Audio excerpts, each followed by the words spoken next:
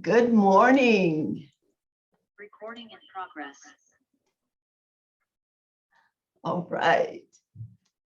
Good morning, everyone. I'm going to give just a few minutes for folks. I know that people were in a holding pattern for a little bit, and so I want to give a little bit of time for our participants for everyone to get logged in and fully participating.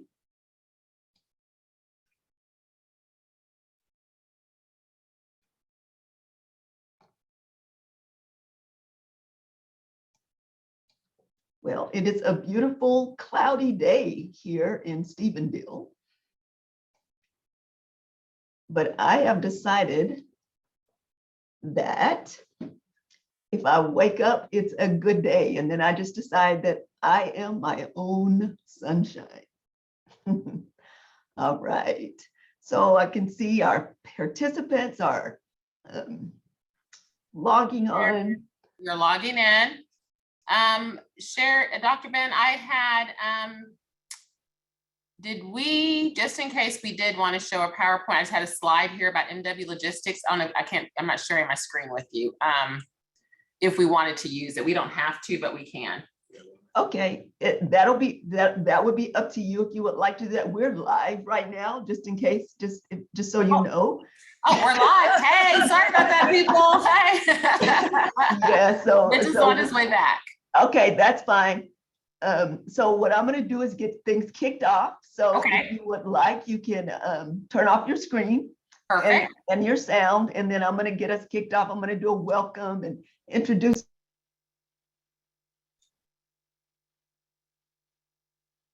Okay. Okay. Okay. All right. So that was one of our distinguished guests, Pamela Wills Ward. All right. So I'm going to go ahead, as I see many of our participants are starting to log on. I'm going to go ahead and get us started with an official welcome. Good morning, everyone. I'm Dr. Sherry Ben, and I am the proud and immediate past president of the Texas Association of Diversity Officers in Higher Education. We call ourselves TADOHE for short. And on behalf of the TADOHE Executive Board, I will be opening up our summit's first session. And I'll be introducing our new board members and our collaborative's distinguished guests who will be kicking off our session. And I think you all are in for a real treat today. We've got an outstanding lineup of speakers and panelists. We've got micro sessions, and so we are just really excited. So, Kendra.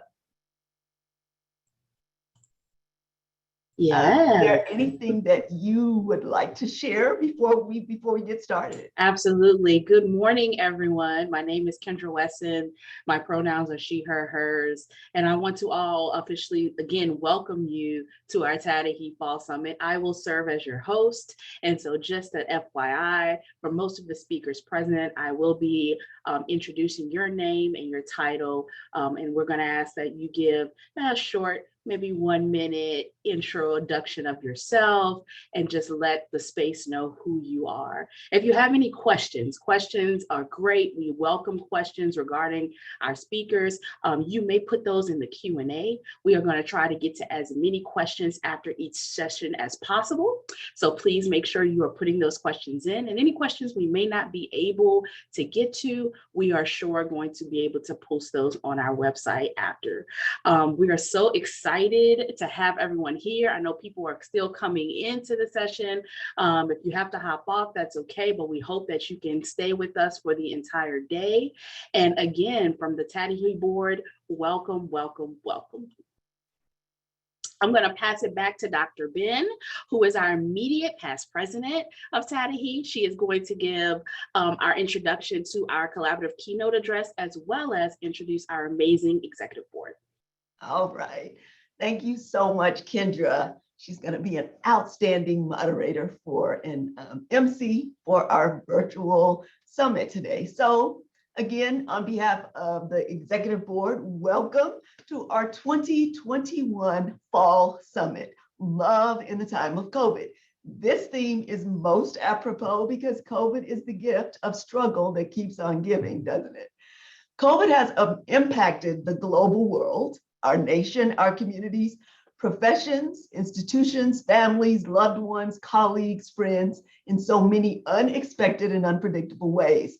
There really isn't anyone who has not been impacted by this global pandemic. We have experienced shifts, grief, transition, uncertainty, loss, growth, frustration, and yet we continue to press forward with determination and resilience. And why do we do that? Because it is our duty to strive, and it is our birthright to thrive.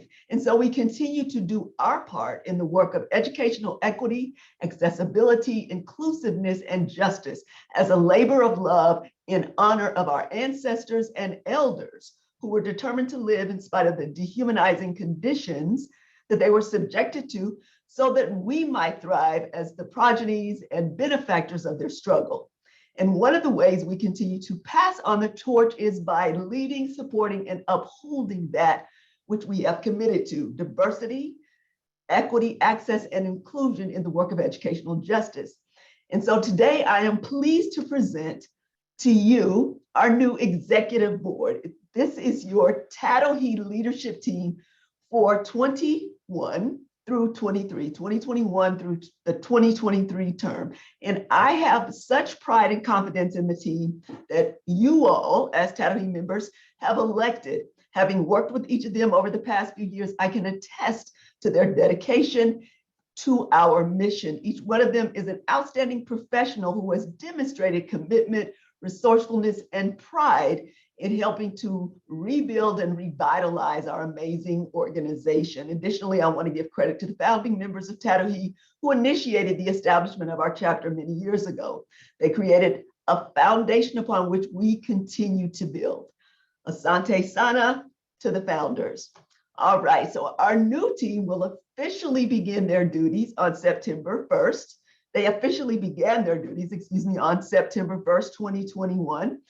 And they have been working steadfastly, and Dr. Walks, our new president, has ensured that we are carrying forward and leveling up TADOHE. So she is going to ensure our success and transition to this new board. So I want you to join me in congratulating our newly elected TADOHE board. So first of all, I want to introduce our new president, Dr. Skylar Walks.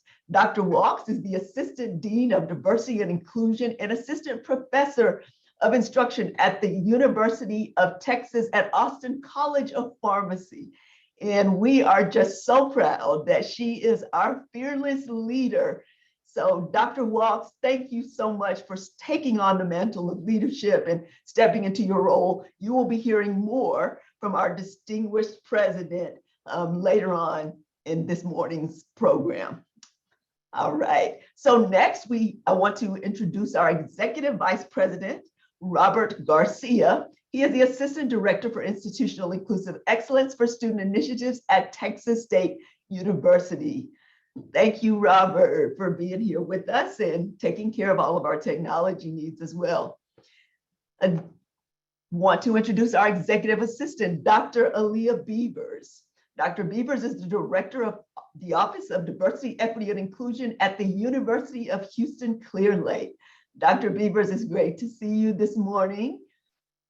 Our Vice President of Communications, who you met earlier, who will be serving as our MC, is Kendra Wesson. She is the Assistant Director and Deputy Title IX Coordinator for the Office of Equal Opportunity and Title IX at Texas State University. Our Vice President of Finance is Dr. Sophia Chapman. Dr. Sophia Chapman is the Associate Dean for Student Life and Director of Diversity.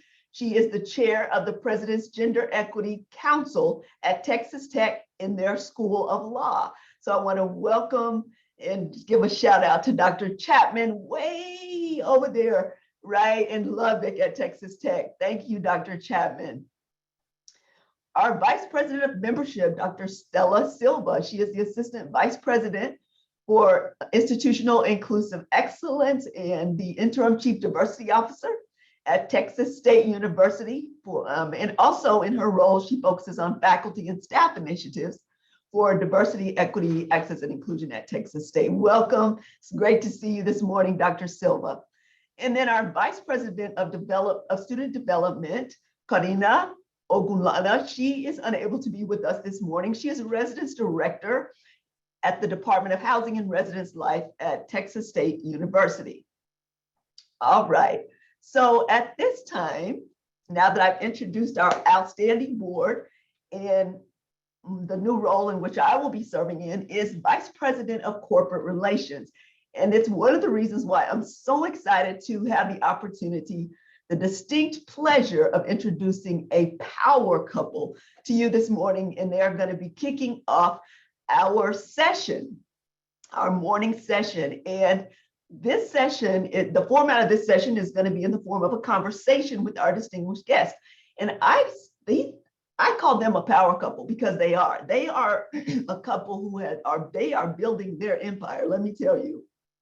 And they are doing some amazing things in their communities and in partnerships. And we're going to be talking about that and supporting the work that we do in institutions of higher learning. And so I'm just so delighted to have them. And I want to share a little bit of information about you. And we thought with our theme, Love in the Time of COVID, how awesome it would be to have a couple to kick off the session, because they are a couple who not only has a love for one another and their families, but for their communities. And they are doing some amazing work in their community and supporting young people's dreams and aspirations. And so this session is going to be, like I said, it's going to be somewhat informal. And what I'm going to be doing is moderating the session by posing questions to our guests. And then I'm going to open it up for questions from you, our TADOHE members, and our participants. So first, let me tell you a little bit about Mitchell Ward and Pamela Wills Ward. Mitchell Ward graduated from Texas State University in 1989 with a Bachelor's of Science in Education. He's a lifetime member of the Texas State Alumni Association and a member of the Touchdown Team. He was also an outstanding athlete at Texas State. Mr. Ward is also on the Texas State's Alumni Board of Directors and is the Dallas chair of the Bobcat Club Leadership Council. Excuse me. He received the Alumni Achievement Award in 2008 and is a T Association letter recipient. Mr. Ward is Chief Executive Officer and Chairman of Dallas-based MW Logistics LLC, a company that he founded in 2001. MW Logistics, which achieved profitability early on, has emerged as one of the leading third-party logistics and logistics and transportation solutions for businesses such as Procter & Gamble, General Mills, Clorox, Coke, and a number of other providers in North America by working with asset-based partners to secure shipping capacity and services across multiple transportation modes is what they're doing, including over-the-road rail and bulk tanker options. Now, I don't know what any of that means, but it is complicated and it's amazing, okay?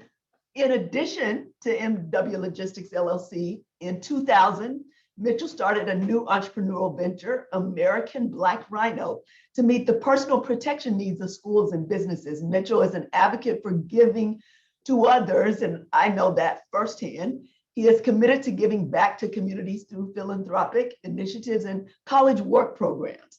And they're going to be talking about, Mitch and Pam are going to be talking about some of those programs today, so I'm not going to go into details about that.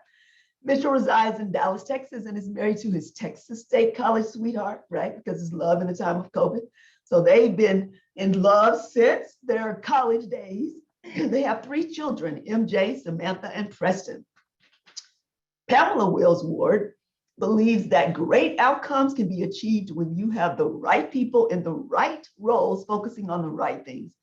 As Chief People and Strategy Officer, Pam brings over 20 years of experience as a global HR executive to MW Logistics, American Black Rhino, and American Black Rhino Fulfillment. Her broad base of experience includes the development and deployment of talent-focused strategies, merger and acquisition integration, leading system implementations, and corporate travel program administration. She is a paragon of professionalism, let me tell you that. She is a graduate of Texas State University.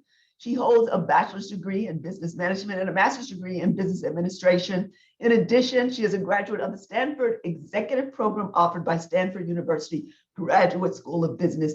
Please join me in welcoming our distinguished guest, Mitchell Ward and Pamela Wills Ward. All right. Good morning. Good morning. Can you see us? I see a blank screen for us. I started the video. Okay, yes, no, we can't see you, so we see a blank screen is what we see. What's going Now, on? I know what your beautiful faces look like, but we want everyone else to see you. Okay, hold on a second. You know what? There we go. There you are. Look at It's them. my husband trying to be top technology, but cover the camera. Look at them. Are they not the most Hey, beautiful couple you've ever seen? Hashtag Black Love right there. Okay, right there. I just love this couple. They are truly amazing. So the first question, of course, that I'm going to have to ask is, how did the two of you meet? And how long you've been together, and talk about how you became the power couple that you are today. Well, I'm going to start there because I my was wife is gonna not going to tell start. the truth. When we were in Texas State, I was in the library and my wife kept coming by, and that's just kind of how we met, and the rest is just history. Now, Dr. Ben, you know, that's not true. He and I was working in the dorm. I've always been working, and he kept coming by. I'm like, why is he hanging out in the women's residence tower? Lo and behold, his best friend, one of his good friends said, hey, he saw you in the parking lot and wanted to meet you. And from there, it's history. I love it. I love it. Well, I can tell you as an alum of Texas State, we are so proud of the two of you and all that you've done and all that you're doing. So it is just my pleasure and delight to have you both here. So one of TADOHE's commitments is to uplift, support, and elevate diverse organizations, professions, professionals, and institutions. And one of our new initiatives is to highlight and collaborate with enterprise partners that are giving back to their communities and supporting HBCUs and other minority-serving institutions, as well as diversity, equity, inclusion, and accessibility professionals. So this is something that MW Logistics has been doing. You all are demonstrating your love for the community in a number of ways. So first, I'd like to ask you to share some of your milestones of success that went into the development and growth of your organization, and then talk about a couple of the signature programs you have initiated as a way to invest in and support your community and minority-serving institutions. Okay, Mitchell, why don't you talk a little bit about MWL, and then we can talk about the journey. Yes, MW Logistics was started in 2001. We're, like I said, we're a non-asset-based company. Our biggest assets are our people and our technology. And that's what we try to focus on because that's where we're at. We've probably delivered a little over $400 million of tier one spend back into the marketplace for these corporate customers. And when we started to see that the corporate customers and us were having a good relationship, we said, okay, how do we start and give back? And so we started a foundation called MW Cares. We piloted a program with Paul Quinn, where that we start bringing students to here to intern, to understand the supply chain, understand logistics, and we pay for pretty well 100% of their tuition. We pay it.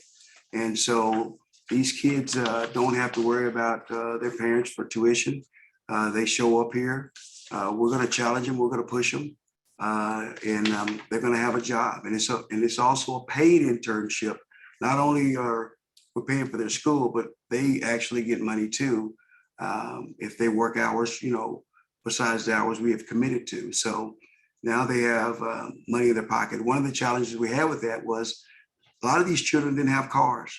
So what we did was we put a program in place with Uber so that they had no reason to say they couldn't get to work. So Uber would pick them up in the morning, bring them to work, and at the end of the day, take them home.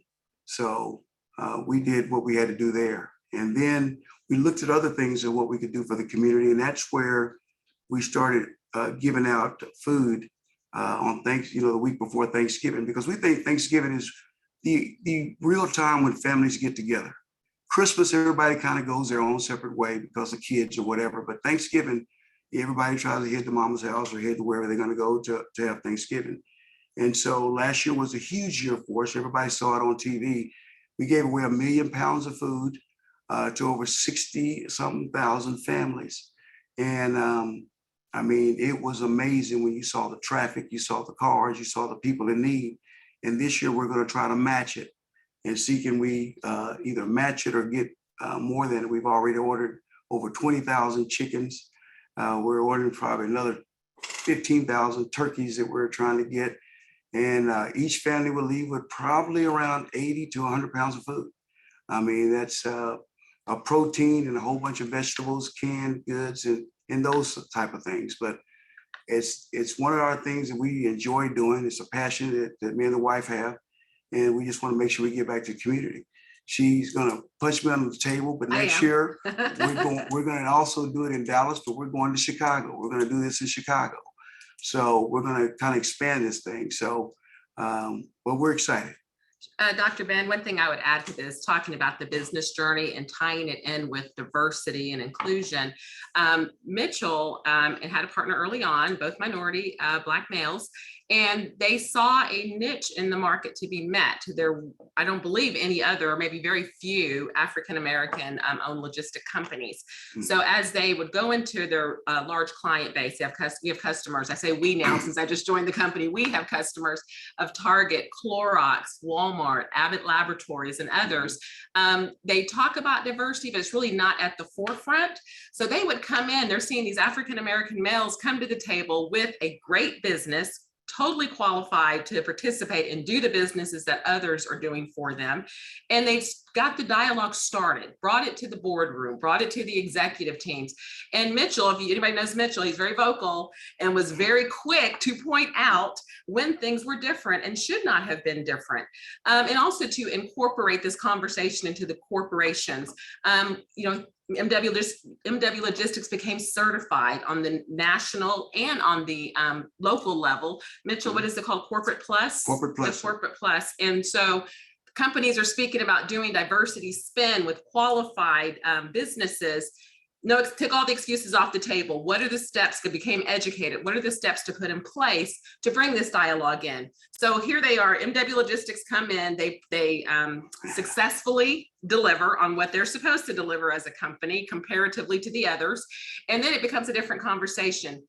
Helping MWL become successful, we saw, and Mitchell saw, the ability to help the community also be successful. And modeling this behavior, saying, hey, corporations, you're wanting to help the communities that are buying your products and services. What better way than to help us connect you to the needs of our community?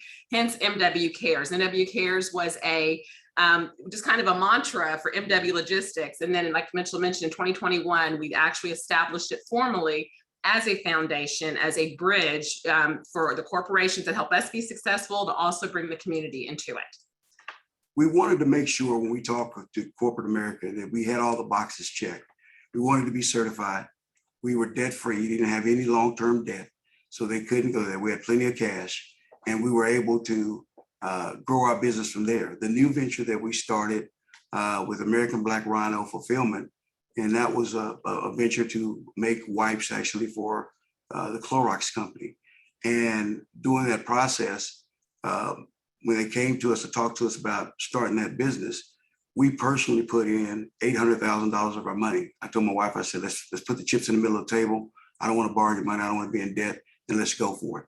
And so as you get stronger, when you go to these corporations, you can turn and do deals and actually be able to go back out in your community and give people jobs that are qualified to come in and work every day when you have some dry powder there. And so we were very excited about that business. I don't like debt. I'm not a debt guy. I just don't. You all, this is amazing. And if you see the comments in the chat section, so we have Joshua Quinn, and he says, I love how intentional that you were with breaking down those barriers for the students to access the internship opportunity. I wish other organizations would take a page from your playbook. And then we have Tiburcio Lentz, shout out to Charlton. He says, thank you. Some of us do not have a success team in the form of family. Thinking of alternative ways of success support teams as a norm is very important. Thank you for providing this. Kendra Wesson says, this is very inspirational. And Dr. Dana Fitzpatrick says, this is a true power couple. I told y'all, okay, I told y'all, only the best coming from Dr. Ben. Look, see who I brought here? They are amazing. Giving back to the community. I tell people all the time, you know, when you're married, you're at home all day with yourself, and you come to work, you're at work all day together. There are those days that car's driving itself, when I'm looking at the left window, she's looking at the right window, it's going to where we need to go. And that's just part of it. You know, it just gets there. You know, she's looking that way. So we go, we do our thing, we smile, and we get back in the car. I look at the left window, she look at the right window, and we just keep on going. So I love it, how they have each other's backs constantly, right? And how they each bring unique professional skill set to the business, but also the investment in young people. Paul Quinn is a historically Black university, it's a historically Black college. And so it is awesome the way that they are investing in the minds and the futures of young people and giving back to communities in the family. This is a model for other corporations, for other organizations and LLCs. So truly amazing, says Deontay, excuse me. Very inspiring to hear their story. Yay for HBCUs. Thank you for investing in our HBCUs. This is inspiring, Mr. and Mrs. Ward. Thank you for modeling service and investment. So those are just some of the comments I wanted to share with you. So talk about why it has been important for MW Logistics to be a leader. You all are a leader in service as well as in logistics. Talk about the importance of leading. Let me start off, Mitchell. I think it's important because it's not just about us, is the way I look at it. People are looking, when they see people of color or people that are not mainstream by their definition, they're looking for, are they successful? Are they qualified? Is it a positive experience? If they were to have a negative interaction with us and we weren't having those leadership traits and attributes and bringing our best selves, they are less likely to give somebody else an opportunity, qualified or not. So to me, it's very important to model and to become your best self when you're doing anything that you're doing, representing the community. I always feel you're representing the community. And it's even when I hire an individual in, one of the statements I always tell a new hire is, you're not only representing yourself, you're representing the person who's selecting you, you're representing your department, you are representing your company. It is something, you're representing your family. I mean, just take it all the way. You're representing anyone who's affiliated with you. Bring your best self. And when you do that, then people are more willing to invest, willing to contribute, willing to help you do better in whatever you're doing in business or in your community. So that's why I think it's really important they kind of blend, in my opinion. And I think that, you know, the universities and colleges need to teach more classes on entrepreneurship. A lot of our talent in the African-American community is very talented, Hispanic community, very talented, but they're always taught to say, get in that corporate American, climb the highest you can climb. And my deal is always saying, yeah, that's fine, because entrepreneurship is not for everybody. But those who have that rare talent to get out there and bet on themselves every day, that's what you're looking for. My deal is, I got to have a dream big enough that other people can live in my dream and reach their financial goals and what they want to do in life. There's nothing wrong with when you're in a big enough dream of somebody's where you can always win.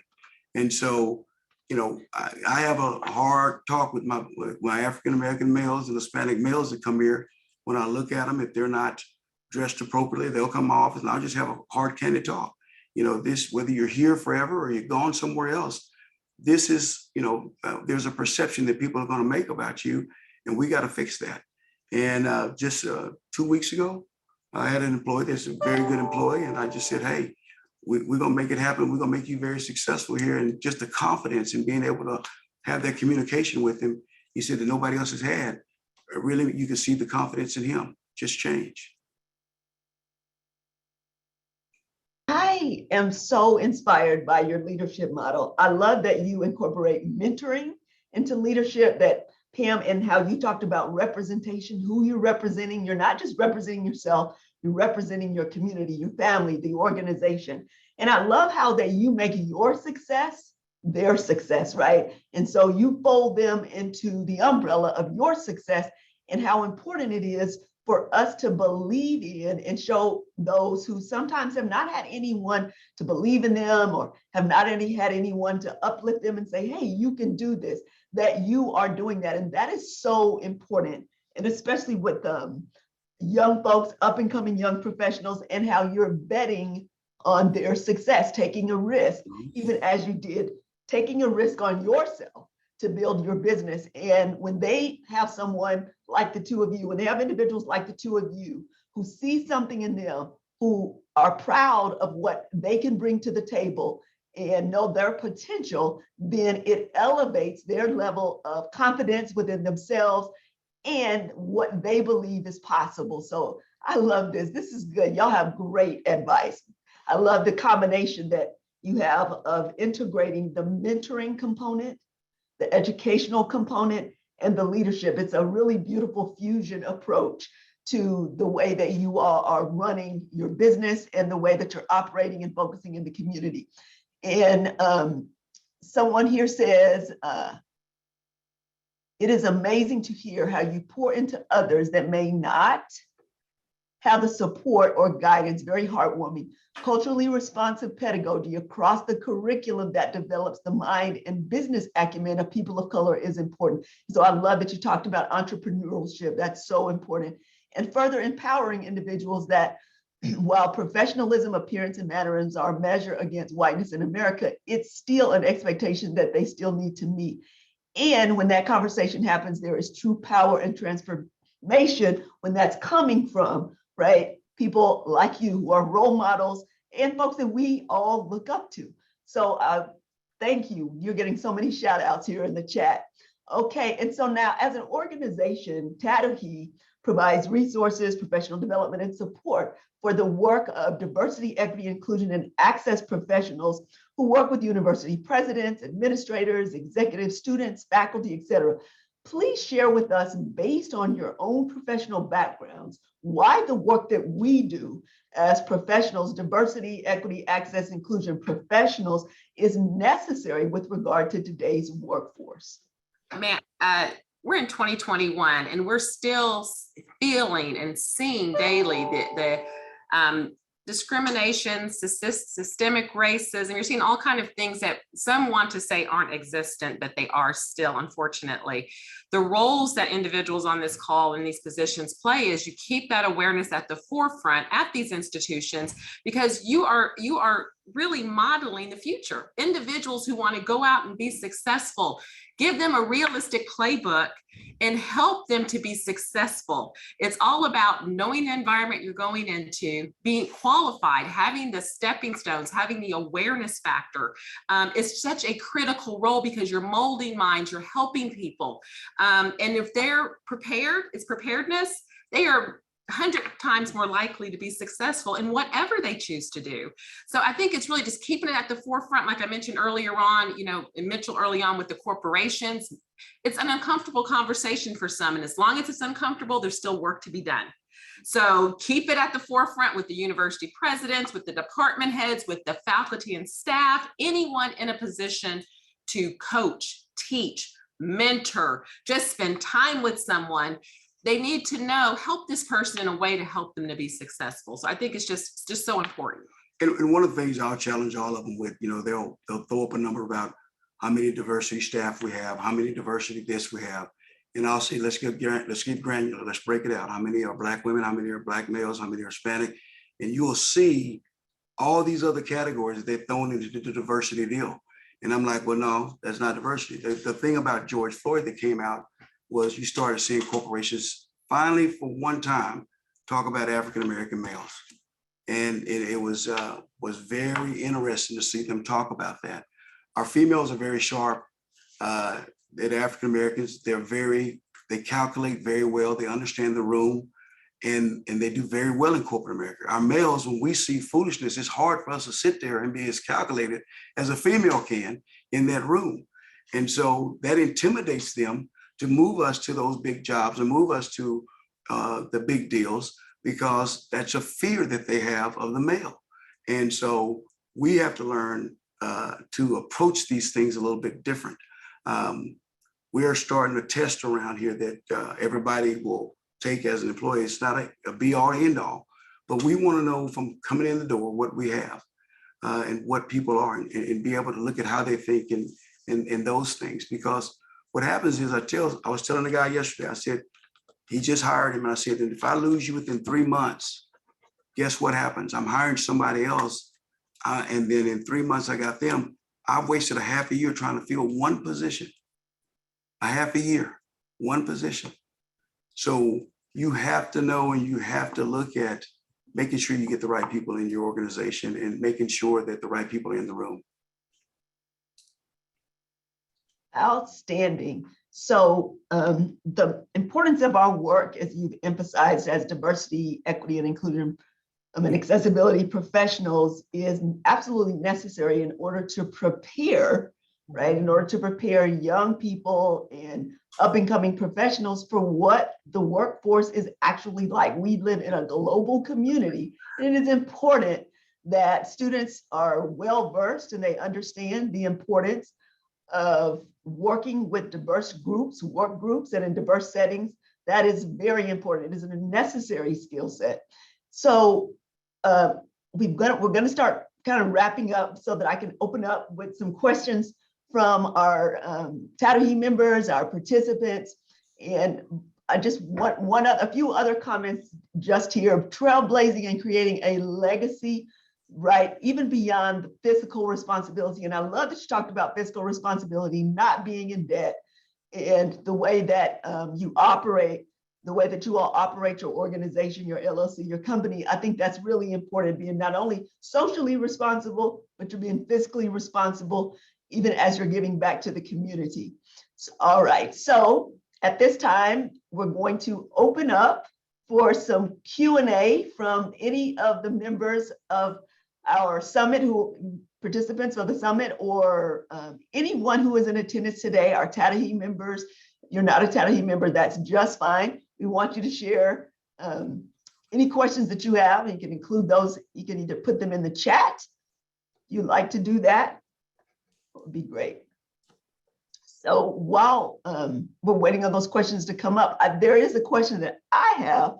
Well, and Pamela, why are you wearing that green? That is just such a beautiful color of green. Alpha Incorporated. Oh, look, a question. Oh, look, a question has come. Yes.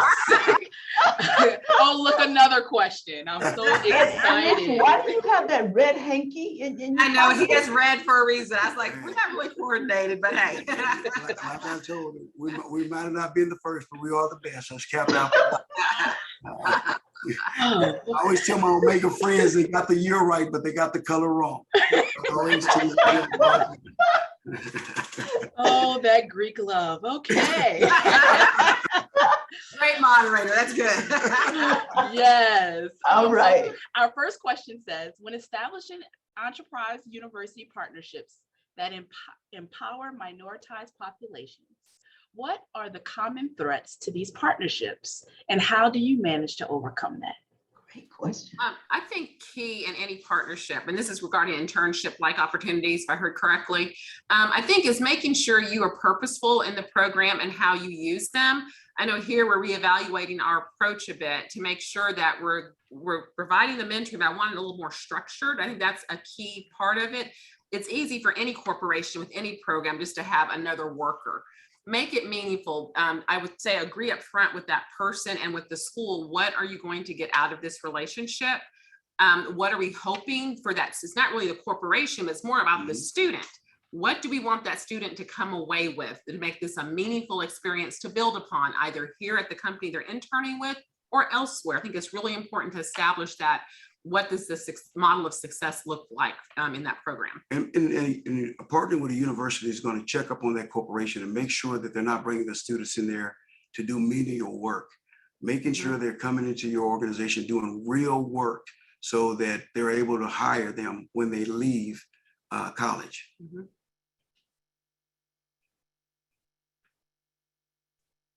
Amazing. Thank you so much. Our next question, within your field, what are the biggest challenges being faced in regards to diversity, equity, and inclusion? In our field, you know, there's not a lot of us that are in the industry. I've been doing this for like over 30 years. I've had this company started from ground up 20 years. And so most of the times when you walk into the room, you'll hear comments of, well, the last time we used a minority-owned company, they did this, and you got to hear what I call those stories. And usually I'll let them tell their stories, and they don't like when I tell my stories. We're going to tell stories, let's all tell stories. So those are some of the challenges that you have when you walk in these corporate rooms, because they hadn't seen anybody like you. It's like a pink elephant walking in the room. And so, and then we were fortunate enough, if you have any Hidden Valley Ranch dressing, we control 100% of it in the whole country. Out of Wheeling, Chicago, Illinois, we do all of that. So when Clorox, who owns Hidden Valley, made that choice, that was a huge choice to give one of their private labels, their brand, to a minority-owned company to say, for the next 3 years, it's yours. And you're gonna decide our success as we start to put this brand all over the country. So those are some of the things when you start to break that ceiling, and people are really believing in what they do and giving you the right kind of opportunities. And you mentioned about the industry. This is, I would say there's several industries we all know that people just don't think about when they're looking for a career choice. And I don't think there's not a lot of logistic focused companies. It's growing with the Amazons and things like that right now. But when you look at the transportation logistics side, it's just a smaller market. And we, in my, 6-7 months here now with you, I've noticed a lot of companies that are growing and being successful are having to train people to come into this industry, introduce them to it, and then, you know, take the person under your wing and see if it really is for them or not. So I made a comment to people that COVID will not shut down America. Supply chain will. If we don't have truckers, if we don't have logistics, if you don't understand how the supply chain works, it will shut down America. It's the most powerful industry out there. No matter what you have in your office, at your house, it's all been bought in by a truck. It may have came across the water in a ship, but then it got on a truck. So this industry is a powerful industry, but it's not as sexy. And so people don't talk about it as much. And so when I found that niche, I said, you know what? If they don't want to talk about it, I'm not going to talk about it. I'm just going to take advantage of it and keep rolling. And so, but it's a very, very good industry to be in. And notice he said, keep rolling. Okay, he said, keep rolling. I love it, right? And so note to self, says Sherry King, buy Hidden Valley Ranch, supporting Black businesses. All right. Well, we do have one more question.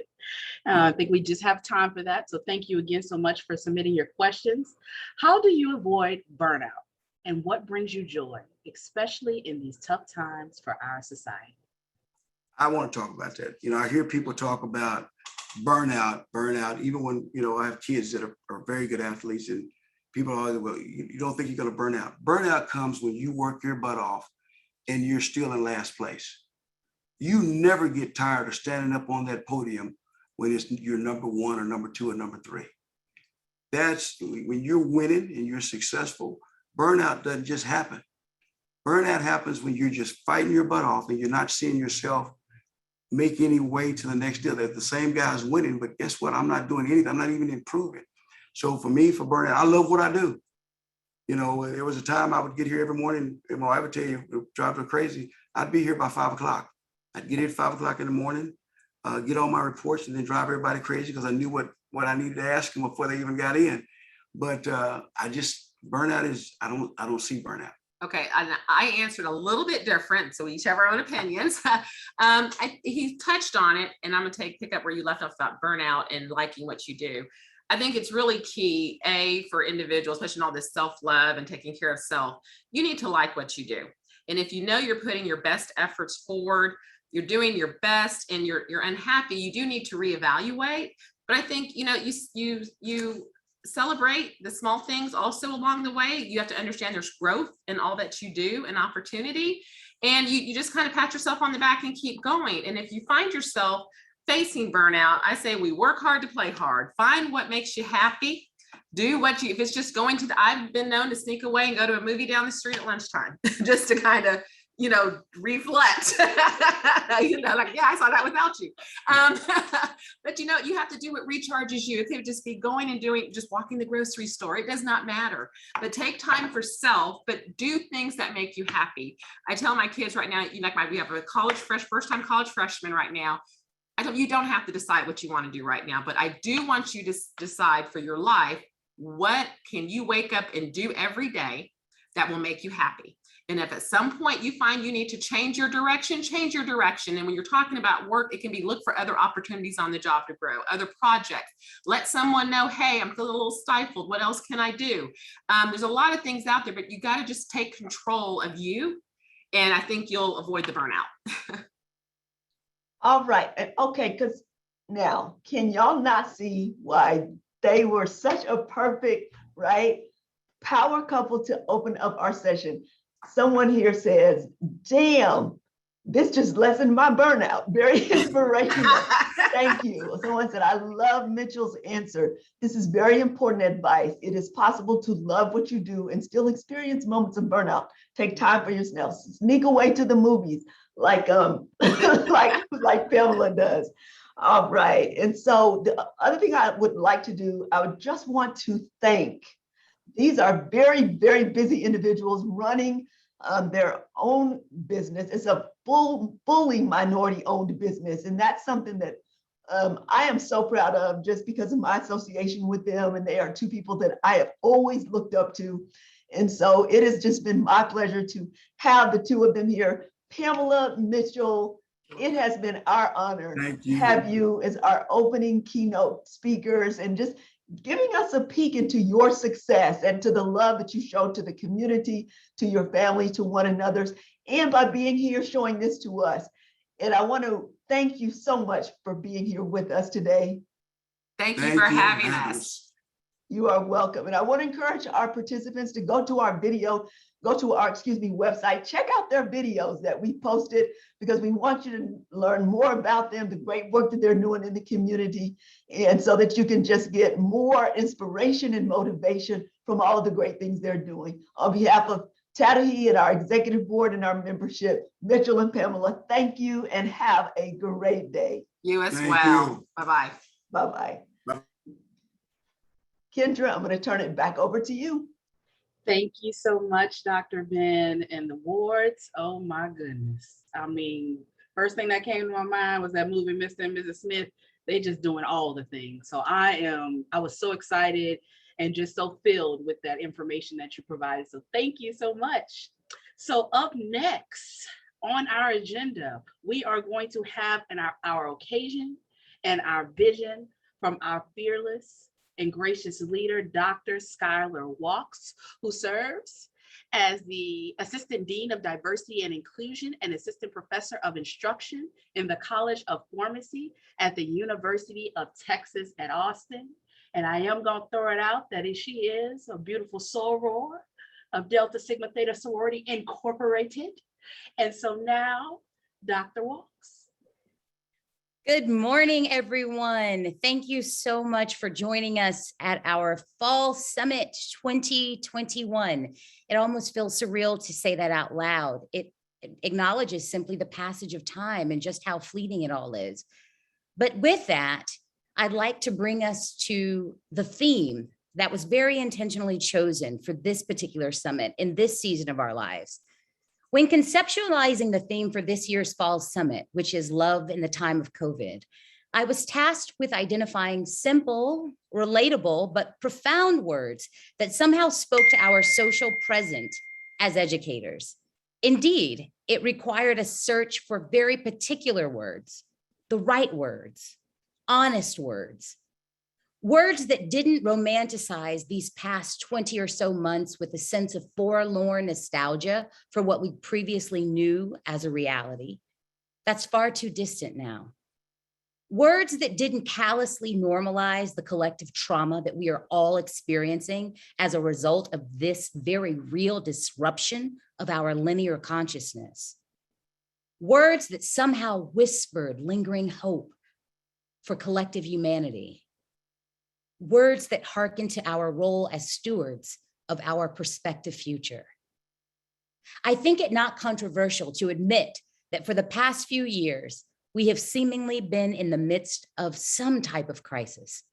We have been battling elevated hate with figurative swords of justice, resisting the structural war on our very vocation as diversity, equity, accessibility, inclusion, and anti-racism workers, doing our best to encourage our learners and ourselves, and all while pushing forward between catching our fragile breaths. Simply, it was time to ask for mercy. It was time to call out for love.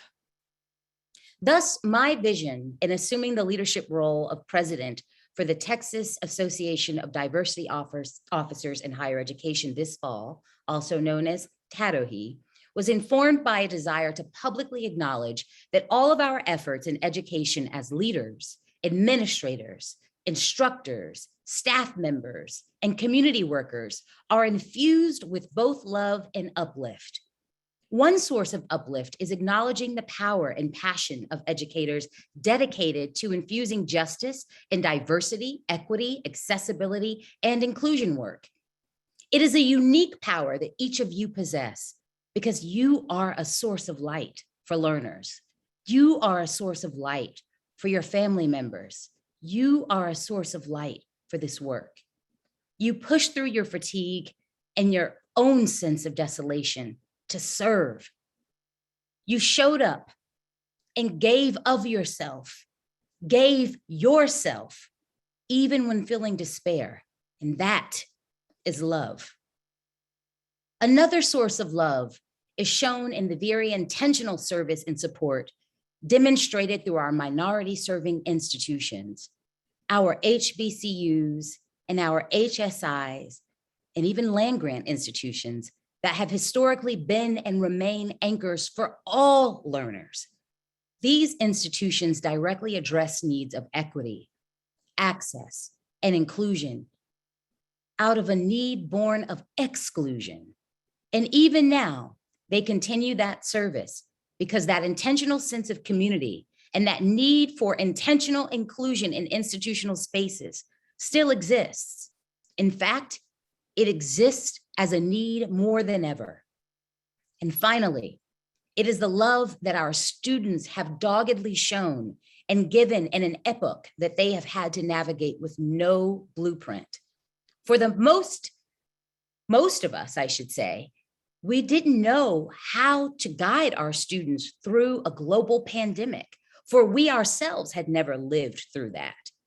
And yet our students, they have continued to show love by bringing their creativity, their curiosity, their humor, and even their sense of fortuitous spirit to spaces that forced chronic isolation, while having their collegiate experiences rewritten for them almost daily in real time. They adjusted and they labored through, inspiring us in their efforts. This is love. And because of this honest love, this vulnerable love, we won't seek to normalize the traumas we are pushing through to survive. We will speak them and we will honor them because they exist as real as we do.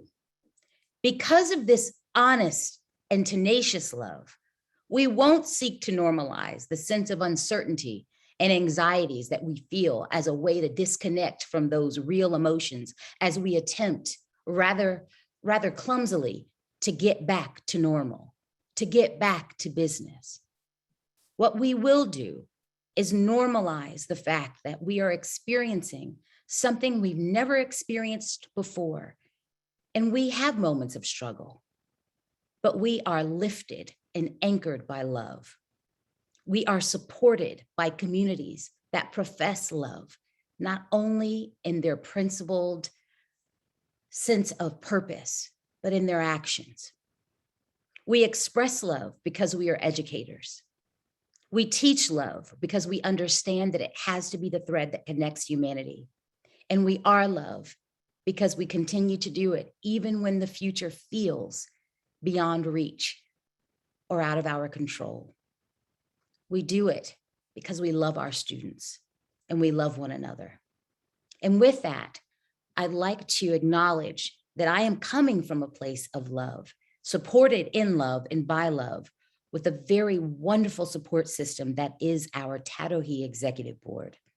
I am coming from a place of love, assuming the mantle of leadership from one of the most beautifully dynamic leaders I've had the pleasure and honor of knowing, Dr. Sherry Ben, who is now at Tarleton State University. I am speaking of love as I have the support at my current institution in the College of Pharmacy at the University of Texas at Austin. And I wish to acknowledge all of the love that each of you bring, all of the light that each of you shine on each of us, because you have made time to share this space with us today. You have given time to put forth your voice and your services and your talents in a way that may never, ever seem to be equitably repaid. But I want you to know that love, as intangible as it may seem, is the ultimate currency. And it is one that will continue to serve long after we retire, long after we log off, and long after we believe our roles to be finished because of the footprints that you are leaving behind. Thank you for the love that you've given, not only in the time of COVID, but the love that has served to provide us with the energy that we're dependent upon now. Thank you. And thank you for allowing me to serve as the new president of the Texas Association of Diversity Officers in Higher Education. Let's get on with the love. Thank you. Thank you so much, Dr. Walks, for those beautiful and inspiring words. I know y'all got the juice. Y'all are ready to go today. I see the comments coming in. Thank you. Continue to keep speaking that love within our organization, within you all's organization. All right. Up next, we have Affirming Affinity Support Communities by Dr. Maurice Green. We're going to allow him to do a little introduction when he comes on, but I do want to state that he is the founder of the Black Doctoral Network. Dr. Green, the floor is yours.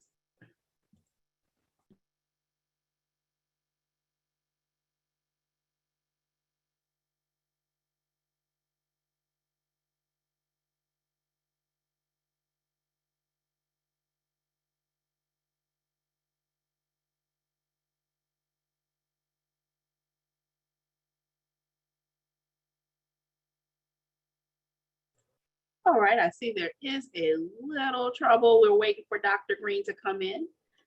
So we're gonna just do a 5-minute break while we're waiting for Dr. Green to come in. Thank you all so much for your patience.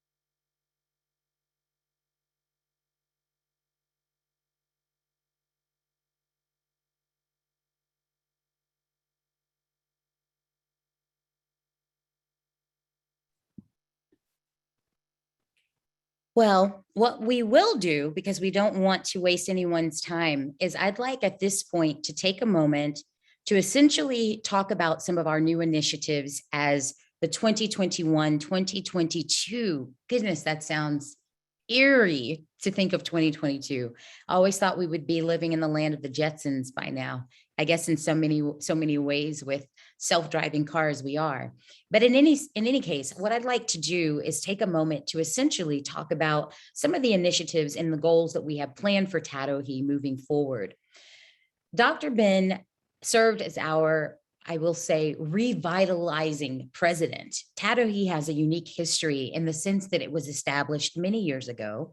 And what happens to some organizations, some of which we've experienced personally throughout our professional lives and communal lives in service, they tend to dissolve. People transition out of roles. There may be changes. There may be life situations that happen. And for whatever reason, the organizations become defunct. But when they have a heartbeat, however quiet it may be, it is absolutely inevitable that it will be brought back to life. And so with that, Dr. Sherry Ben committed to revitalizing our organization in 2019. So in 2019, we had what I like to refer to as a second life or our second coming as an organization.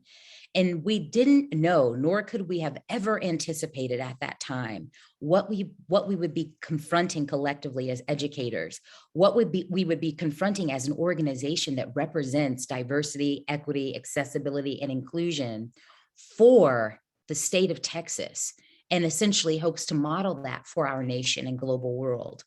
We had no idea what 2020 would bring, and with it, a maelstrom of confusion and chaos around race relations in our country, horrific rhetoric around who belongs and who doesn't belong, what it means to be American, stigma attached to labels, even those as innocent as immigrant, representative of so many of us, even my own family, and even what we could never have imagined would be a global pandemic with COVID-19.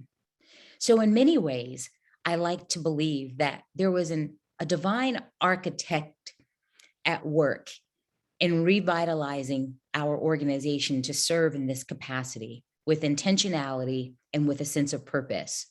With that, we had our first fall summit, and it was a 2-day summit actually, and it kicked off, and forgive the ableist language, but it began on the campus of the University of Texas at Austin for day one with a reception hosted by the College of Pharmacy and my dean at the time, Dr. Lynn Krisman. And it continued a second day on another campus. And I'd like to, again, I want some of my board members to help me out. At that time, we were at Concordia University for our second day. And we dove in hard and we dove in deep to very intensive planning. We essentially had to start from scratch.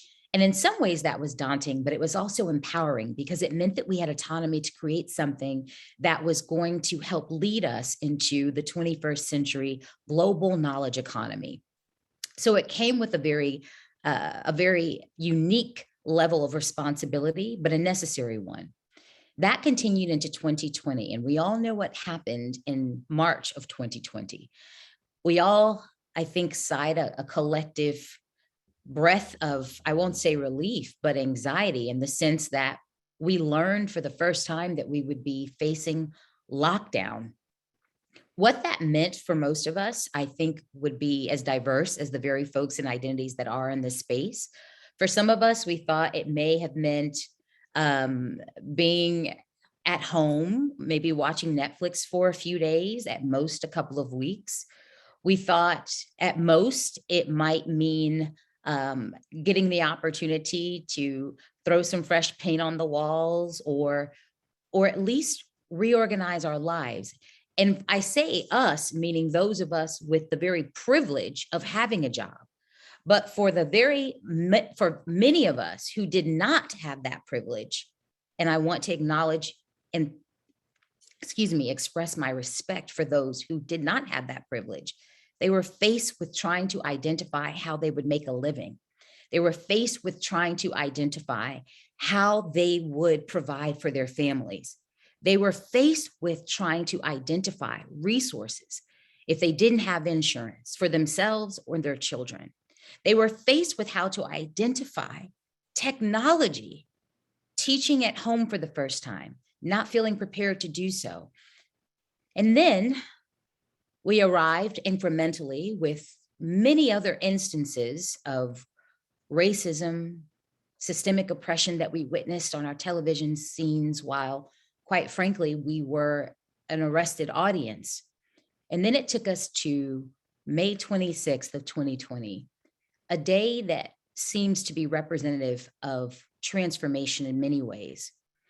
I like to believe that this is a consequence of the reality we experience insisted that we were held to attend to an ugly truth that we were not ready to collectively confront. We were forced to attend to a horrific reality that we had not yet invested time and energies to collectively resolve. And with that came a unique call to not only TADOHE and our parent organization, NADOHE, which is the National Association of Diversity Officers in Higher Education, but essentially a unique call to each and every one of us doing this work, to each and every one of us not only doing diversity, equity, accessibility, inclusion, and justice work, but the call came to each and every one of us who have children, who have family members that we love and care for. That call came to each and every one of us who had neighbors, who witnessed suffering, who were called to serve on the front lines. That call came to each and every one of us who for the first time may have actually realized that there was a part of our collective truth that had been buried and unacknowledged, and that our assumption that we had moved beyond the healing was a grave lie. And so with that, TADOHE activated in a way that we know how to do. We activated because that's what we're called to do. And you don't have to be a chief diversity officer or a director of diversity, equity, accessibility, and inclusion work. You can be a pharmacist. You can be a social worker. You can be a K-12 classroom educator. You can be a physician. You can be anyone who contributes to the equitable advancement of everyone in our collective world. And for the first time, we understood the gravity of that role. And for the first time, we realized that although many of us had been socialized in some way or conditioned in some way to believe that we ourselves were islands, that we were not, that we needed each other, that we were dependent upon one another. We needed one another not only to serve, but we needed one another to survive. And I hope I don't sound hyperbolic in my confession of this realization. I think it's honest. I will share with you personally, I buried both of my grandparents in this time, in this season. And with that came a unique reality and an assumption of responsibility to understand that as we sojourn through a collective trauma, as we sojourn through a desire to still uplift and serve, that many of us are also experiencing loss. Many of us that are leading the charge are also dealing with wounded hearts, and we're doing our best. And I want you to know that by showing up, even on the days where you may be less than 100%, you are serving. By attending to your students' needs, by attending to your family's needs, because many of us live in intergenerational homes. And we are now caregivers for our parents or our grandparents or our aunties and siblings. You are showing up in love. And we recognize that we have not done our due diligence in many organizational spaces to name that and to honor that. But I'd like to take a moment to do that now, to honor you. And with that, I would like to welcome into the chat for you to share how you have sojourned through this very unique season of loss, of trauma, and what has kept you moving through and advancing with a spirit of fortitude. That is the question I'd like to pose to you, because I fear that in the busyness of our dailies, we don't stop and pause nearly long enough to confront that reality. So I'd like to give space in on this platform to discuss that now. So I hear, yes, it's layers of loss. Thanks for stirring our empathy and active listening. Thank you, Deontay. I invite you to share.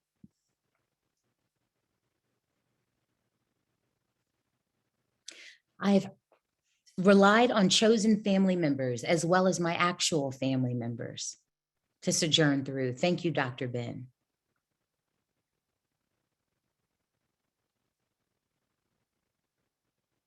I'd like to ask you, what are the ways in which our institutions and our professional organization, societies and committees, how can we better show up for supporting you? Not just in getting through the dailies and the strategic goals and objectives, how can we support your humanity in this season? That's the question I want us to attend to. As you sojourn through, how can we show up for you? How can we in organizational and institutional spaces better support you? I'm going to call on some of my board members to kick us off, to start off with some of the responses, please. Thank you, Dr. Walks. First and foremost, thank you all for being here today. I think one of the biggest supports that I've been able to see in my institution that TADOHE has provided is, and some of you have mentioned it in the comments, is providing a system of support of just knowing that you have an organization that you can reach out to who is also dealing with very similar situations and instances within your own personal organization.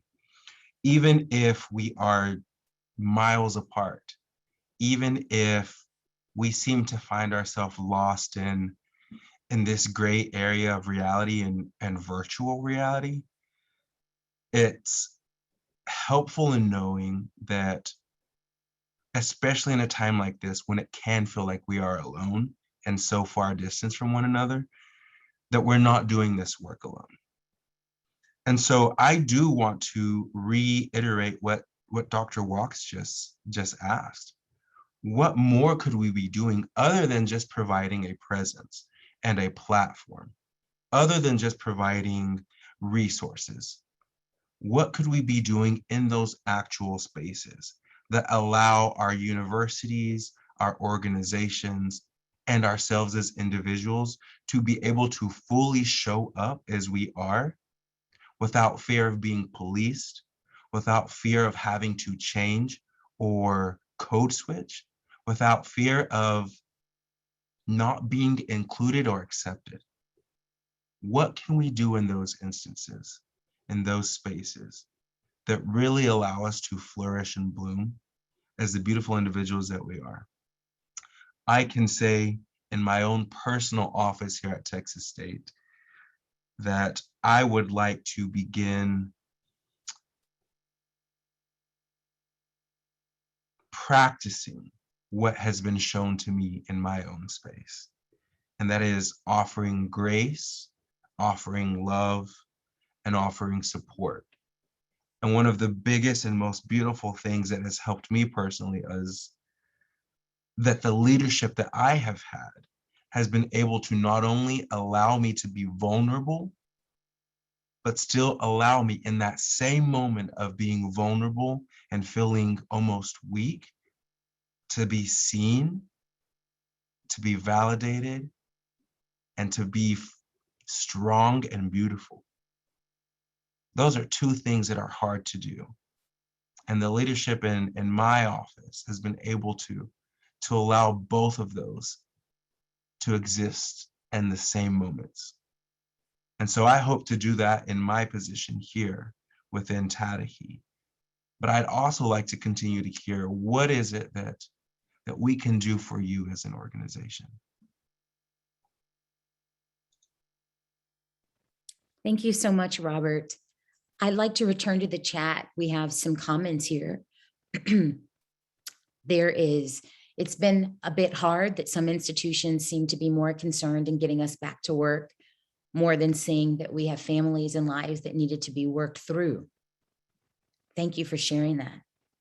We have another comment that says, I relied on my faith mostly in the support of family and other close friends to help me through this COVID season. Your personal story resonated with me. Thank you. For some companies, here's another comment, and institutions, first, see us as people, as human beings, and interact with us as such, rather than seeing us as tools to be used to accomplish goals they establish. Powerful. So moving away from a utilitarian model of organization or institutional management to a more humanistic one, where we prioritize and attach value to the people that are producing and not only the products themselves. Powerful. Establish consistent outlets of communication with resources for refueling and resetting, things we can implement within our daily routines, reassurance through scholarship and socializing. Excellent.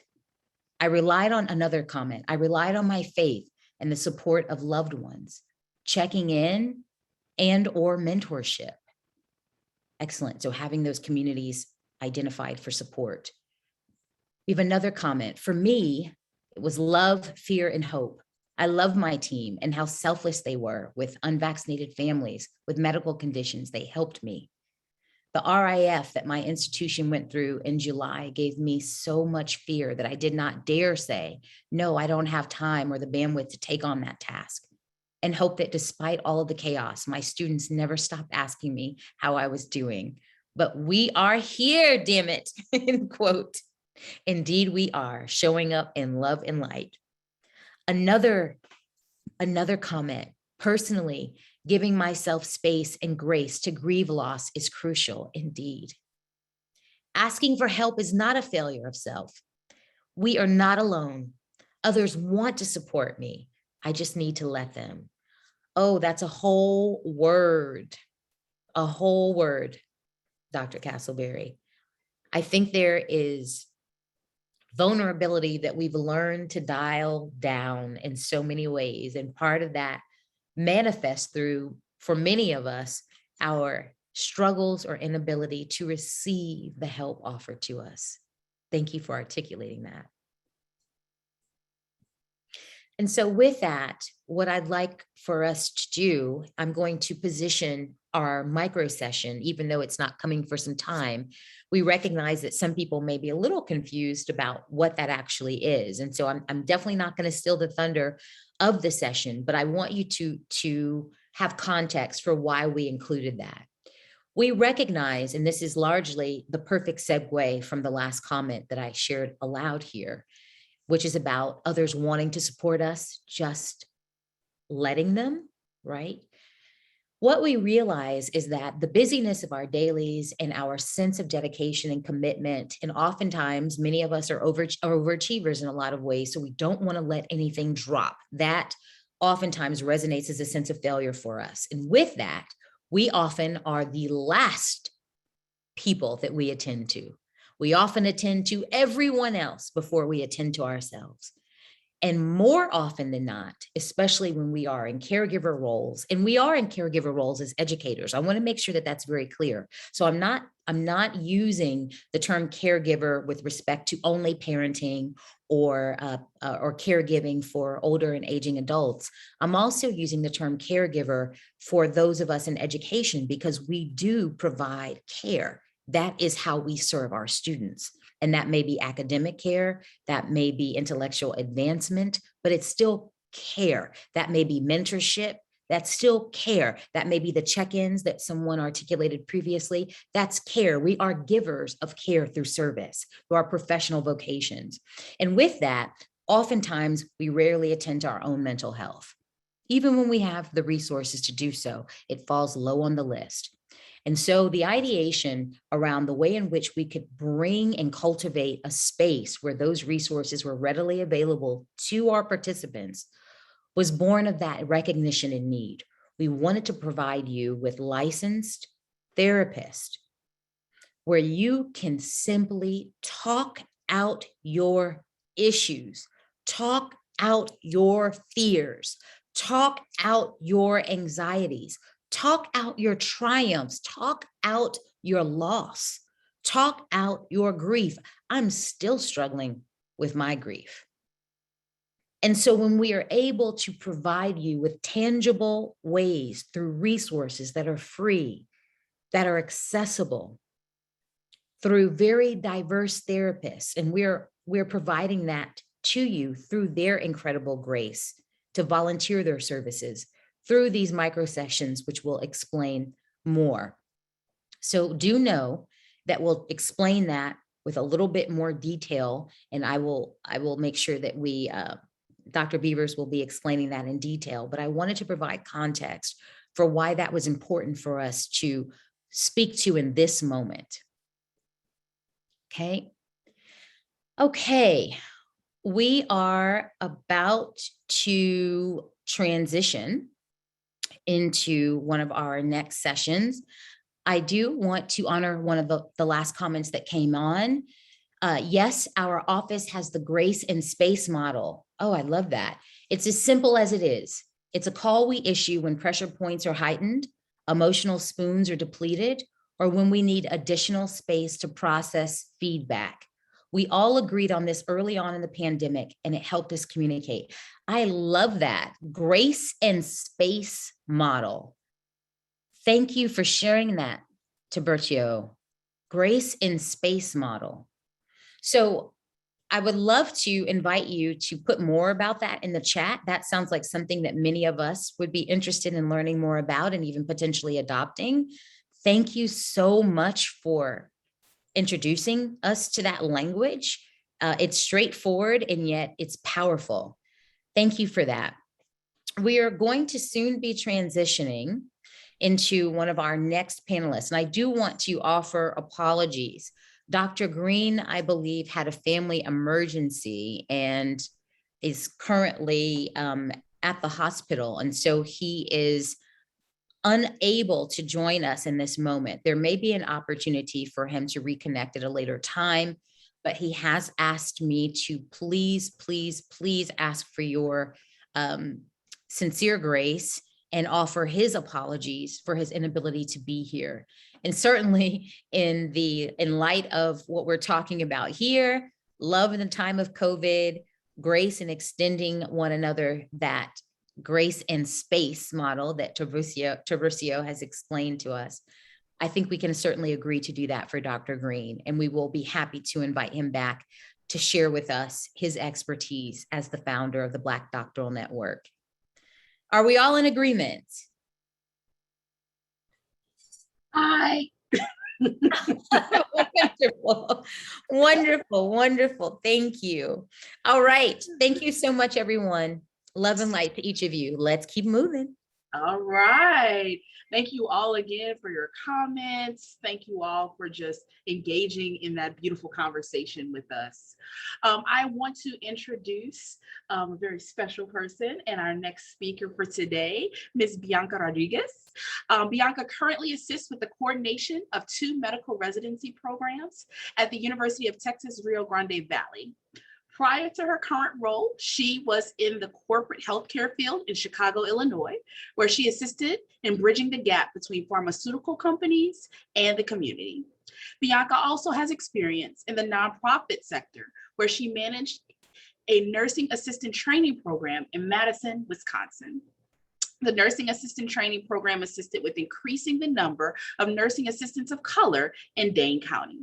While in her role, she developed a mentorship component to help support and guide non-traditional students of color in continuing their education in the medical field. Bianca continues to work towards reducing health disparities, diversifying the healthcare workforce, and promoting health and wellness for communities of color. Also a Bobcat alum, a good friend of mine and colleague. I'd like to introduce you all to Ms. Bianca Rodriguez. Thank you so much. Hi, everyone. Good morning. Thank you all so much for Kendra and Dr. Walks for providing this wonderful opportunity for me to speak. I do have a question. Can you all see my PowerPoint well? We can see it well and no notes. Perfect, perfect. Okay. Well, today we will be talking about preparing healthcare professionals in training with a spirit of cultural humility in the Rio Grande Valley.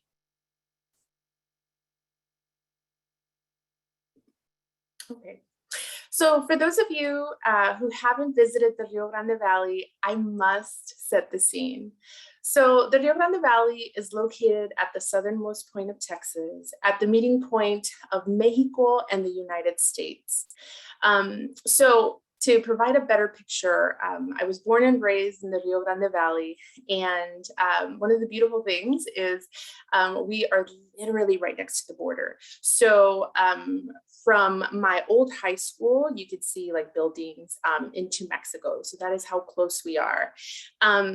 So the valley is a 4-county region, and it's known as a valley. A lot of people confuse it with California, but it is in California. And it's also one of the fastest growing areas of the United States. So the valley is also one of the richest places in the country in history and in tradition. Its culture and identity is based on the adaptation to movement and change, perseverance, and most importantly, resilience. So for a medical professional or a medical resident, the valley is also an ideal area in which to live, combining a modern infrastructure, rich history and cultural heritage, a beautiful natural environment, and in my opinion, it's also an area with amazing Mexican food. So lastly, you know, one of the things to know about the valley is that the valley is actually has one of the lowest costs of living in the country. So please keep that in mind as we move forward in this presentation. And also, as a note, medical residents are individuals who have completed medical school, and they're now, considered physicians in training. So the demographics for here in the Rio Grande Valley, 91.85% of individuals living in the Rio Grande Valley are Latinx. Now, something that is not shown on the table or on this table here is that 80.96% of individuals living in the Rio Grande Valley are Spanish speakers. So, then we move on to the next item, which is, 29.65% of individuals in the Rio Grande Valley, are under the age of 65 are living without health insurance versus the state of Texas, which is only 20.8%. And as we all may know, being without health insurance is horrible, and also, especially with the cost of medical care and the cost of medications here in the United States, there's a huge gap with that, and a lot of times, as a result of the costs, people can't afford to go to a clinic to be seen or go to the hospital. So another thing is, and it's also equally as important, is that only 13.70% of individuals over the age of 25 in the Rio Grande Valley have a bachelor's degree or higher versus 29.9% in the state of Texas. And this is also important because, we know, right, that with an advanced degrees or an advanced degree, people have access to jobs that have and that provide access to health insurance. So if people do not have an advanced degree, typically they don't have that access, and then it's kind of like a never-ending circle or a never-ending cycle. I'm sorry, that it's like people go without health insurance, and then the likelihood of them having more medical complications are a little higher. So now it's time for a quick quiz. I promise that this will not be graded. So the question is, what is the approximate percentage of residents living in poverty in each county in the Rio Grande Valley? So please take a few moments to review the answer choices and add your answer in the message box. It should be in the chat box. It should be at the top of your screen or at the bottom of your screens. And I will go ahead and just give you a few seconds to answer that question.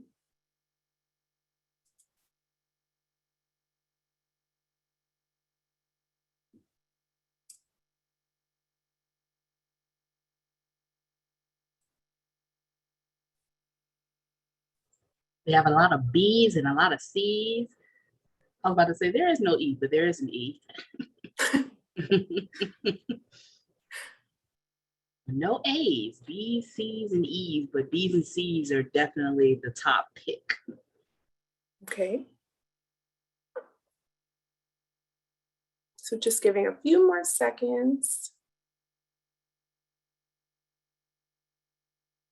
Alrighty, so it seems that most of us have answered. So for those of you that answered B, 25 to 35%, you are correct. So the approximate percentage of residents living in poverty in each county in the Rio Grande Valley is B, 25 to 35%. So more specifically, residents and people living in poverty in Starr County is 32.5%. People living in poverty in Hidalgo County is 26.9%. People living in poverty in Cameron County is 25.5%. And people living in poverty in Willacy County is 30.5%. So the Rio Grande Valley was actually ranked with the highest poverty rates among those within with populations of 10,000 or more in the state of Texas.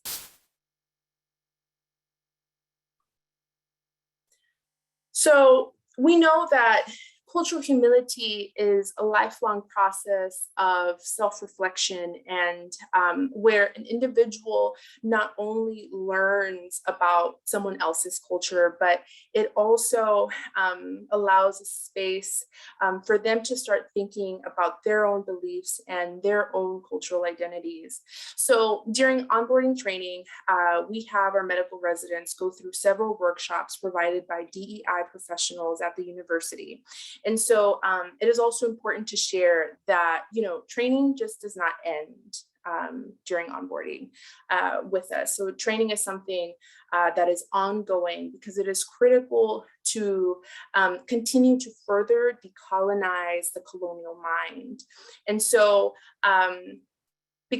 therefore, the learning process continues into weekly mandatory conferences or conference sessions held by individual programs, and then also monthly conference sessions that are offered to residents by our main department. So one of the many conference sessions that we have is called patient-focused interviewing. And so patient-focused interviewing uses a less controlling yet less authoritative style that signals to the patient that their specific, health needs and desired health outcomes are the driving force behind all healthcare decisions and quality measurements. So it's also important to note that, patients are partners, with their healthcare providers, and providers also, so our medical residents or attending, which are supervising medical doctors, not only form a clinical perspective, but they also form an emotional, mental, spiritual, social, and financial perspective. So the next item is that our medical residents not only rotate at private or at public hospitals, they also rotate through underserved clinics. And so while they're rotating through underserved clinics, we conduct assessment, and we also request feedback. So specifically, the individuals assessing our medical residents are, supervising physicians, nurses, medical staff, and most importantly, our patients, for the patients that the residents serve specifically. So the next item is that we also ensure that our residents really feel supported and are supported before, during, and after every consultation that they have with a patient. So aside from, having an attending physician in close proximity from our residents to assist with any medical need or any medical question that may arise, we also equip our residents with a community resource list. And then lastly, we equip residents with a list of local colloquialisms. So during this presentation, we will be talking a little bit more about assessment, the resource list, and then also the Valley colloquialism list. So for assessment, one of the many assessments that we conduct is a patient evaluation of a resident. So the patient evaluation of a resident asks questions on finances, cultural beliefs, communication, and listening skills. So finances, specifically, we know that care does not end at the hospital or at the clinic. Care is something that patients take with them everywhere. So in our evaluation, we ask patients if residents took the patient's finances into consideration. So our residents typically ask their patients if they would like for them to prescribe generic medications to reduce the cost of it. So we know, since we know that a good amount of patients that are seen in this region are living in poverty. So if a medical professional does not take a patient's finances into account, it doesn't really matter what health regimen or what course of action the medical professional prescribes. If a patient can't afford that type of therapy that's needed, the likelihood of a patient taking, those next steps to live a better quality of life decreases greatly. So, and it's not because, a patient doesn't want to get better, or it's not because a patient doesn't want to just simply take the medication or move forward with the therapy that's prescribed. It's simply because they just can't. I mean, a lot of people,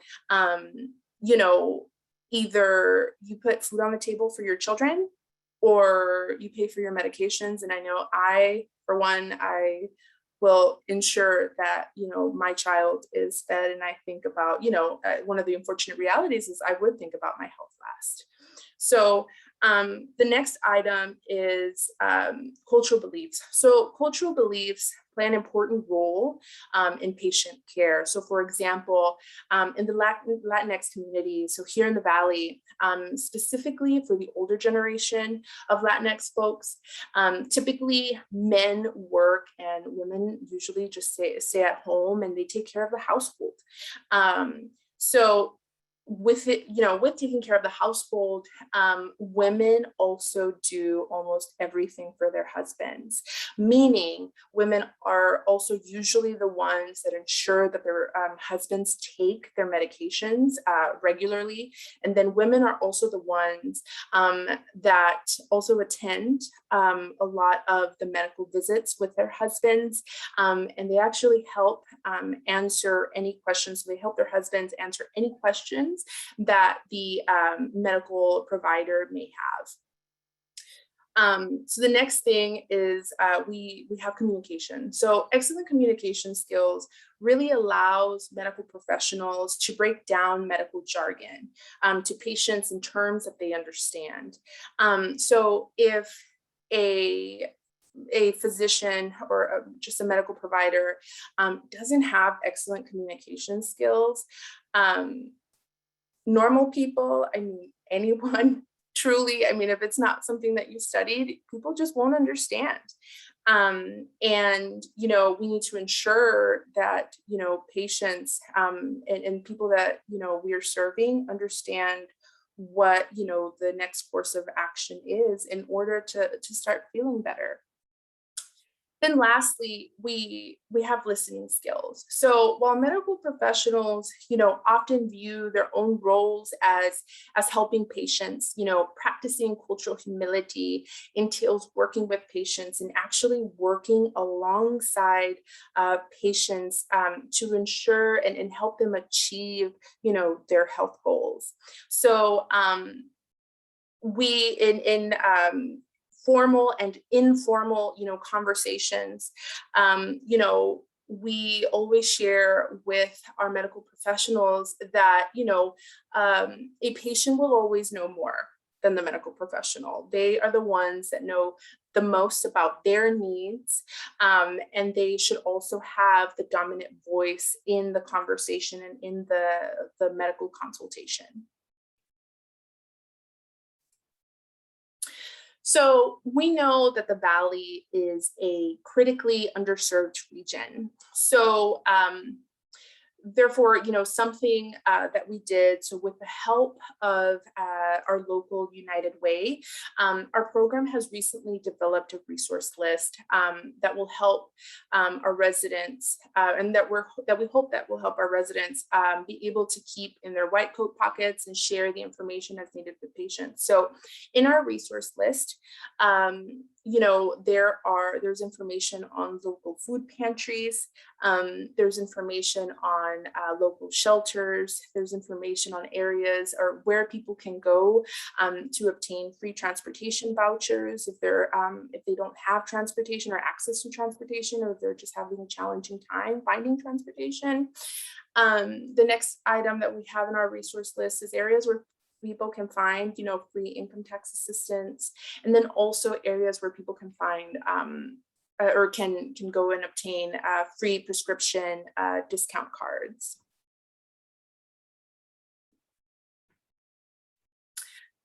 So the next item is, La Lista. It is important to be sensitive to the language that our communities, including myself, speak. Therefore, our program has developed, a list of terms that are commonly used in the Valley. So La Lista is specifically, a culmination of terms compiled by multiple medical professionals that work with patients here in the Valley. And in their encounters working with patients, people found themselves having a challenging time understanding certain words that patients were saying. So after clarifying what certain words meant, they took note of the word and we put these words together. This is just a snippet of La Lista. And, we hope, and this is something, La Lista is something that's, it's continuing to be updated. So it's a work in progress, right? But we hope that medical professionals here in the Valley will utilize this and use this as a tool so they can better communicate with their patients. So for example, number one, the term asco. So asco is typically used to describe nausea. So nausea, the direct translation of that is nausea in Spanish. And I actually quite frankly, as we were developing this list, ASCO was very surprising to me because I literally thought that that was the actual term used.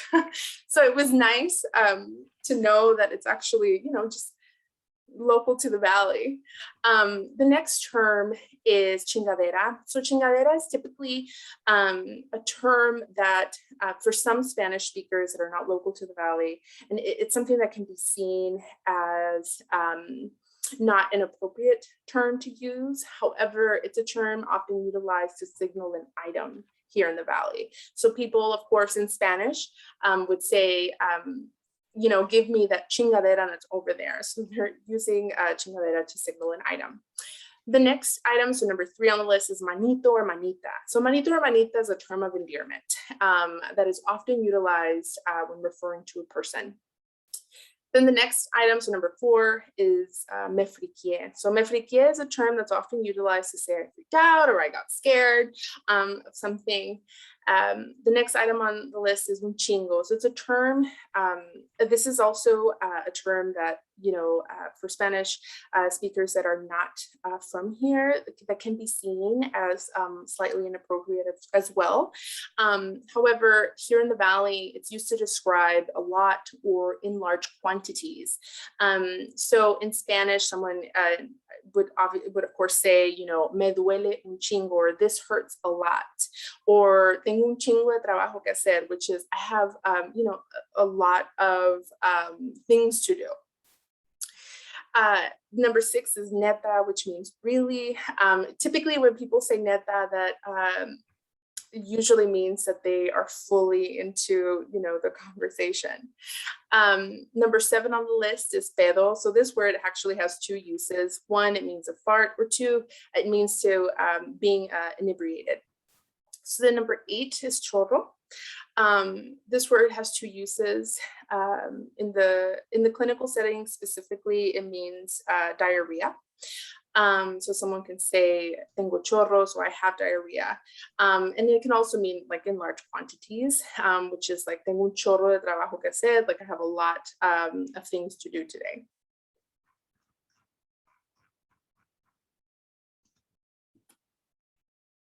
So in the valley, our patients' culture is central in their health habits.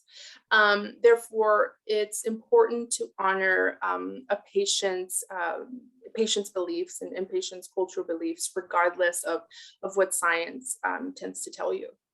So, for example, there was a patient with a previous history of cancer that was seen in the Rio Grande Valley area and was convinced that by having another biopsy, the cancer was going to spread. So the medical professionals in the consultation with the patient took the time to explain the disease process and took the time to explain the medical procedure. However, and then they also ensured that the patient understood what they were trying to explain. But, in the end, they decided to not, the patient themselves decided to not move forward with the biopsy. So this, the scenario in what I just shared is an example, is an excellent example that shows firsthand how challenging it can be to at times practice cultural humility. Because, regardless of what science and, regardless of what years of observation, of observing how cancer works, and regardless of what, this tells and shows to medical professionals, they still had to move forward and honor the patient's beliefs. And then they also had to work together with the patient to develop the next steps in care. Then the next thing is taking time to model activities to patients. So taking time to model activities to patients is also one of the many important things about patient care. So after each consultation with the patient, residents and honestly just medical professionals ask patients if they felt that they understood what they had tried to explain. And, if a patient agrees, that they understood what was explained in the consultation, the medical professionals then gently ask the patient to repeat what was shared, to simply just ensure that nothing was missed, and that the patient has a clear understanding of what the next steps are. And then another thing is that, patient care doesn't end at the hospital or at the clinic. This is something that you all will continue to hear me say. So as, previously shared, a part of culture humility is to walk alongside patients. And so after a medical procedure, if there's an exercise or activity that patients must do while they are healing, medical professionals take the time to model the needed activity or the needed exercise that a patient must do to begin to strengthen or to begin to feel better. And so by doing this, this increases the trust and increases the awareness about the disease process to the patient. And then also, and most importantly, it also helps with strengthening the bond between the medical professional and the patient. So something, that we know is that COVID-19 has truly, devastatingly impacted the world in more ways than one. So for the Rio Grande Valley specifically, the COVID-19 pandemic has truly increased the demand for care of COVID-19 patients. So, despite the increased demand, of care for COVID-19 patients, our hospitals and our clinics have maintained, preventative and curative services, especially for the most vulnerable people here in the valley. And so, however, during the height of the pandemic, some clinics scaled back in-person visits, and as you all may know, elective surgeries were put on pause for some time. However, when surgeries would occur, after all necessary medical procedures, our residents or medical professionals would need to contact the families and spend as much time needed to discuss details about the care of their loved one and to discuss next steps. So now we did have some medical professionals that volunteered to be in COVID wings and COVID ICU units. And so they did many things in the COVID wings and COVID ICU units. However, one of the two things they did is they ensured that their patients in the hospital saw their families through video.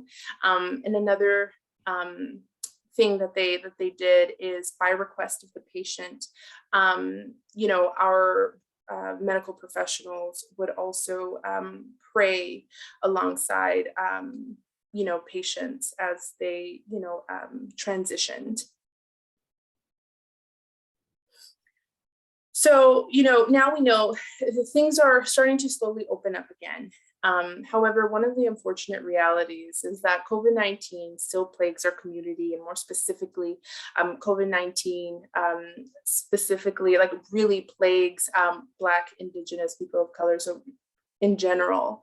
And so in addition to in-person visits, our medical providers have continued to do or to provide telehealth services, which are video visits that allow patients to see and talk with medical providers through the camera on a patient's phone or computer to assess a patient's condition and discuss courses, the best course of treatment.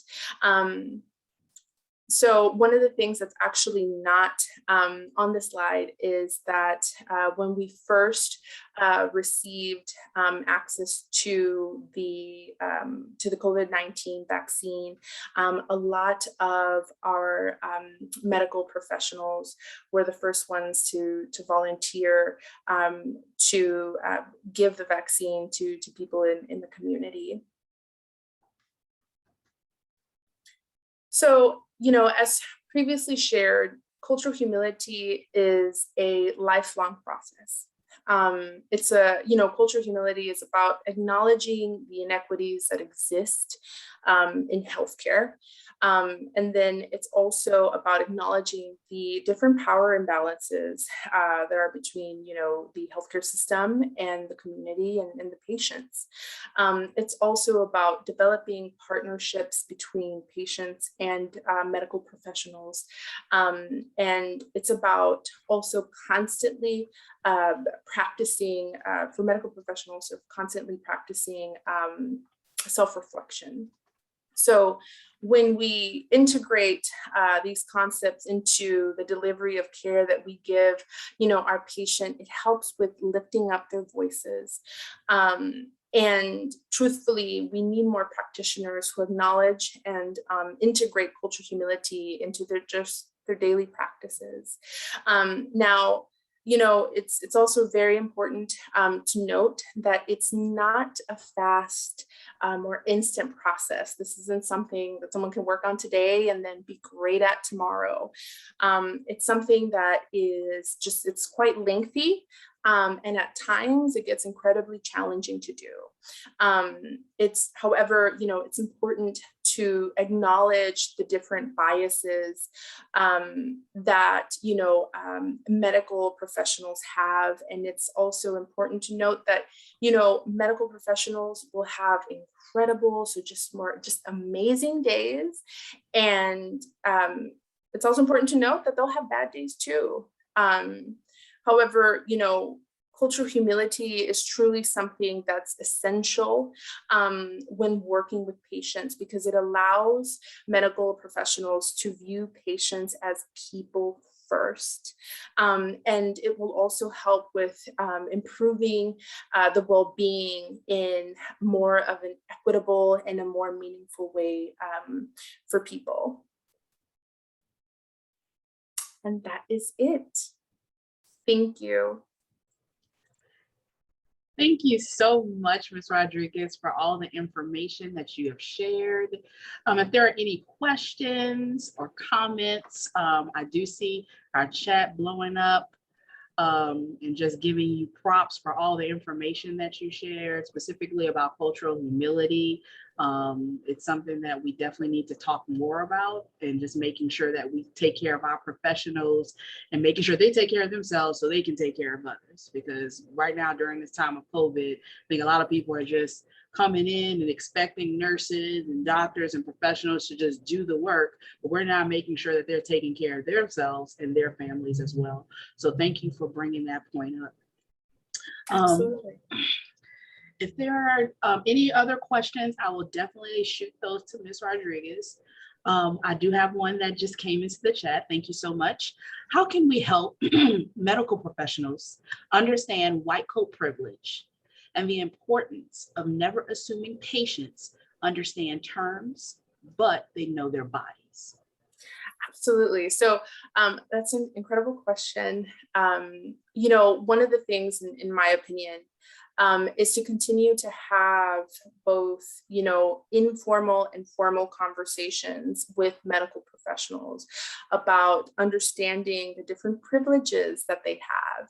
And it's also about really having those challenging conversations with medical professionals in regards to, it's important to have the conversations on, you do not know everything. It's like every individual's body is different, and nobody truly knows, another person's body other than them. So it's important, as I said, to continue having those challenging conversations, both informally and formally, and then more specifically for more senior level medical professionals to model the same thing that we're asking them, which is acknowledging their privileges, the many privileges that they have. Thank you so much. Another question that was posed is, how can we as non-professionals or non-medical professionals support that community in the various places we work. I know a lot of people work in educational sectors, but what can we do, or what are some suggestions you may have to support that group, that community? You mean to support the Latinx community? Correct. So one of the ways is honestly, we must understand the history that comes, and the horrible history that comes with, and the trauma that comes with the healthcare system. So after we acknowledge that, right, and I'm sure a lot of us, if I think everyone on here knows that the many traumas that, yes, Latinx folks, but also Black, Indigenous, just people of color have, and the trauma that they have with healthcare. So it's important to, one, acknowledge that, but two, also help Latinx folks know the different ways that they can advocate for themselves.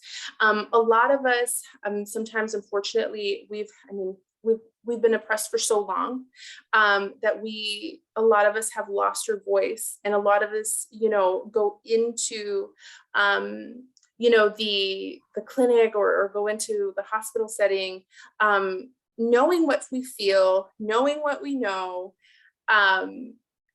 about our bodies. However, we think that, oh, because this person's a doctor, they know exactly what I need, right? So it's really empowering Latinx folks to really advocate for themselves, and also encouraging folks to also to come up with like a list of questions that they have for their medical provider, and also do a little research about, their what's going on with their bodies. I think that's really, it's really important. But the main point of what I shared is just really empowering Latinx folks. And if you are bilingual, that is also of incredible help, because we know that sometimes, while there are translators available for people, sometimes they're not available at that instant. And so it becomes incredibly challenging, especially when, the medical provider is not bilingual themselves. So if you are bilingual and you have some time to attend someone's medical appointment, that is also, something incredible to do. I love that you added that, specifically me, who works at a university, supporting and uplifting my Latinx students and letting them know and giving them information about things is very important, because of course their parents may be shy, may be fearful, whatever the case is, of gaining more information. And so making sure that we are looking at the student holistically, not just about their academics, not about what they're going to do when they get out of school, but also checking in with them and their families and seeing how they're dealing with everything. It's very important. I do want to read off this beautiful, all the comments were beautiful. I would like to read this off as a ending post. And most importantly, cultural humility means that practitioners need to embrace the I do not know. It requires introspection to acknowledge and address the gaps in knowledge and praxis. You have to decenter whiteness and classist behavior from the praxis too. It's hard as credentialed and learned practitioners to assume you know your shit. So we continue on applying our knowledge, but we operate blindly, no pun intended. It's a term I like to apply to higher education as well. It's an act of high vulnerability, and it is so valuable and impactful. Ms. Rodriguez, we thank you for your knowledge that you have shared with us today. Thank you so much, and you look great today.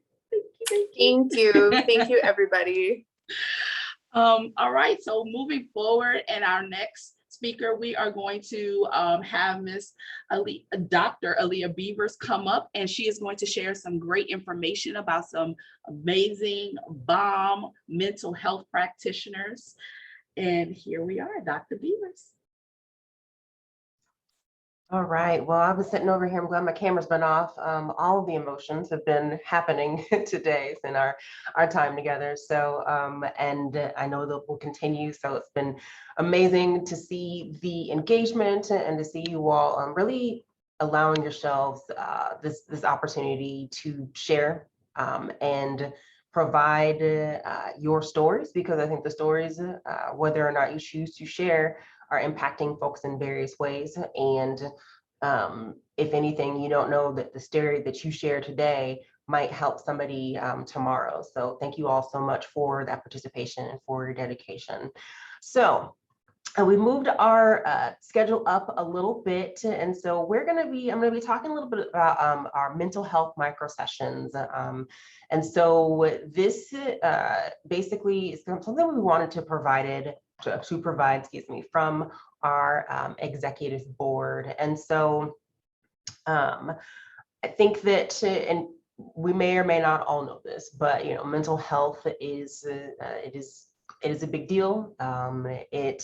Especially as folks were sharing their stories, a lot of some of you may have mentioned, participating in counseling and seeking out this resource that is needed, and that shouldn't have shame around it. And so I think that that's one of the things that we want to not only talk about, broadly health as a whole, but then, taking it down, we've got our physical health. We also do have a brain health, emotional health, and well-being. And so, our theme is love in the time of COVID. And we want to basically provide an opportunity for folks to practice a little bit of self-love, or what I like to call health love.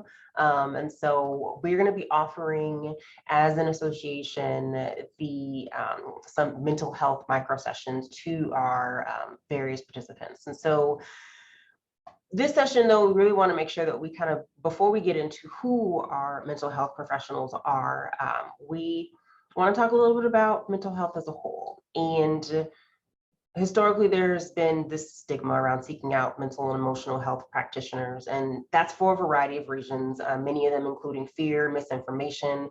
If you want to get into how the media has portrayed folks in the past who have had mental and emotional health challenges and needing to seek out resources for that, you could go there. There's often times when folks will, say words such as crazy, and that is a derogatory term for someone who's seeking out mental health necessary services. And so there's definitely the fear and the misinformation, including the stigmas and whatnot. And so beyond that, though, is this idea that we also have our communities of color. We talked a little bit about that, and Ms. Rodriguez, the previous presentation that we had, but I think that the key here is that there are challenges in the communities of color. Let's just put it out there. And the challenges are due to a variety of reasons, so stereotypes, clearly, and those stereotypes about who is seeking out those resources. And, you hear anything from, oh, well, it's a sign of weakness if you seek out these resources, or, concerns surrounding, doctors and ethics and communities that have been subjected to unethical ways of, medicine practice and whatnot. So that is definitely a thing. And so we don't want to take away from that. We don't want to discredit that, but that is definitely something that folks experience and hear about. And then taking it to another level, and something that is a part of kind of what I've experienced in my life, is this idea that many communities of color are raised in certain faith traditions. And that could be, doesn't have to necessarily be the Christian faith tradition, it could be a variety of other faith traditions. And so they're, as opposed to seeking out these resources, they're encouraged to, oh, you should just, pray about it, or you should, seek out a clergy person, or, you shouldn't be seeking out somebody else. God will provide. And I'm a Christian, I'm a member of Christian faith. And so I'm not saying that to discredit any of those things. I do pray, and, I'm a believer in God, but I also recognize and understand that the resources available and provided. And so you can do those things in conjunction with. And there's also these messages too, that if you seek out non-religious help, that you're not a true believer, and that you are going against a faith. And so these are messages that I heard much of my life. These are messages that I think others have heard throughout their life. And I know that they had an impact on me. And so just want to, put that out there, as much as that, sometimes people are like, oh, we don't talk about that. We don't talk about that outside of family, or, whatnot, but that is the reality. And so I think that within the last few years, and it could have been going on longer, there's been this mental health and well-being movement. And so that's really kind of been focusing on this aspect of self-care and this idea of wanting to normalize mental health and well-being, and removing the stigma about participation in counseling, and at the same time, making sure that we're advocating for access to these services for folks who may not have it as a resource. And so in conjunction with, I have access to these resources, but there might be somebody who does not. And so making sure that we can help those find what they need, whether it's a community resource or a free opportunity or something like that. So thus, we would like to provide this as a resource to our community, with the goal of helping our communities. And you all are our community, but we also have a large community of folks who aren't necessarily in the room here today.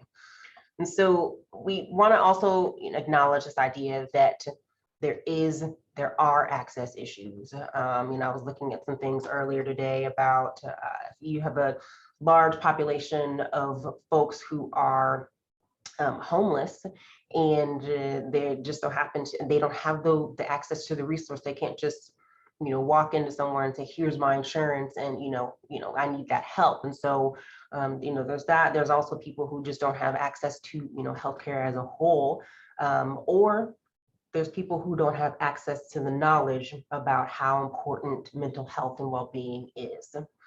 And so we want to be able to provide that resource to you all. Thus, what I'm going to do is talk a little bit about some of our guidelines for these mental health sessions, and then I'm going to go through, and the individuals on the screen are folks who have committed to providing some micro sessions for folks. And so I'll put that information about how to go about doing some of this stuff in a moment. So to start off, so these sessions are going to be 20-minute, what we refer to as micro sessions. And so it'll be with a mental and emotional health practitioner. Okay. So we want to provide this opportunity to as many people as needed, but please keep in mind we do have some limited space, so sessions will become on a first come, first serve basis. And so I'm going to pop this link. Oh, wait, can everybody see? Yes. Okay. So I'm going to pop this link in the chat. This is the link to a Google form. And so only people who are going to have access to this Google form are going to be the folks who on the executive board team. And so that's not going to go to anybody else, and that's strictly so we can help with making the connection, which is the next piece. So what's going to happen after you sign up, within the next few days, you're going to receive further information about how you will be connected to the practitioner to which you will have your session. And so certain practitioners have certain ways they would like to be contacted and connected with folks. And so we want to honor that. And so that's why we're not, sending that information out in one full way, shape, or form. So, and then also, if you could keep in mind, if you do currently have access to a mental health and emotional practitioner, if you could kindly at least allow others to sign up who don't currently have this opportunity, or maybe have never experienced the opportunity before, because we want to make sure we are providing as much access as possible. And then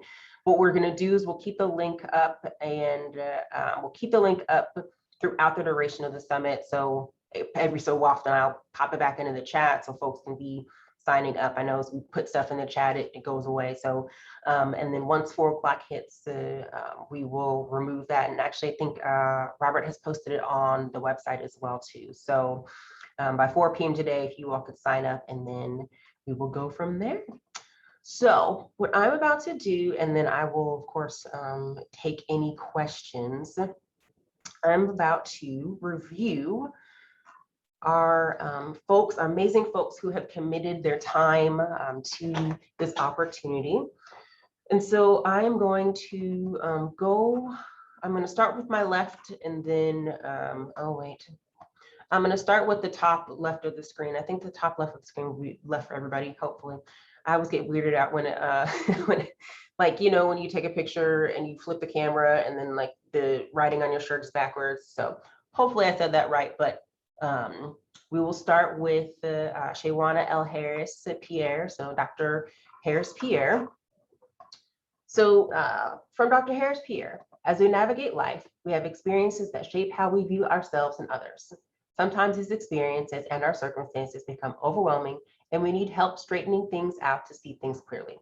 As a cognitive behavioral therapist, I support and empower my individual, couple, and family clients by embarking on with them on a journey of discovery to explore how small changes in patterns of thought and behaviors may be helpful in alleviating them from their feelings of being stuck.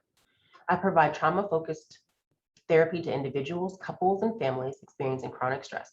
Because stress and trauma have physiological as well as psychological impacts, I integrate principles of neuroscience and biology into therapy to explain physiological aspects of behaviors as they relate to trauma and interpersonal relationships. Trauma can exist as a response to many different types of experiences. It is especially important for me to validate and honor my clients' experiences with race-based trauma as well. I approach my work with each of my clients understanding and acknowledging the differences that exist between us, knowing my client is the expert on their life and experiences. Unforeseen circumstances have put us all in a state of chaos. An effective therapeutic relationship can help you to work to regain control of things you can, while extending yourself grace for the things you can't. And then Dr. Harris Pierre's education. I received my bachelor's degree in psychology from Hampton University, my master's degree in marriage and family therapy from the University of Akron, and my doctorate of philosophy from the University of Central Florida in counselor education. I also work as a professor of professional counseling at Texas State University, where I teach master's level students how to be counselors. And then specialties are adult individuals, couples and relationships, trauma and race-based traumatic stress, areas of expertise, communication issues, traumatic and or life-changing events. And then next up, we have Dr. Benta Brown.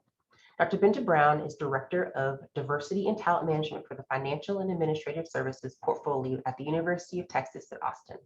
Her work centers on building sustainable, inclusive work environments for all.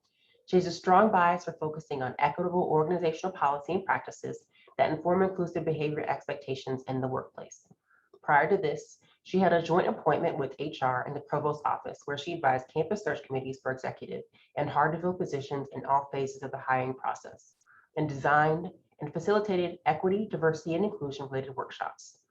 She also provided a suite of career coaching services to the partners of high-profile faculty new to the city of Austin. Before going to UT, she served as Director of Career Services at a mid-sized university. Dr. Brown is nationally certified counselor, certified online instructor, and licensed professional counselor supervisor, and has close to 20 years of experiences teaching, counseling, and coaching others. Next, we have Blanca Sanchez Navarro. From 1989 to 2016, Blanca Sanchez Navarro, LPC-S, LCDC, worked as a therapist at Texas State University Counseling Center, seeing clients individually in group therapy and serving as the Assistant Director of Educational Outreach. Blanca has presented hundreds of workshops to students, faculty, and staff, and at state and national conferences on a wide range of topics, including depression, suicide, substance use disorders, diversity, and student leadership. Her work has enhanced her knowledge and interest in issues for emerging adults, the impact of substance-related disorders in communities, serving veterans, social justice, and equality issues. In December of 2016, she retired as an assistant director and opened a private practice in mental health, speaking, and counseling in spring 2017. Next, we have Quanisha Johnson. Quanisha Johnson is a licensed professional counselor, national certified counselor and educator. She is the owner of a private counseling and educational services practices, BTG Counseling and Educational Services, LLC. BTG stands for Bridging the Gap, as the goal and focus of her practice is to provide the education tools tools, strategies, and support for individuals and families to live their best lives. Juanisha has a master's degree in counseling from New York University, as well as a certificate of advanced study in counseling from Chestnut Hill College. She received her undergraduate degree in political science. Her initial goal was to become a lawyer, but life led her in a different direction, and she is most thankful for that. QSJ, instead of law school, after college graduation, Juanisha did an accelerated program in education and became an elementary school teacher. School counseling followed as her next step in the journey. Juanisha has diverse experiences and knowledge in the fields of counseling and education. She has worked as a mobile therapist, behavior special consultant, clinical therapist, and career counselor. Juanisha strongly believes in the power of education and loves coupling knowledge and therapeutic practices with her teaching background.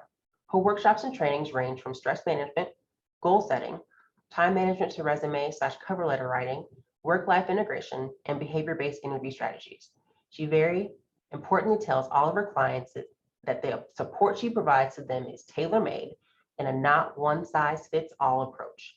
This is applicable to the counseling office, the workplace, school, and any environment that she works in. Juanisha lives in Bethlehem, Pennsylvania, with her husband and 3 children. In her spare time, she loves running and working out. She serves as a board member of Allentown Public Theater and member of Grace Deliverance Baptist Church, where she serves as director of Vacation Bible School. And then, of course, last but not least, Dr. Catherine Bitney. I have a passion for helping clients reduce anxiety, stress, confusion, sadness, and pain so that they can live more fulfilling, happy lives. Many of my clients have stated that coming to therapy has helped to catapult them out of their stagnation, enabling them to reach their full potential. I enjoy helping clients explore their intersecting identities, and my own identity as a multiracial, queer, gender nonconforming therapist enables me to understand clients who feel like outsiders. So those are our folks who have volunteered their time today.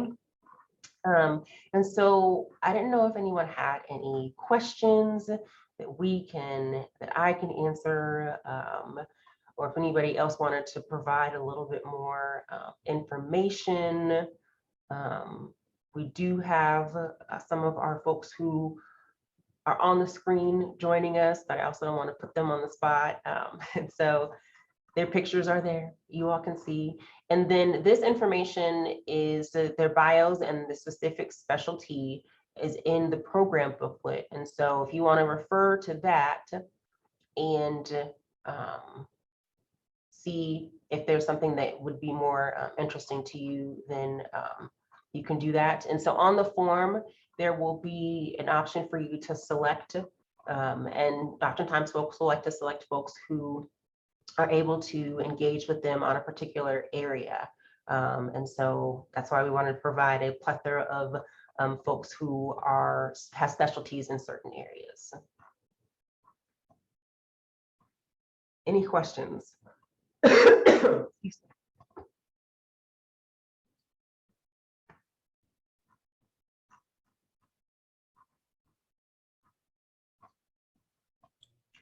I don't see any questions in the chat. Oh, I have a question. Are these professionals located only in Texas, and are they willing to do video communication with clients?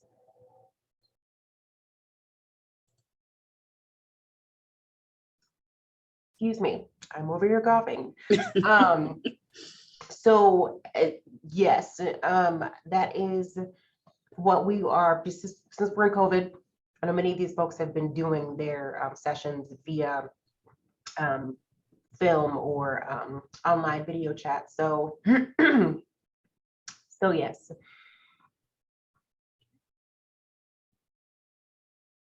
Awesome. All right. Well, if there are any more questions, please submit those into the chat. We'll get Dr. Beavers to ask those questions if she doesn't already have the answer. But thank you again so much for sharing this vital information. Counseling is definitely something that we can use a lot more of. So thank you all. And thank you to the professionals that I did just get a message from one of our professionals here, and telehealth is available, but to do like more ongoing counseling, you have to be licensed in the state where the client resides. So that's just a little bit more information on that as well too. But we're here. Feel free to, you can send us direct messages, send an email and whatnot. So thank you all. Thank you, Dr. Beers. All right, we have gotten to a place where we are going to pause for lunch. If I am speaking ahead of myself, please, my beautiful e-board, please let me know. But we are going to take some time out for you to get some nourishment in before we finish off this great and informative summit. We are going to probably just have some music in the background, and we'll pause for lunch. I have here that we will resume at 12:30. If that needs to be a little bit earlier, I can update that and let you all know. But again, thank you all. I see most of our attendees are still here, still present with us. And so again, you just walk away from the screen. You can keep it logged in, get you some food, check those emails. But again, thank you so much for being here, being present with us. We do have a couple of our counselors here present today. And so if there are any questions, Q&A, comment section, just let us know and we can go ahead and send that to them. All right, well, we are going to go ahead and pause for lunch and we will see you all shortly. Thank you. And thank you for the props on the sessions. The sessions have been great, excellent, and informative. And I want to thank everyone for their patience and just being present with us in this space. Thank you.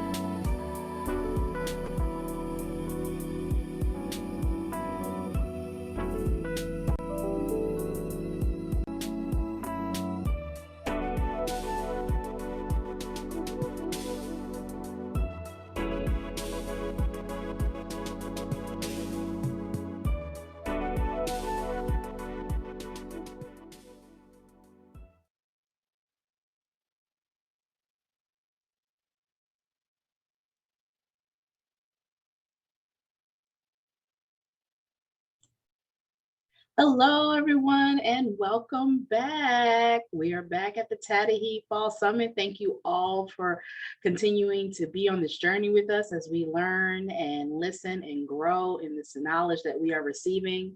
Up next, we have an amazing TADOHE ambassador panel for you.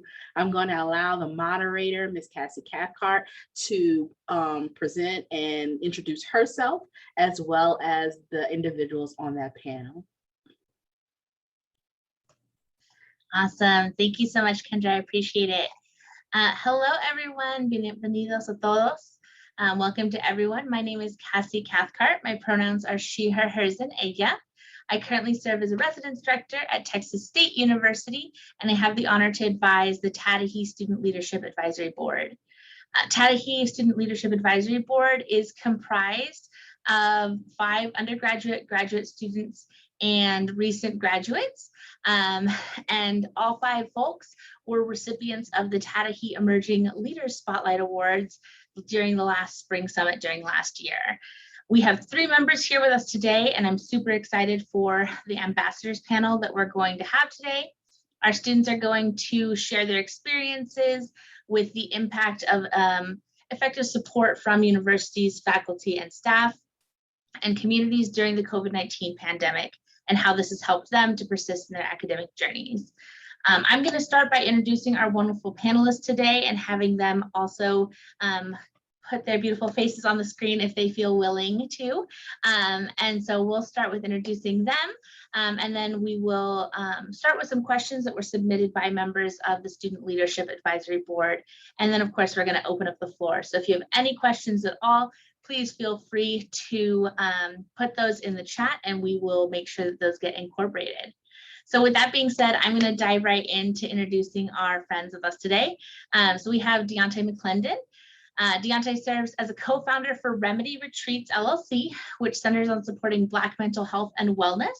In his role, Deontay oversees content development, logistics, and provides strategic direction. Beyond this role, Deontay passionately works with youth and is interested in amplifying their voices through advocacy, civic engagement, and community service. We're super excited to have you with us today, Deontay. How are you doing? You're muted. Heads up. Look, we've kicked it off. All right. Kicked it off. It's Zoom. We're here today. Yeah, thank you so much. I'm looking forward to the conversation. Awesome. We also have Grace Akiimi.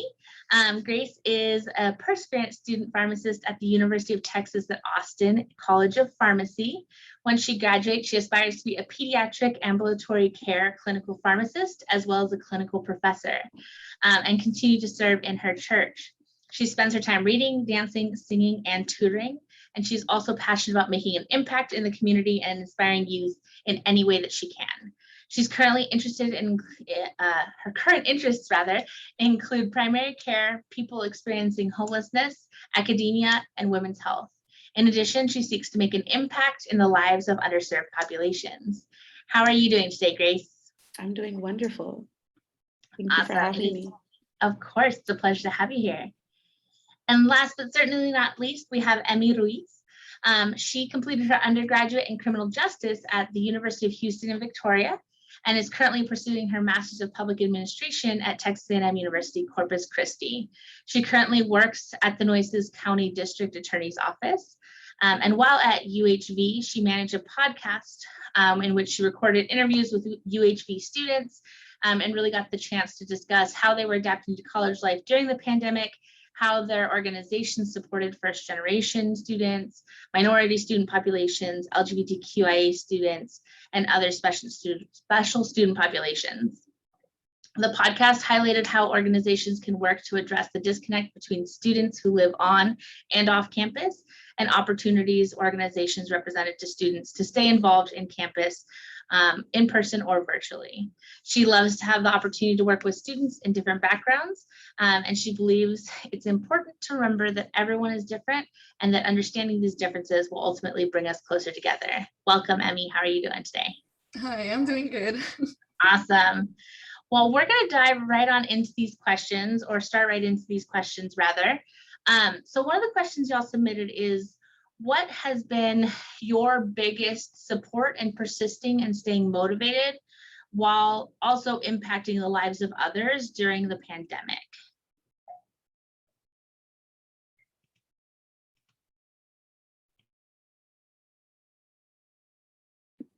I can go ahead and start.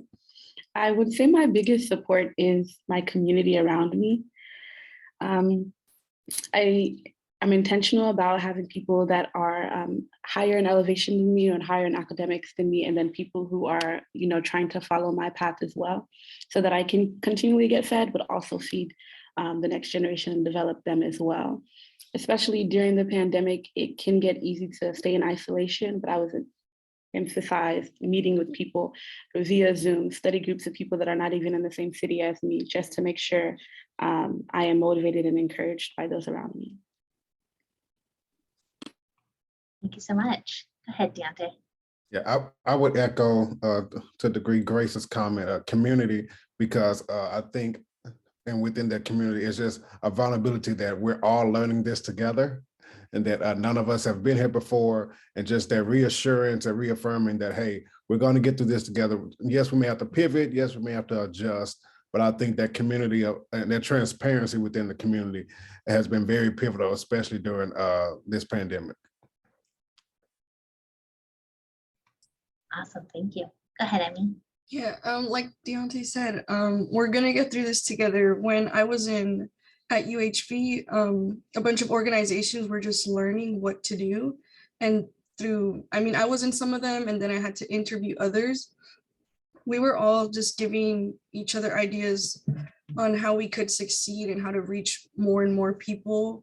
Like Grace said, through Zoom. I'm still talking to people through Zoom. I know a bunch of events are happening in person, but we've learned that using technology, we can reach even more people who can't show up in person. Absolutely, that's a really key point. I think you all touched on a lot about community and the importance of community and how important it is to keep ourselves from becoming isolated. And then we have this new nifty technology that we're using in ways we've never used before, and that's really broadened the way that we can impact. So when we think about COVID, we automatically think about that social distancing and that isolation that happens with that oftentimes. And that can be rather unloving. Considering our theme is loving in times of COVID, what are the forms of love that you've discovered giving as well as receiving during this pandemic, and how has it supported you through this time? I'll begin again. I will say communication. I didn't realize how much I feed off of communication. So with my friends that were in different places trying to keep, and classmates, we would give each other updates about everything possible. So like, oh, I woke up this morning, I went for a great walk.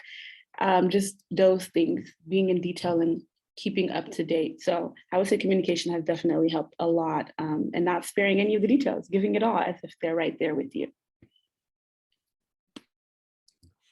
I think for my Grace, you're gonna have to stop going first, because then I feel like I'm taking your answer. No, but I do think there's been a sense of empathy that was once marginalized has become center stage now, and people are more free to share if you ask, and just engaging.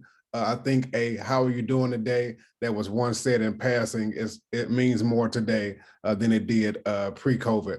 And I think just asking those questions, being engaged and intentionally listening, and not, I think us being slowed down from our pace of life has caused us to actually perform active listening more often. So I think listening and just, I can't emphasize enough that no one has the blueprint for where we are right now or how we got here.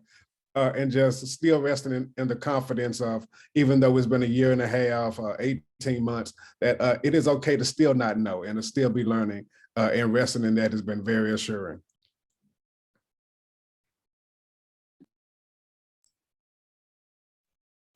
Like they both said, communication is really important.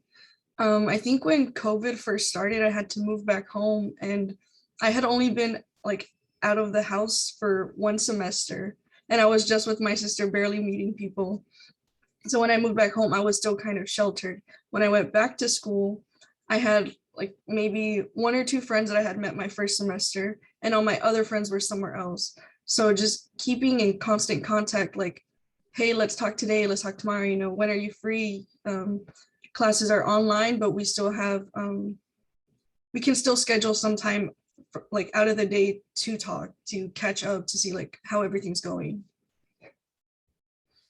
I agree with that point, Emmy. I think especially as adults, the intentional planning became more of a priority as well. I couldn't just walk to somebody on campus anymore. You have to actually intentionally plan to see people, which has its perks at times.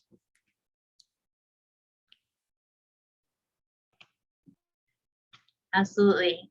So thinking about, Deontay, you pointed out that we are 18 months into this pandemic, at least here in the United States, since it's impacted us. So that's, almost exactly a year and a half.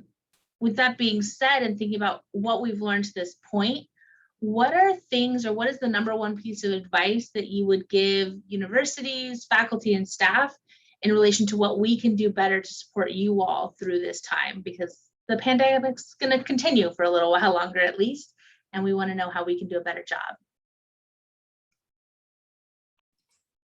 I would say for myself, being a graduate of HBCU, and I know there's been a lot of talk about historically Black colleges, but first understanding that as the pandemic is passing, some of the trauma is still going to last for a good while, and catering to that and understanding that the support that we're going to need for this pandemic alone, as we mentioned earlier, when it comes to social distancing and things like that, we're going to have to adjust back to whatever the new normal is. So I think a little, yes, we have to do things that are educationally priority, but we also have to be sensitive to the trauma that may last. And if you're talking about students of color during this pandemic, you faced a lot of things that other people may not have faced when it comes to white supremacy and discrimination and the George Floyd deal and Breonna Taylor situations like that. Those things, though the news may not be talking about anymore, these are still relevant conversations that people are healing from. So I think offering a lot of our campuses already offer counseling support, things like that, but more tangible, resourceful things that we not only can do in times of adversity, but that we can implement for our mental wellness into our daily agendas. Wow, this is amazing points. Great, thank you. Would anyone like to add? Yeah, I would like to add to that. I would say something that I'm noticing more recently is comparing like how my professors and my people who are like above me, like my deans, and are addressing students in this time. Some of my professors are intentional about what they call like centering. So at the beginning of a lecture, beginning of a topic, we're doing something that's completely not relevant to what we were studying or focusing on to check in with everyone. Because it's easy to say, oh, how you doing? Hope y'all are okay, and proceeding, as opposed to, how are you all feeling in this moment? How are the stresses of life impacting your life, and what can I do to support you? It goes a long way with the professors and the teachers and people around that ask the questions that are open-ended and actually listen for a response and check back in with us. So I would definitely encourage people to continue to do that, be intentional with your checking in. Like Deontay said, the trauma is going to last for a long time. When COVID first hit, I got a bunch of emails from the counseling centers like, hey, we're doing this mental health awareness event. Like, hey, come talk to us. Let's do yoga, let's play games. But there's other things that are going on that don't just have to do with COVID. And I think we have to, continue having those events, having those discussions for everything that's going on. It's not just like, oh, I'm tired because of this. Like, no, there's a lot going on that we have to deal with. And, every generation gets like another issue that we have to deal with. Absolutely, that is a really great point. There are so many things going on concurrently beyond just the pandemic that have a huge impact on students. So those are great points. Thank you all. Okay, so each of you are involved within your respective colleges. So how would you say that being involved in the organizations you're involved in the communities you're involved in, has helped you to spread information and participation and impact other students, and impact yourself as well?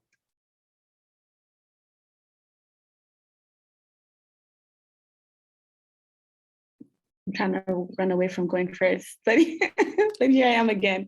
I would say within the different organizations and committees that I'm involved in, social media has played a huge role in showcasing what we are doing and how our impact is spreading even during these times.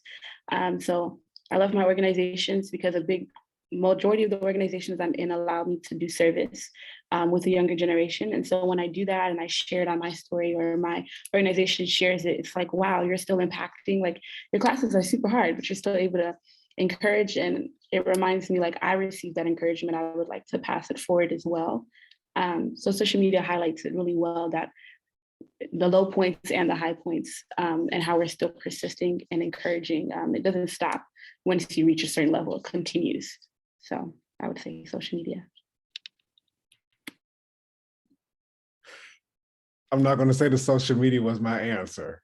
However, social media has been very influential, mainly because, as it was said earlier, it's a reach that goes beyond everyone being in a room, and you can reach people across the nation, across the globe, honestly. So I think that's been one of them, specifically when it comes to the African-American community and the work that we do with Black mental health, is to emphasize and embolden the triumphs that we face, because with the news line, headlines and news, it's easy to get engulfed with the tragedies and the traumas that are sneaking up on us, and those that we inherit and those that we invite. But I think what's been very critical, even if it's for 5 or 10 minutes on our social media page, is highlighting the triumphs of African Americans, or just those that are in the Olympics, whether it's, or if it's a kindergarten graduation or something like that, just the small joys that can keep us smiling, because we've learned through this time, love only needs a little light to chase darkness away. So I think that's been very helpful for us.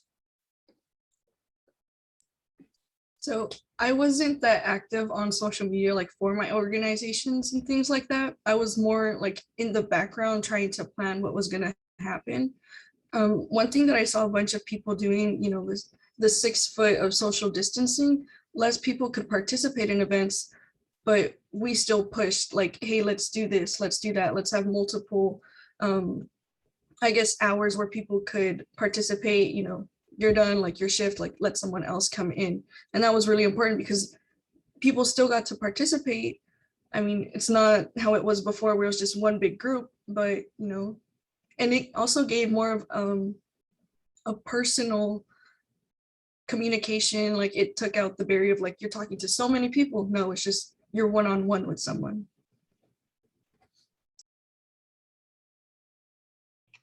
So y'all kind of hit on this a little bit, talking about social media and having new and creative ways that you were engaging within your organizations when being physically together, to make sure you were staying safe.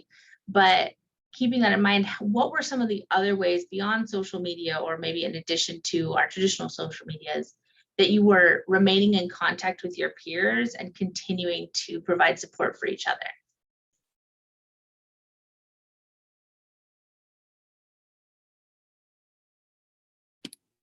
I am one to call people.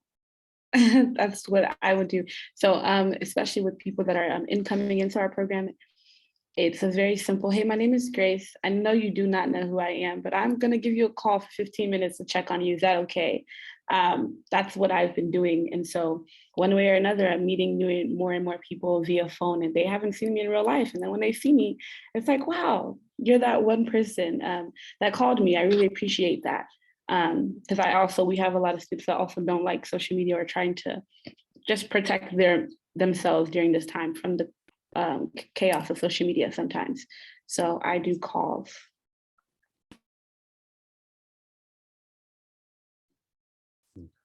Yeah, I would say the same, somewhat the same, because with us, one thing I do enjoy with working with therapists that are focused on mental health is that we never have to try to keep it all together. We just share how we're feeling. And I think it was a more of an intentional thing of putting that as a priority. Not only are we going to share how we're doing, how can we be accountable in this time that we don't get lost on our goals, that we don't get behind on our own priorities, or that we don't succumb to our own traumas and tragedies that we're currently dealing with. So that was something I believe being more intentional about it, and actually, because let's be honest, sometimes we do it as something we check off to move on and say, hey, I did my human duty for the day. But to actually dive into that and learning about what's going on with the team. And for me, for example, we had one of our teammates had a certain surgery, and I made sure I text them, put in my phone and text them the morning of, hey, just thinking about you, hope it goes well. And there's those little inklings that make a huge difference, I believe, especially during this time. So, I mean, as ironic as it is, because at work, all I do is make calls. I don't like calling people. I know a bunch of people aren't comfortable with it. I mean, I guess like at least around me. So it's easier for me to just text them. You know, I don't have their number, but I have group me. We're in a group. For example, the Criminal Justice Society, I would text the incoming freshmen and sophomores like, hey, there's this opportunity, or hey, if you need help, let me know. Like, I took the class, I can help you out in that way. In other organizations too, when there were, I believe there was one organization that had to start from scratch, like in the middle of the semester, and me being president, vice president of other organizations, I was like, hey, let me know if you need help. There's this benefit, there's this training, like you can do this or that. And so that was really how I tried to help out. And also, I guess I like doing this more like video conferencing. So I was like, hey, we can have this meeting like 10-15 minutes. If you need anything, just let me know, we'll set it up. That's what, I mean, I like to give back, and you meet a lot of people that way, you know. It's, I think there were some times where like, I'm gonna meet with this person, then they would bring a friend along. So we're all just sharing ideas. Wonderful. So that actually brings a good point for me of, you know, you're reaching out, you're building these connections. It sounds like all of you are participating in some form of mentorship, peer mentorship, as well as helping the new folks adjust into programs and such. But what are some of the ways that you support and show up for those people around you? And what are the ways that you want people in your life to show up and provide support for you during these times? A critical question for me that I guess that I'd like to ask and be asked at the same time is, especially when you're trying to communicate something, what does support look like for you? Because sometimes what I imagine to be support may not be, it may be supportive to me, but it may not be supportive to you. So what does support look like to you? Whether that's, as Emmy just said, everyone's not gonna, some people get anxiety from a phone call. Some people get overworked if you text them too much. So what does that support look like for you?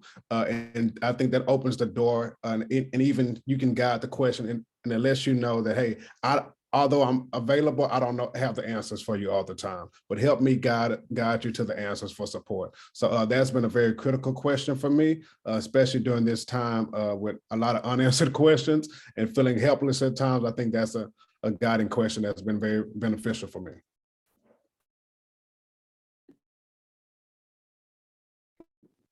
I would say I echo what you were saying. I kind of phrase my question as, how can I be of assistance to you right now?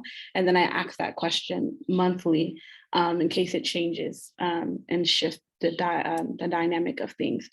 And then my second approach is also just being that listening ear, because people, you'd be surprised how many things you can learn from somebody, mentors and mentees, when you just listen. And something that I've learned is, like, even though I am a mentee to a lot of my mentors, they also need support and encouragement and a reminder that they are doing well. They are walking in their purpose and they are making an impact in my life. So I provide positive feedback forward and backwards as well. Yeah, I mean, it's really important to know how someone wants to be supported. Like for me, in organizations starting out, it's hard to get people to join. So I'd tell a friend or someone else who was in an organization, hey, can you promote this flyer? Hey, can you promote this event? And I mean, for me, it was the support was, yeah, I'll do it. Or yeah, I'll show up if no one else does, or I'll show up because I want to be there. Like I want to know what's going on. So I try to do that for other people. And I mean, that's just me. Like, I'll support you this way. If there's another way that you want to be supported, like I'll do that too, if I can.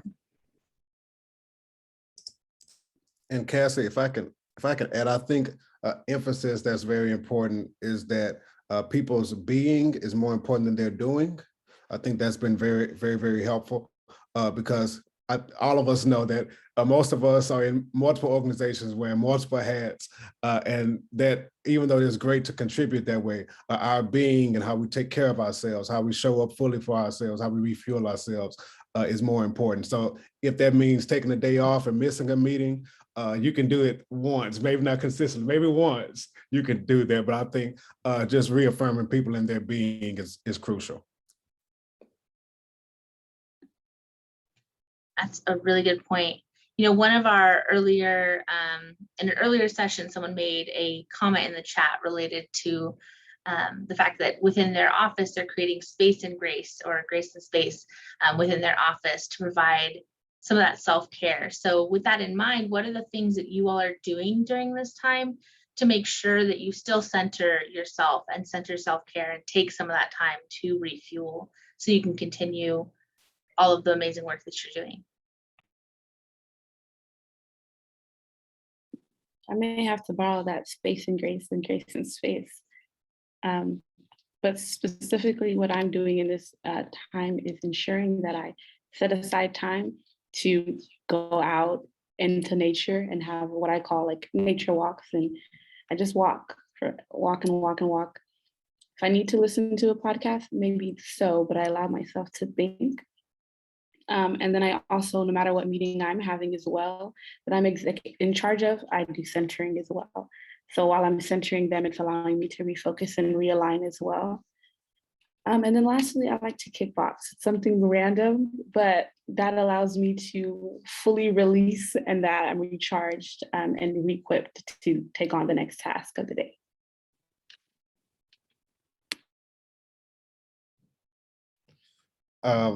Something our organization does, we do what we call Remedy Rest Day.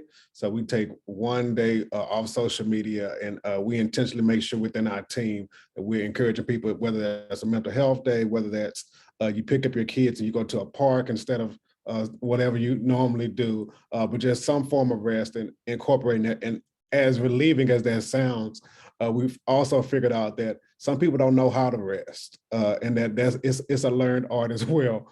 Trying to date yourself and figure out what do I like, what do I not like anymore. So I think that's one thing. Another one for me, I run in the morning. This morning it rained, so I kind of feel bad saying it, but I run in the morning, so that's helpful. And I like vinyl shopping. Like if I can go to a store and buy a good vinyl, I'm pretty good. I like that. So those small things, those have been pretty helpful throughout this time. I would say I'm more of, I guess I rest impulsively, just random times throughout the day. Like when I get out of work, I know pretty much every day what I like to do is just like turn up the volume. I just love jamming out in the car on the way home, especially because there's so much traffic where I'm just there. Like I could listen to a whole album and be parked in one spot. And then like another thing is I like to play games on the Xbox. So like right here is like my whole little setup where I play with my friends like almost every day, and we just decompress through the game. And they're like, oh, like you shot this person. It's like, well, they deserved it, like I had a bad day, so let me just have fun. I guess, and sometimes I have to be forced to rest. Like I don't like sitting not doing anything, so I don't know how to just do nothing. I guess the longest time I have to do nothing is when I go home. It's a 2-hour drive. If my friend drives, I'm reading a book or just looking out the window, thinking, trying to like figure some stuff out. But it really is important to figure out how to rest. For me, it used to be when I was stressed out, I used to do puzzles. And now I'm like, oh, I like playing games, or I like listening to music. I like to shop. it's like, just find that peace in whatever it is. And it could be changing, it doesn't have to be like I said, I used to do puzzles. I don't do them anymore, but I found a different way.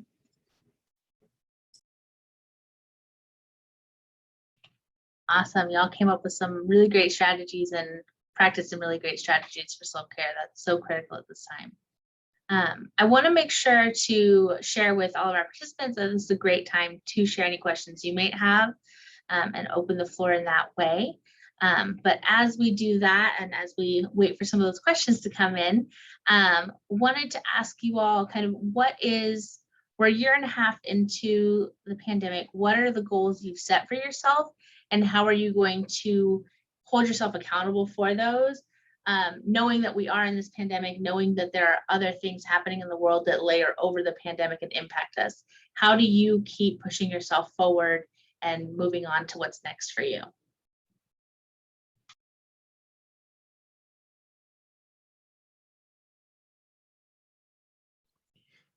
That's a loaded question, mainly because it's the first week of October, and I'm thinking that this is the last quarter of this year, so you have to start preparing for next year.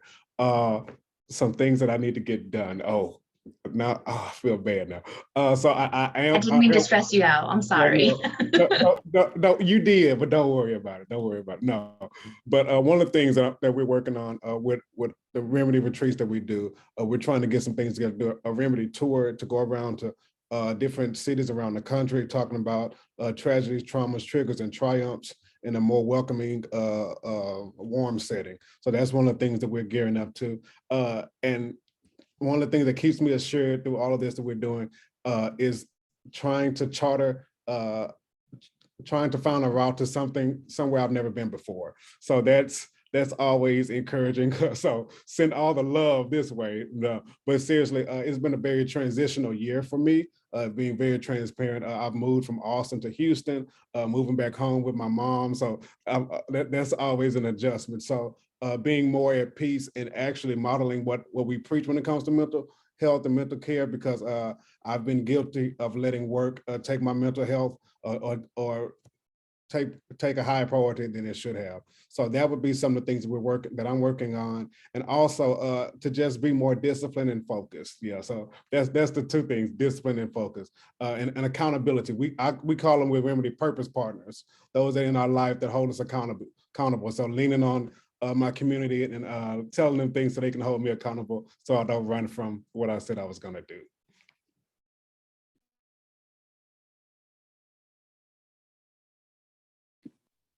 I can go ahead. A goal that I have been setting for myself is discipline. It's an overarching thing that I've been trying to do throughout this whole year. It's because I realize I enjoy helping. I enjoy building other people up. I enjoy placing myself in circumstances where I can grow. But sometimes you can't be at everywhere at all the time. You can't be at so many places at the same time, and you myself needs to recharge. So discipline has been one really big goal of mine this year. And then extending grace to myself, like actual grace to myself when it comes to classes, when it comes to everything in general. Because sometimes my brain goes to, okay, well, you're at this stage, you should be here. You're at this place, you should be here. But there's no cookie cutter way. There's no blueprint.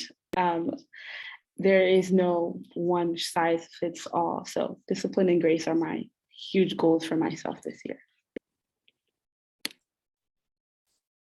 I've kind of been struggling with the whole goal thing. I guess a few months ago, I had goals set in mind for the next few years, and then something took me out of the loop, and I'm kind of trying to figure out what I do want.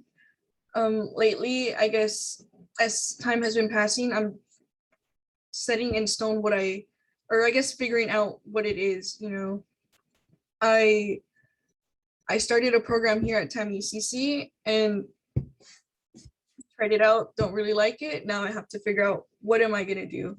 Transferring universities, that's the next part, having to get all the paperwork done, making sure I finish strong, because what I do here is still gonna affect me later on.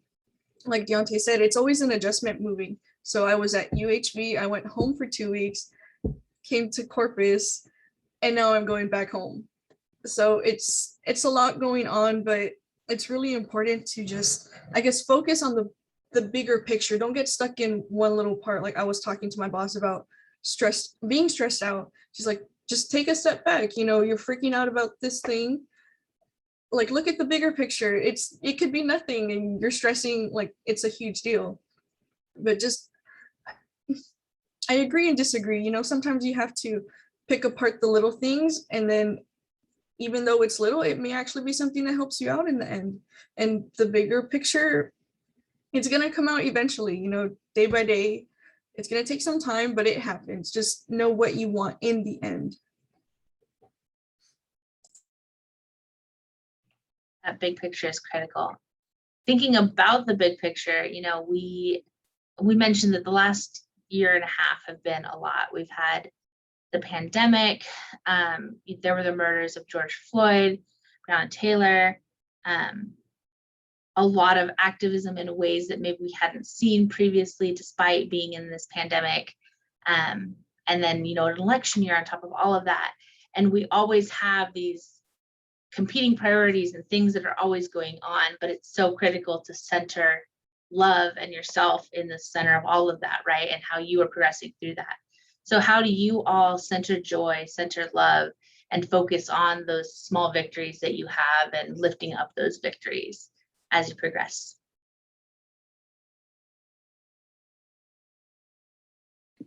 I can say I'm honestly still struggling with that.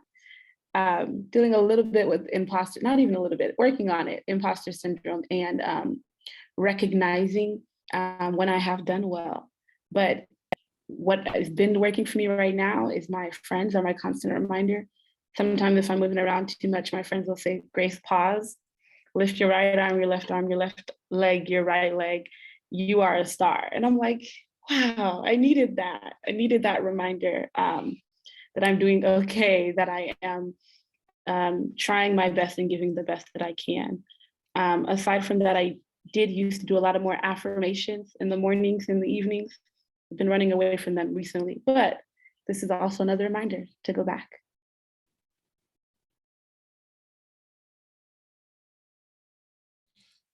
For me, I would say just grounding myself in gratefulness, because there's always enough to complain about and a lot going on.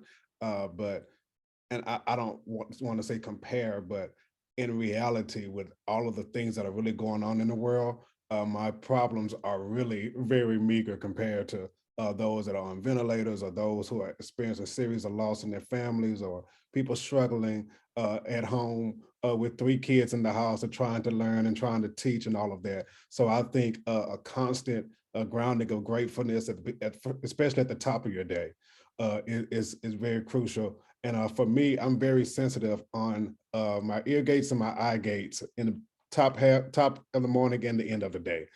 So what I allow myself to process mentally is very, very important. So I think really just being grounded in gratefulness is very, very important. Yes, and counting your blessings, even mainly the unseen ones, because those are the ones that matter the most. Like Grace mentioned, imposter syndrome. Oh my God. I mean, everybody says like, oh, you did this, you did that. And, you know, like getting an award from this organization, I'm like, I still kind of don't feel like I deserve it. You know, I should be doing more. And I always want to give more. And lately, I'm like, my mom, my coworkers are like, why don't you think you're doing enough? Like, you're doing great. I'm like, more. I want to do more. And that's another thing, like, you have to calm down. You can't be everywhere all at once. But I don't know, it's just, you kind of have to sit back and listen. You know, if so many people are telling you you're doing great, like you're a star, you're awesome, put it in your head, you know, it's true. We always have the doubt, like, no, like I did this wrong, or you're being nitpicky. Like, bad example, I was playing a game and I had never played it before, and I was like, oh my God, I won. And my friend was like, I wish you were that happy when you won like this other game that we were playing. And I'm like, I could have done better in that one, you know. I'm never being satisfied is an issue, but you have to learn, like, celebrate the little victories, no matter how small, if they're big, I mean, even more you celebrate, but they're all important. Absolutely. So important. You know, several of you mentioned imposter syndrome, and that is a huge impact on our lives. So take that time to recenter and celebrate the small victories. And y'all are definitely achieving. So know that for sure. Go ahead, Deontay. Yeah, I was just gonna say, Emma, give yourself grace, because I think for all of us, I'm learning the more you do, the more you realize you need to do. So that's the reward of doing great, is realizing there's more work to do. So give yourself grace, Emmy. Absolutely. Grace is so critical. Ooh, wonderful article thrown in the chat, just in case anyone would like to have a read. With that being said, does anyone have any additional questions, or do you all have any questions for your peers on the panel that you think would be a good contribution? I've got a question here in the chat. It says, how do you motivate the younger generation as an advisor to essentially be more like y'all in the future? So how are you mentoring those young folks to be more like y'all? So I guess I'll take this, seeing that my work is also with youth, high school students, providing them the space to you'd be very shocked. And I was sharing it with someone just the other day, very shocked what we can do if we give students the space, and it keeps going back to that space and grace, the space and grace to fully be and listening. And I think if we match our expertise with their experiences, we get a whole lot more from that, because something I've been very conscious of with high school students is confronting my privilege when it comes to certain things, because even though we can tell them what to do and instruct them on certain things, I don't know what it is to go through high school virtually. I don't know what that reality is, to not have social events or not to attend games and things like that, and what that takes away from students. So I think giving them the grace and space and empathy, and just also like someone just shared an article, if something comes up in interest, hey, reward it with intellect, reward it with some knowledge and things like that. I think that's critical, and just giving them the space to be, because our students are not props, and I think they have potential to really be great when we give them all the tools they need to succeed. If I can add one line to that, it would be changing the narrative of challenges and failure. I can't stress that enough. I try my best when I talk to younger people. I am very vulnerable about what I've experienced, so that they can see my struggles are there. I did struggle too. I am still struggling. And to use your failure as the momentum to push you and drive you forward. That's what I like to do. Use my experiences to drive them forward. Like Grace said, you know, the experiences, I mean, everyone's experience is different, but you can always, you know, give a little bit of advice. And for me recently, I've been reaching out to friends from back home, people who are younger than me also. Like, hey, I remember you said you were interested in this. Have you heard of this that like I just heard of? Like, I'm also giving them the information that I'm getting as I'm getting it. And I don't know how young they're talking, but my cousin is 4 maybe. And as a joke, you know how like kids kind of just joke around sometimes.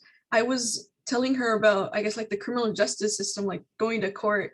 And I was telling her like, oh, I'm gonna have your mom as a witness because you're threatening me with this, and just kind of telling them what, like, I guess about life. And I don't know what she wants to do with, but I'm giving her what I know in a way that she'll kind of understand. So just reaching out to people, giving them that information, being open with them about what you know, what you don't know. I mean, I don't want to say like so much information, then they take it, like, I guess they take my advice and they mess up. It's like, no, I'm telling you, I'm not sure. This is just what I've heard from this other person. Absolutely. Awesome. Well, y'all, this has been an amazing panel, and I've really enjoyed getting the chance to speak with you all. You had so many drops of wisdom and things that I was taking notes frantically as you dropped little notes of things that I want to apply to my work. And I know other folks have as well picked up on those same things. So I just really want to appreciate you all for being here and taking the time to meet with us and giving us your true, honest, transparent nature so that we can do a better job supporting you all and students as a whole. So I really appreciate all of your work and thank you for being here with us today and sharing. Thank you. Thank you.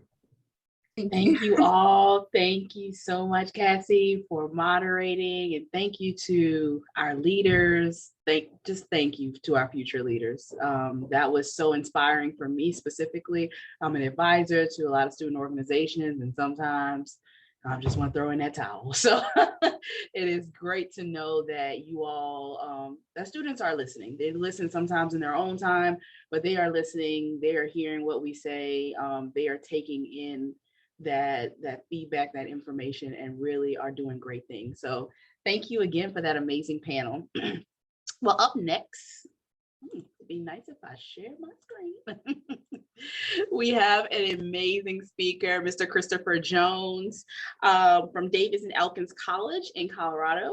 I'm going to read a bit of his bio before he comes on. Mr. Jones is the Director of Career Services at Davis and Elkins College. As the leader of the Career Service team, he provides career counseling to current students as well as recent alumni, which facilitating the student internship program as he helps engage individuals in experiences that will allow them to explore their interests as they determine their careers. Whoa. He has a vast amount of professional experience in connecting career counseling and economic development to diversity and inclusion work. And when Chris was a senior in college, he was elected to and served 2 terms in the San Marcos City Council, one as deputy mayor. Mr. Jones holds a Master of Science degree in Information Technology Networks from Colorado Technical University, a Master's in Public Administration, and a Bachelor of Science degree in Public Administration, both from Texas State University.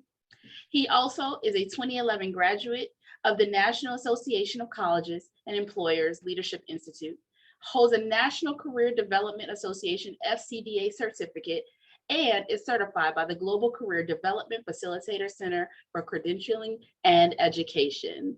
And he is going to speak to us about what's the board got to do with it, higher education and assimilation culture. Thank you, and I want you all to give a virtual welcome to Mr. Christopher Jones.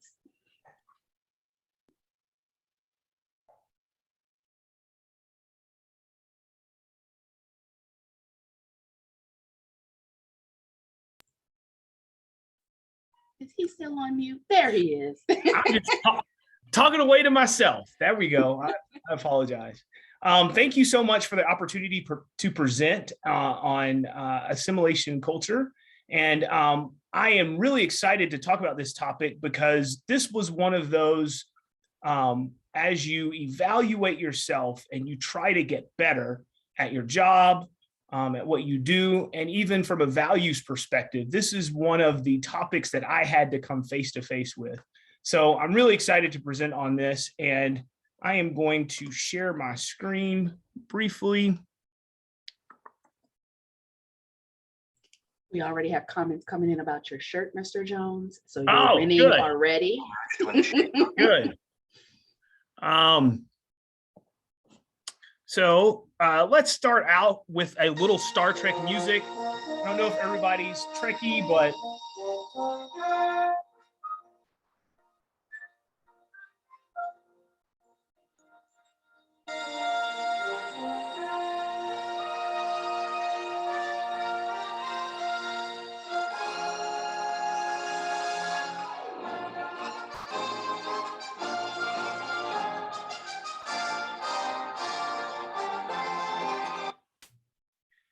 all right, let's hop into the presentation. So I did a slide deck because that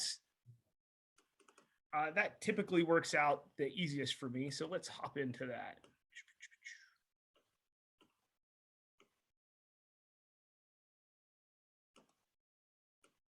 There we go.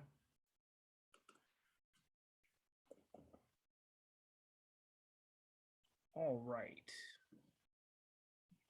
Perfect. Not perfect. here we go. What's that saying about technology? It'll work most of the time. So my name is Chris Jones, and thank you, Kendra, so much for the phenomenal introduction. But as I was saying towards the beginning, the reason I decided to study assimilation culture is as I was going through my college tenure and even moving into my professional work, one of the things that I found interesting, now I grew up in West Texas, small town called Seminole, Texas, 6,500 people, 2 Dairy Queens, 3 stoplights, 3 Black families, not very many African-American people in Seminole, Texas.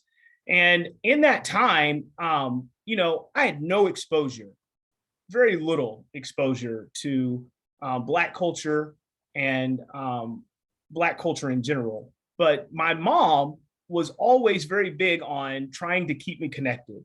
She used to make me read Jet. She used to make me read Ebony. She said, you know, I know we're out here, there's not very many Black people, but you need to know what Black people are doing. And so that was kind of my foundation in understanding a little bit about Black people. And then I arrived on the campus at Texas State University. And for those of you who've attended Texas State or are attending Texas State under the tutelage of Dr. Sherry Ben, I will say that Texas State for me was a small HBCU. You know, from a cultural perspective, I was able to connect with Black culture. In addition to being able to connect with Black culture, I learned most of what I know about Black culture at Texas State University. And so from that perspective, one of the things that I used to struggle with coming from a predominantly white culture growing up, entering into Texas State, was trying to understand why things were done different. And in my assessment of things, I always had this mindset of there's a right way to do things and there's a wrong way to do things, and you need to be doing it this way. And I think about some of my mentees, and I think about people that I worked with in student organizations. And as a professional and learning better, you do better. And when I learned a little bit about assimilation and assimilation culture and the negatives of it and how negative it can impact people, I made a change, and I changed my perspective and reflected on what it would take to get there, to change how I think, to change how I talk about certain scenarios and situations, and even to change from my perspective, the sense of privilege and authority that I projected externally. So my truth was a very simple truth, and that was I was being a part of the problem in how I was presenting information and how I was talking to people about addressing situations and addressing how they work within a cultural perspective. And so understanding that truth is what led me down this path. And so once again, I'm just happy to be able to talk with you a little bit about that. So, excuse me, who are the Borg? The Borg are a cybernetic organism, basically a species that is linked together in a singular form called the collective. And what makes the Borg very interesting, and the reason why I decided to examine the Borg against assimilation culture, is that's what they do. They assimilate. So when they run into new cultures, they assimilate that culture, bring them into the collective. And from there, once they're in the collective, they have to serve the collective. So gone is their culture, gone is their identity, gone is their freedom, and gone is their creativity. Let's watch another little video on the Borg.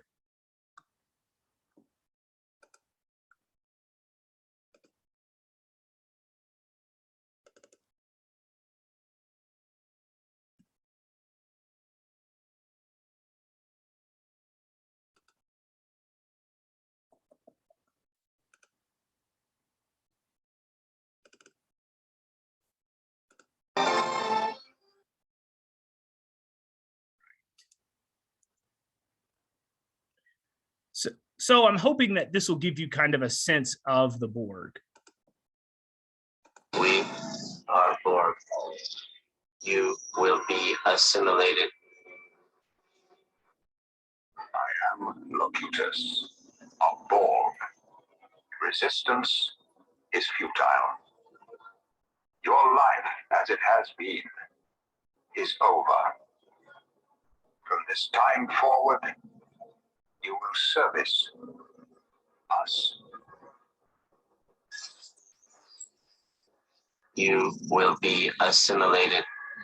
Resistance is futile.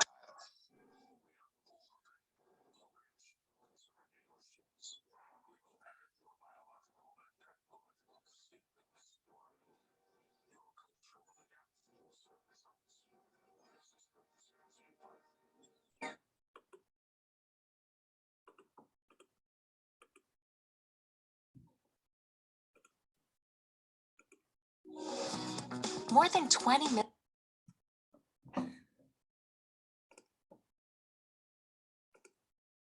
So I hope that gives you kind of a sense of the Borg.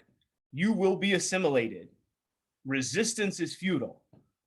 Does this sound like some of the cultural undertones that we face on a daily basis? Well, I would venture to say they do. They are some of the undertones that we face on a daily basis. So let's answer the question. So what is assimilation? Assimilation occurs when basically new members of a society or new members of a community adopt the norms of the dominant culture or the majority culture, or sometimes even the host culture. And in adopting those goals, the thought is that when one assimilates, they should let go of those things that were their past culture, their past identity, and some of their past beliefs and thoughts and values. And so when we talk about assimilation, it's the forgetting of culture, the forgetting of values, the forgetting of those things that make a person who they are in order to make themselves look or put themselves in a situation like a dominant culture that is the problem. And so from that perspective, when we work on college campuses, we've got to pay attention to this. We've got to fully understand this, because what we can't do at college campuses is become institutions of assimilation. So we talked about the problems with assimilation. So what's the end goal? What should it look like? And if you'll notice the slide, one of the things that I think is very beautiful about this slide is highlighted. Collective openness to new ideas, exploring concepts of creativity, changing perspectives, curiosity about differences, and skillful negotiation of problem solving without the presence of a dominant culture or group. Now, when we talk about the Borg, we're going to talk a little bit more about this as we go through the slide, but the simple question is, can college campuses become this? And I'm going to say we can. We can become this. We can get to this point, but it's going to take some work. So let's talk a little bit about the United States. So in the United States, we had this concept of the melting pot. And I'm not sure if you were in the same boat as I, but as a child, whenever I thought of the United States as a melting pot, I thought of my mama's gumbo. And within gumbo, you got different things added to it, all that just make a great soup. And that's what I thought of whenever I thought of this concept of the melting pot.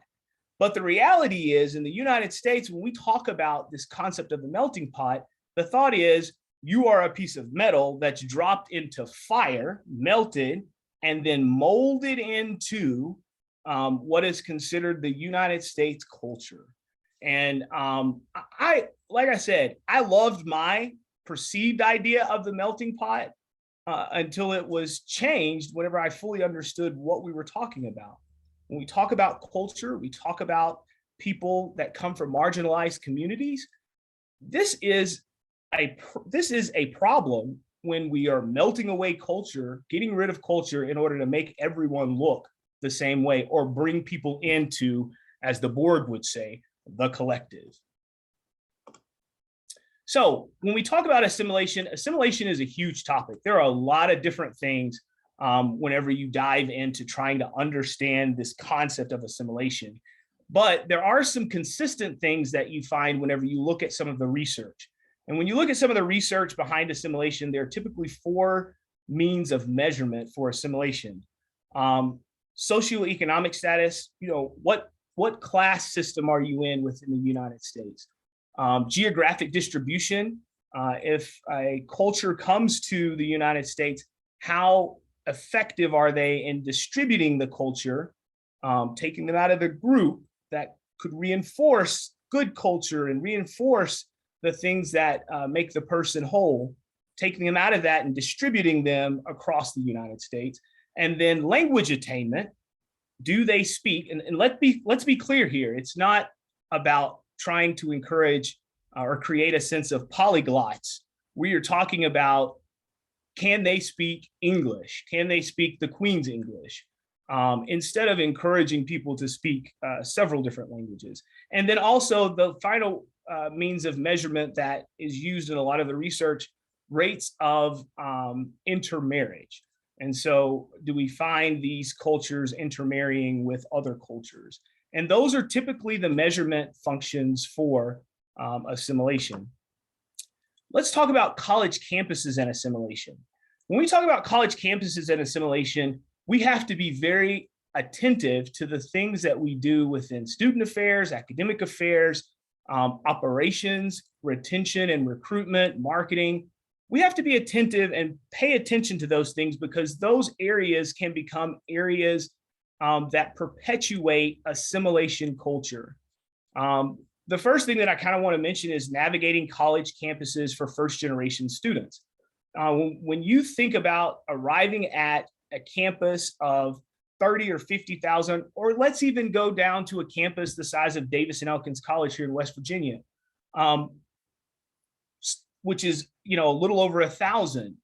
You arrive on campus and there are so many questions that you should be asking, but you don't know what you don't know. And from that perspective, I think the navigating how we help first generation students navigate college campuses can perpetuate this problem of assimilation culture. In addition to that, some of our codes of conduct on campuses are based in this concept that we find to be commonplace, which is due process. But we'll talk a little bit more about due process in other countries. But when we talk about due process and students' ability to navigate that when they have code of conduct issues or student justice issues, are we putting people at a disadvantage? And are we using that as the, by any means necessary, to assimilate them? Pedagogy, how students learn. How much time are we spending ensuring that we are using diverse pedagogy so that we are able to reach students from marginalized communities as well as students from international communities? Curriculum, and I'm going to tell you, I don't like to dive a lot into curriculum because it's so vast. So I'm going to hone in on one specific area within curriculum that I think we need to be paying attention to, and that is peer reviewed articles. It's great to have peer review articles. You're using the actual industry in order to review the information that is out there. However, are we acknowledging and addressing those diversity challenges that exist within the specific industry? And how are we addressing that?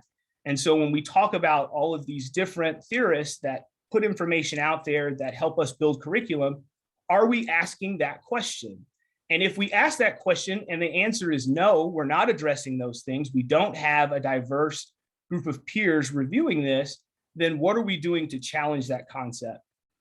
Student organizations. I love student organizations. This was the source of just about everything I learned related to diversity, equity, and inclusion was through student organizations. How are we structuring student organizations? Are we structuring them to be mechanisms of assimilation? And so we need to be asking ourselves that question as well. And then the final thing is college campus hiring. What are we doing to ensure that we are hiring people that look like our population, but beyond just looking like our population, look like our future population and the direction we need to head. So I pose this question once again: have college campuses become institutions of assimilation?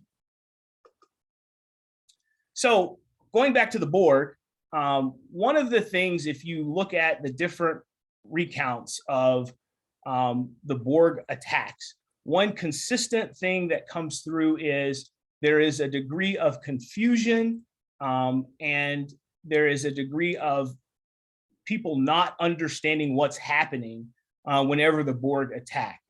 And when we talk about assimilation culture, a lot of times we are talking about a degree of confusion and people not realizing that they are perpetuating assimilation in some of the activities and things that they're doing. That being said, let's move to college navigation and specifically talk about first-generation students. When we talk about first-generation students and students that come from marginalized communities, there are typically three areas that the stats bear out to be problems from a navigation perspective on college campuses for first-generation students, marginalized communities, and international students. The first one is major, selecting a major. Understanding how to select a major is something that we don't do that great of a job teaching. Let me rephrase that.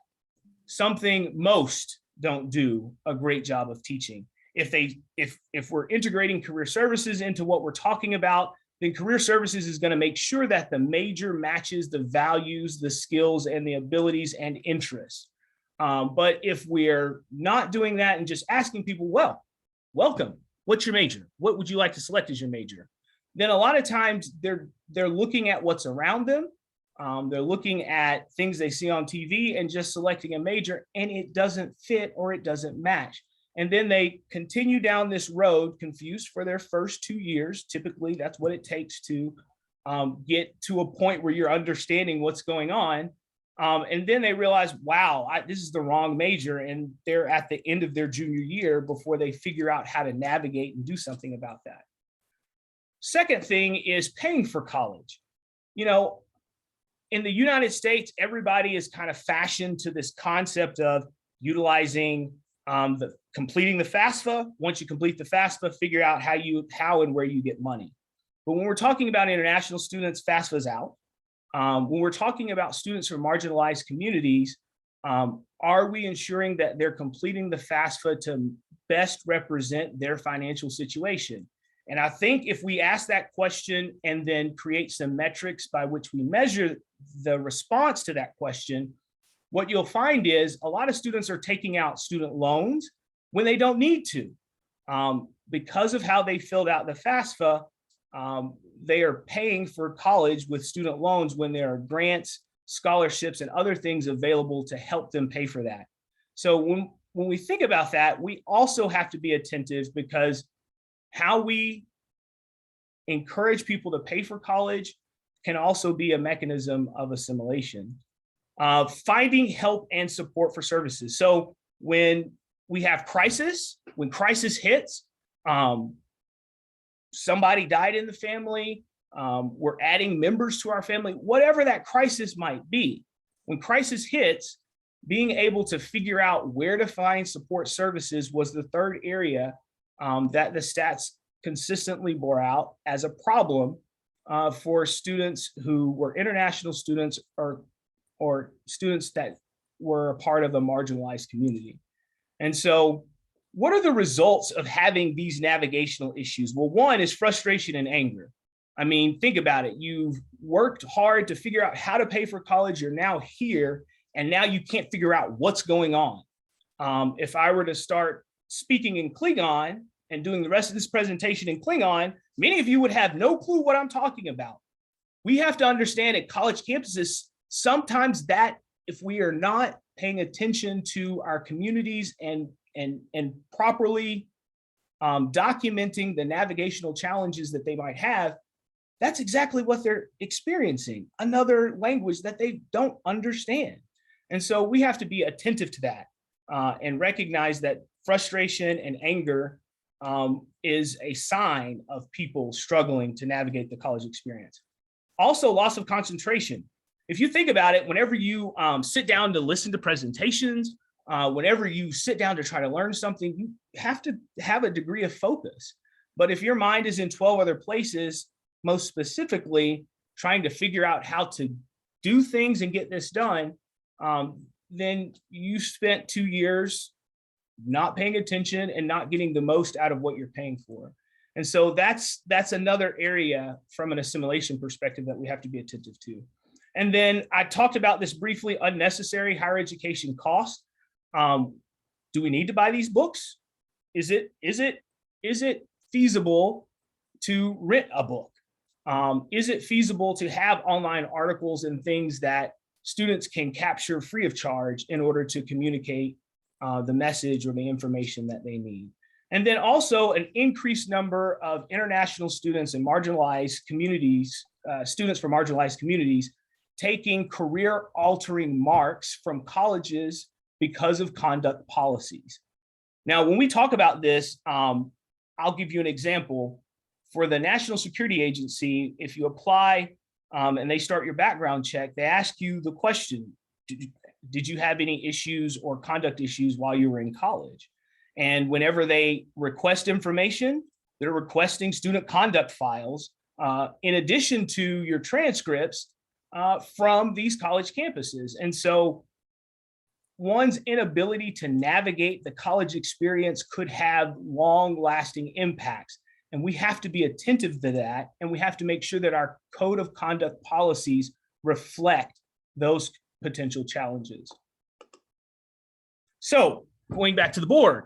So when the board assimilates a culture, how do they do it? Well, if you listen to some of the stories that you hear from people who have been assimilated or people who escaped the assimilation of the board, the one thing that becomes very clear is that they assimilate by any means necessary.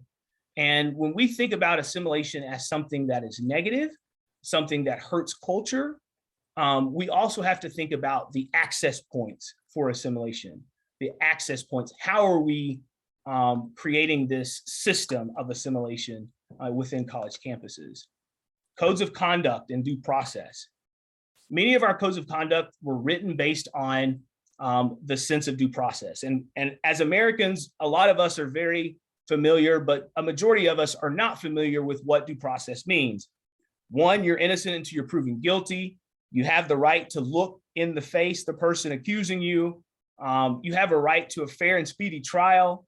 And then you also have the right to be judged by your peers. And what's very interesting is when you look at the numbers and the statistics, we have 5,300 colleges in the US, 1,626 of those are public colleges and universities, and only 989 of the 5,300 colleges that we have within the United States use elements of due process in their code of conduct. 195 countries in the world, and 34 of those 195 countries use a similar due process system. So when we think about our codes of conduct, we need to be thinking about other forms of justice and other forms of other systems that might be out there, which international students or even students from marginalized communities can identify with and understand as they're going through the process, so that they really can avail themselves whenever issues arise. Pedagogy, teaching styles in college campuses. As I'm sure many of you who are familiar with pedagogy understand, there are 5 most common pedagogies: constructive, collaborative, inquiry-based, integrative, and reflective. And within the United States, most U.S. educational centers, including college campuses, use the Gardner and Fleming approach, which looks at oral learning, looks at kinetics, visual learning, those type of things. And that's usually the basis of pedagogy that we use within the United States. However, when we think about non-US institutions, colleges and institutions, they tend to use more of the reflective and the experiential forms of pedagogy to ensure that they're communicating information to students in a fluent way that they can understand, reflect on, and then use. And being a career services director, seeing experiential on that list just makes me happy. Hopefully we can move more towards that because that's one of my favorite areas within career services. If you'll notice on the curriculum page, I left it blank. And the reason that I left it blank is because I really don't want to talk about it. Curriculum is an area of frustration for me, but it is so deep and so wide, I didn't feel like I could do it justice in the 45 minutes of this presentation. So round two, we'll talk about curriculum. Student organizations. Traditionally, most of our student organizations at college campuses are interest-based student organizations, academic-based student organizations, or identity-based student organizations. And from that perspective, those work. And in most cases, when we're talking about diverse student organizations, they work to protect, inform, and build culture. But my question is, and this is a question that I'm posing to everyone, what is missing? What are we missing when it comes to how student organizations are organized? And in my assessment, there's one major piece that we're missing, and that deals with regional geography. So yes, a student may be from another country. The student can join international student organization.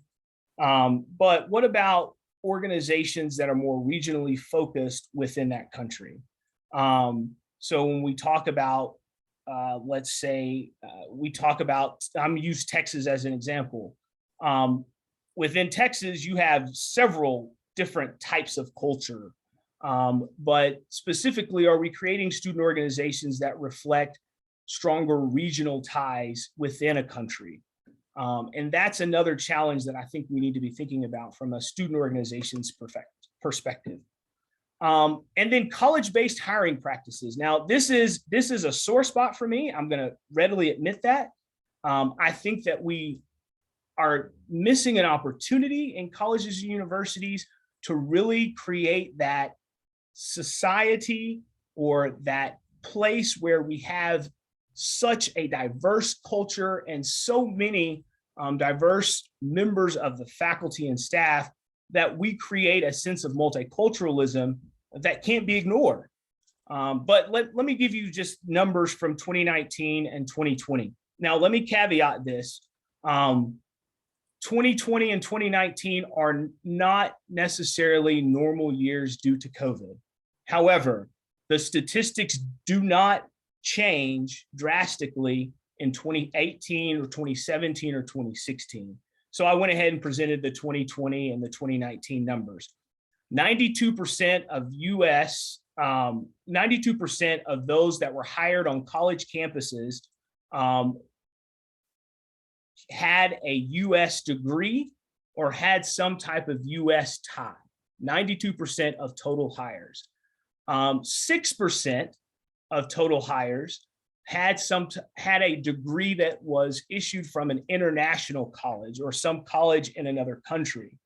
And then there were only 2% who had either a bachelor's degree in the United States and an international degree and their master's level work or vice versa, or even their PhD work.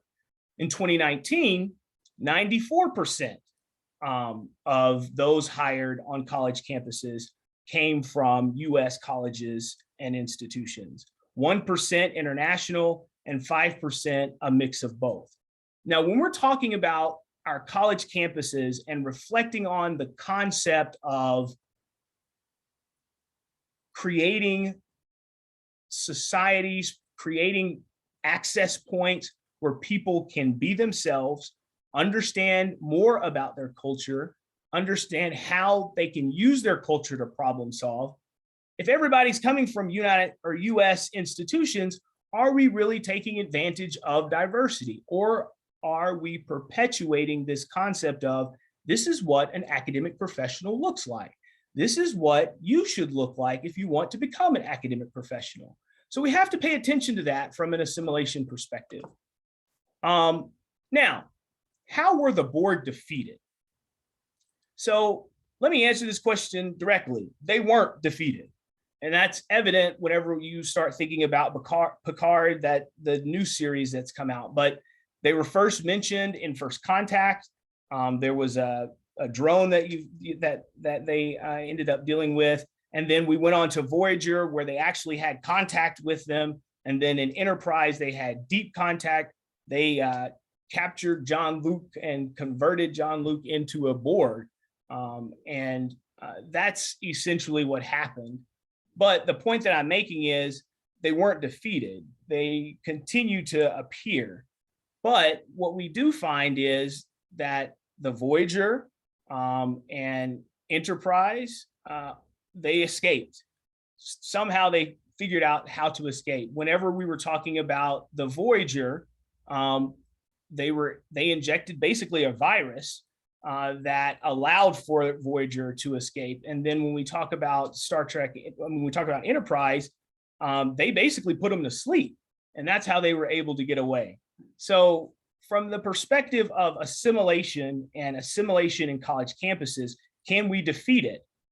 No, I don't think we can. It's going to be there. It's going to be a part of the culture, but we can do things to escape it and to ensure that it doesn't rob us of the rich cultures of the world and the rich cultures that come from marginalized communities. And one of the concepts that we find when we talk about assimilation is segmented assimilation.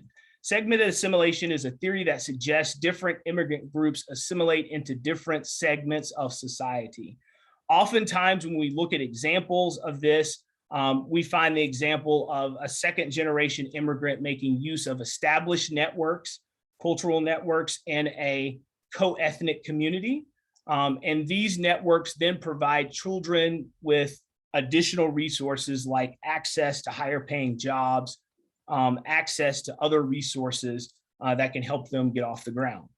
But here's the problem with segmented assimilation. 19% of children of immigrants have access to middle class assimilation, meaning when we talk about those co-ethnic communities, we're only talking about 19% of immigrants actually having access to that. A majority of immigrant children try to assimilate from not a middle class area, but from a poverty space. And so when we think about segmented assimilation, yes, it does provide a degree of choice as to which segments of society you are attempting to assimilate in. But the point that I want to make is access is not there. Access is not there to assimilate into certain other segments that might be available if your parents make $65,000 to $95,000 a year, or the co-ethnic groups traditionally make that within an immigrant population, or even within marginalized communities. The reality is, the less you make, the less access you have to those things that could potentially help. So in my opinion, I rule segmented assimilation as problematic, just as problematic as regular assimilation. So let's take a look at another video. How am I doing on time? Let's see. Oh, wow, I'm almost out. Okay, so let's take a look at this last video here.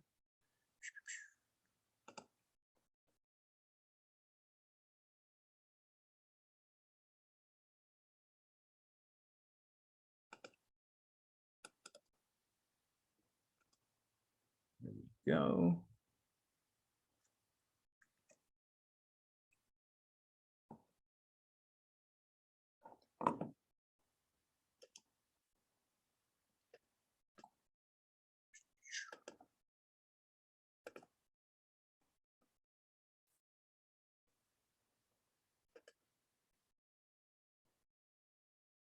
Contact. Sir, the Borg have halted their approach to Earth. I think we got their attention. Time to intercept. 2 minutes, 4 seconds, sir. They're worried. They're worried because we have access to Picard. Mr. Data, We have 2 minutes to figure out what we can do with it. Sir, it is clear the Borg are either unwilling or unable to terminate their subspace links. That may be their Achilles heel, Captain. Their interdependency. What do you mean, Doctor? He's part of their collective consciousness now. Cutting him off would be like asking one of us to disconnect an arm or a foot. We can't do it. They operate as a single mind. One of them jumps off a cliff, they all jump off. Data, is it possible to plant a command into the Borg collective consciousness? It is conceivable, sir. But it would require altering the pathway from the root command to affect all iterative branch points in the... Make every effort, Mr. Data. Sir, what command shall I attempt to plant? Something straightforward, like disarm your weapon systems. Visual contact with the Borg. On screen. Magnify. Sensors reading increased power generation from the Borg. Red alert. Load all torpedo bays. Ready phasers. Aye, Captain. Status of Borg weapons. Their weapon systems are fully charged. Data. Attempting to reroute subcommand paths, Captain. Defense systems are protected by access barriers.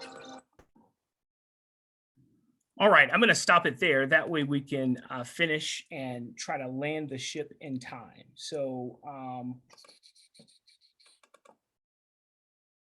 back to our presentation. Oops, hope I just didn't do that. Oh, great. Okay. So how can U.S. colleges and universities defeat assimilation? And I would propose that, as you saw in the movie, colleges and universities can defeat assimilation in a similar method. Plant a command into the institution of assimilation. That command should be creativity and open minds. When we talk about this concept of creativity, that should be a bedrock for college campuses. But a lot of times we really want to force people away from truly exploring creativity and into theoretical frameworks, when it should be the inverse. The theoretical framework should be driving creativity. So we don't just stop whenever we teach someone the theoretical framework and expect them to operate within that, but rather we teach them the framework and then ask questions about how they apply that framework and how we can use that from the perspective of creativity. At college campuses, we should have creativity labs. I don't know why we don't do this more, but we need to have labs that ask the question, okay, great. Now what are you gonna do? I don't know if you guys listen to Joe Madison, but I listen to Joe Madison a lot. And that's the one thing that he consistently says, okay, so what you gonna do with that? And from that perspective, we need to be asking college students that question as well. This concept of open minds, that's the work of a diversity officer. We are already doing that type of work. And one of the things at Davis and Elkins College, we started this presidential initiative on diversity, equity, and inclusion, which I chair. And I will tell you, diversity officers, you have much respect from me, because this is part of my work, not my full-time job. And I know how much and how hard it is to get people to have open minds. So that's what we need to inject. But the other piece is we need to alter the pathway of traditional collegiate theory, utilizing a new concept that I'm introducing right now to you today, which is segmented integration. So when we think about integration versus assimilation, the major difference in integration versus assimilation is the society's ability to maintain their history and their culture and its importance. When we were listening to the panel earlier, they talked a lot about, recognizing or acknowledging that I am important, that I'm good, that I am the professional, that I am doing a great job. And when we talk about this assimilation versus integration, the social scientists believe strongly that integration does allow for you to continue to respect the value of a culture. And that to me is important. So what is segmented integration? Well, consider the definition of integration and segmented assimilation mentioned in our prior slides. And when you consider that, segmented integration would allow immigrants and minorities to maintain their original culture while they are simultaneously encouraged to learn and explore elements from different segments of society with an overall goal of stimulating creativity. To me, I think it's a different concept. There are some subpoints, and when I finish my dissertation, I'll be happy to get those subpoints to you. But to me, this is the way we plow forward with college campuses. But what would that look like on college campuses? I have this friend, anytime you say anything that is complicated or anytime you say anything that she wants you to reflect on, she always asks you the question, oh, well, what would that look like? Well, let's talk a little bit about what that would look like. So from the perspective of, So from the perspective of college navigation, we need to design low impact points of entries for minorities and our international students, meaning things that connect to their culture and things that connect to the value of their culture so that they can integrate into our college spaces. Codes of conduct, which our codes of conduct need to go beyond ensuring due process, but also they need to work to ensure cultural integrity. How we implement that into codes of conduct is by being specific. Stop this vague concept of codes of conduct that can be applied to all types of different situations, and let's specifically hone in on these things that violate someone's cultural integrity. Pedagogy, shift to include more experiential learning and reflection. In curriculum, we need to look at curriculum that do not depend on mostly US-based peer-reviewed standards. In addition to that, student organizations, we need to design organizations around regional geography versus just interest. College-based hiring practices, which don't focus on just hiring leading international theorists, but experienced international theorists, practitioners. Just because you haven't published and been recognized by Harvard and Stanford doesn't mean that you don't bring value, cultural value, as well as informational value to a college institution. Diversity officers, you need to be fighting this, because colleges have even gone as far as to set aside pots of money to try to bring in leading international theorists. We can do better. As diversity officers, what measurement can you use to evaluate your college campuses to see if you're making any headway on this? Well, first, non-minority and international students' lack of interest in foreign languages. Minority and international-based core requirements for degree seekers. An increase or decrease in cultural exchange programming and participation in diversity-based student organizations. Increase or decrease in the number of minority and international students recruited from existing, meaning places where you already have students, international students coming from. Is there an increase or decrease in the number of students coming from those populations or those geographic locations? Also, the number of minority and international partners our schools create or establish, whether they're sister schools or even community leaders. What do those look like? Those are going to be your measuring stick for us getting to this point where we want to get. So what does that mean as far as the impact on diversity officers' jobs? First and foremost, many of you probably are already this, but you have to be the keepers and speakers of data, utilizing IR data, even some of your own research, in order to push institutions away from this assimilation culture. In addition to that, you need to know more or as much as your academic affairs professionals. And the reason for that is because pedagogy and curriculum can sink a college campus, can sink culture.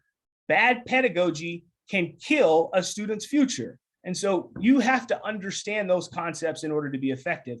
Have as much knowledge and ability as your institution's president about all aspects of higher education.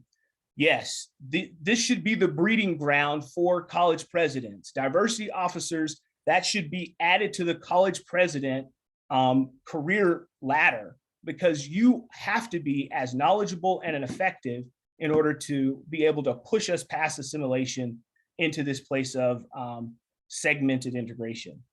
provide services which fill institutional holes. So in economic development, when you have an economic development office, they're filling some of the holes that are out there. You have to be able to do the same thing on college campuses. So what is the beauty of Star Trek? Well, it's the diversity of their crews. It's the fact that you've got someone who is considered a humanoid, someone who is considered Klingons, all coming together for a collective purpose. But the thing that is beautiful about Star Trek is they don't sacrifice their culture. And what's awesome, if you get a chance, watch Star Trek and watch how the Klingon who is in Star Trek struggles with his culture. And they show it, and they show how supportive Star Trek is as an organization, or the Federation is as an organization, in supporting him as he goes through that. So also emphasizing on hiring culturally diverse employees. Guys, it's work, and you all know it's work as diversity officers, but we've got to change the way we're doing things as it pertains to college hiring if we're going to make any progress. So to what end? Why are we doing all of this? Interacting. What's the end goal? The end goal is what we started with, interacting with people of various cultures on a daily basis and navigating life in a multicultural society, which results in a collective openness to new ideas and perspectives, curiosity, and a skillful negotiation of problem solving without the presence of a dominant group. So I'm sorry I went a little bit over 7 minutes. I owe you 7 minutes, but I just wanted to get this information to you. Thank you so much for your time, and thank you for listening. Based on the comments, you have no reason to apologize. Thank you so much, Mr. Jones, for the wealth of knowledge that you gave us today. Thank you, and thank you.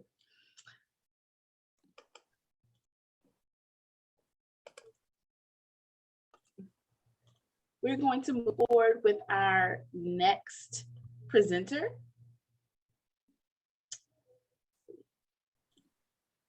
I want to make sure y'all can see my screen. Awesome. All right. Regent Gary Bledsoe is president of the Texas NAACP and has held that position since being elected in 1991. The Austin lawyer, who specializes in public interest law, employment, and civil rights law, has a long-standing relationship with the NAACP as a member of its national board since 2003 and is currently the chair of the National Criminal Justice Committee of the NAACP. Bledsoe's ties with the NAACP enabled him to make substantial civil rights changes, which include his handling of racial discrimination complaints against the Austin Department of Public Safety that dismantled racial barriers that prevented minorities and women from becoming Texas Rangers. His involvement in the Cedar Avenue case resulted in heightened public awareness of the Austin Police Department's mishandling of minority youth and led to widespread changes in how police abuse cases are handled. The landmark settlement resulted in the creation of a scholarship program for college-bound minority youth. Bledsoe also negotiated an African-American student scholarship program with HEB, which provides $25,000 in scholarships for students attending Texas Southern University, Prairie View A&M University, and Houston-Tillotson University, proud HBCUs. Bledsoe's legal acumen has earned him an AV rating according to the prestigious legal publication Martinsdale Hubble, the second highest rating available for lawyers.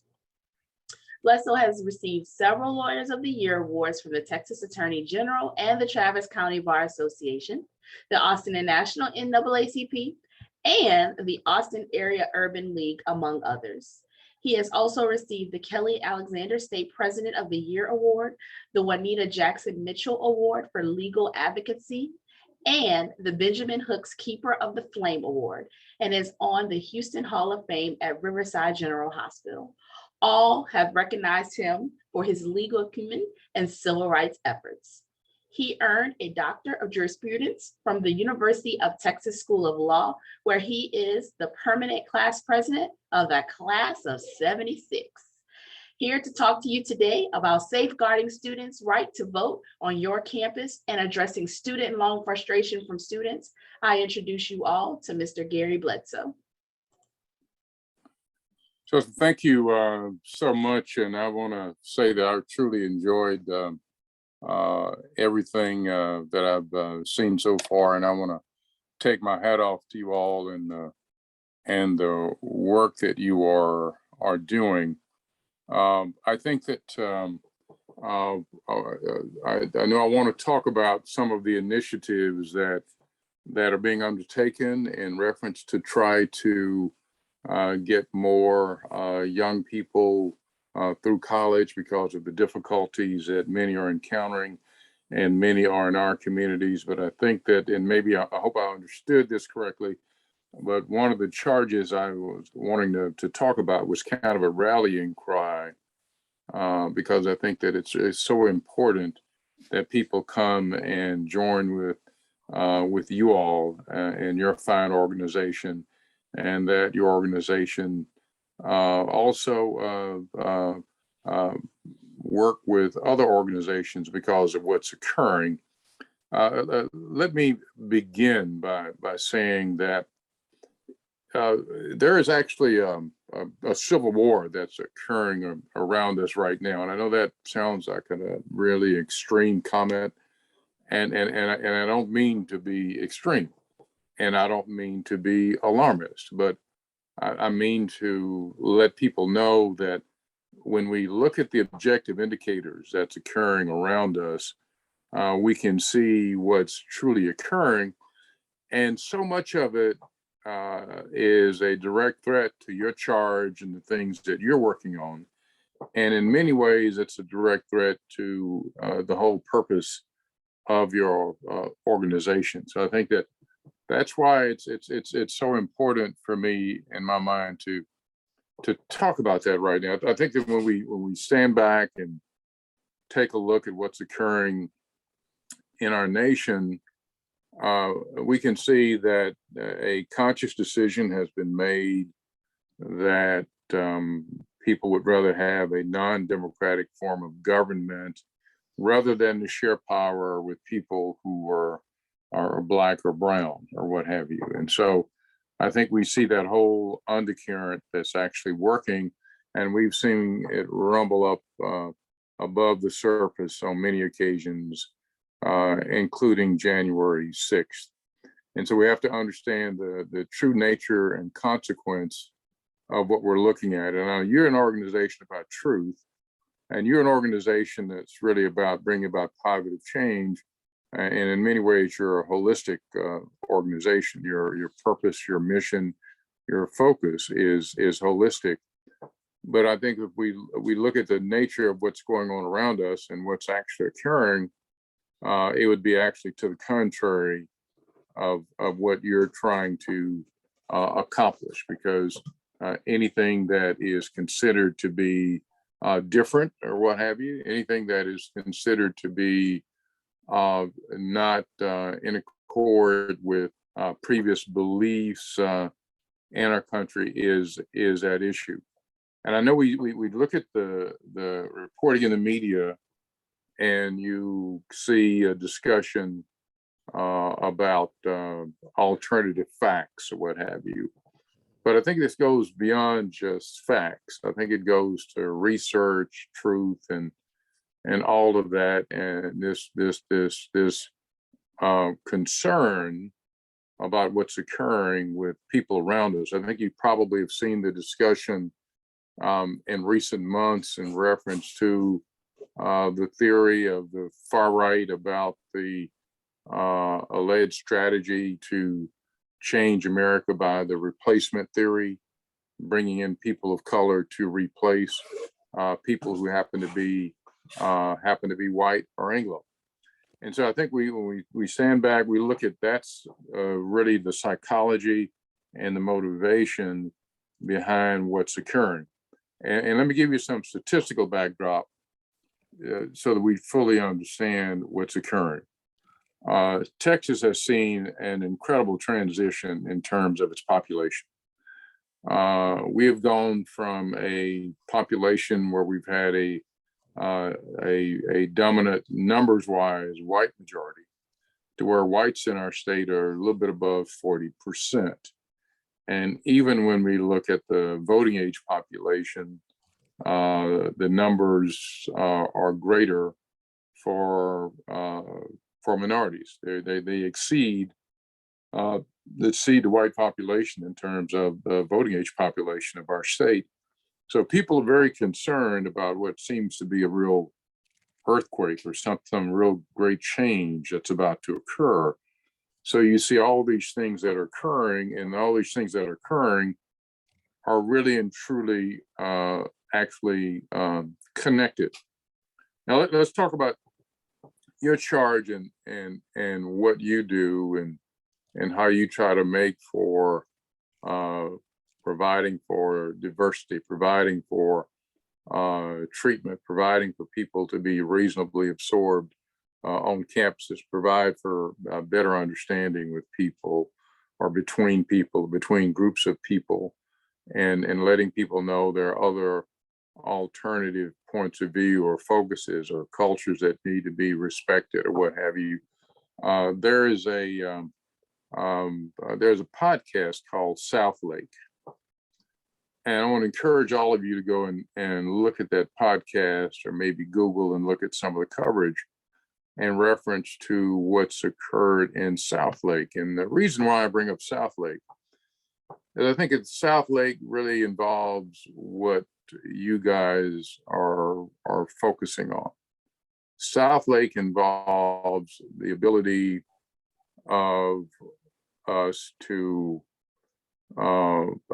have proper treatment within our various governmental institutions. At South Lake, what occurred is, and South Lake is a very well-to-do suburban area up in Tarrant County, so it's up in the Metroplex. Many CEOs for Dallas-based corporations are there. Members of pro athletic teams buy homes there and raise their families there. So it is, in many ways, a very affluent area. But you have a fairly reasonable minority population that is affluent.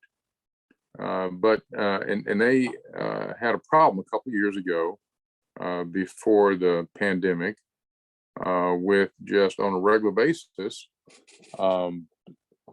white students being disparaging towards students who were different. And it was not limited to Black students, but I think the biggest abuse was directed towards Black students. And many felt as though they had the right to use the N-word or some other slur or pejorative type term towards these students, and they did it openly. They've continued to do it through the current and in that district. And so because it's so political and because conservatives were so powerful, instead of taking action like I would have thought that a school district might, the school district forms a committee and brings in all the people in the committee so they can get buy-in. And the committee takes some months to get its work done, trying to work within the political structure that's taken place. But many people just don't see why they shouldn't be able to just disparage and demean students of color whenever they choose to.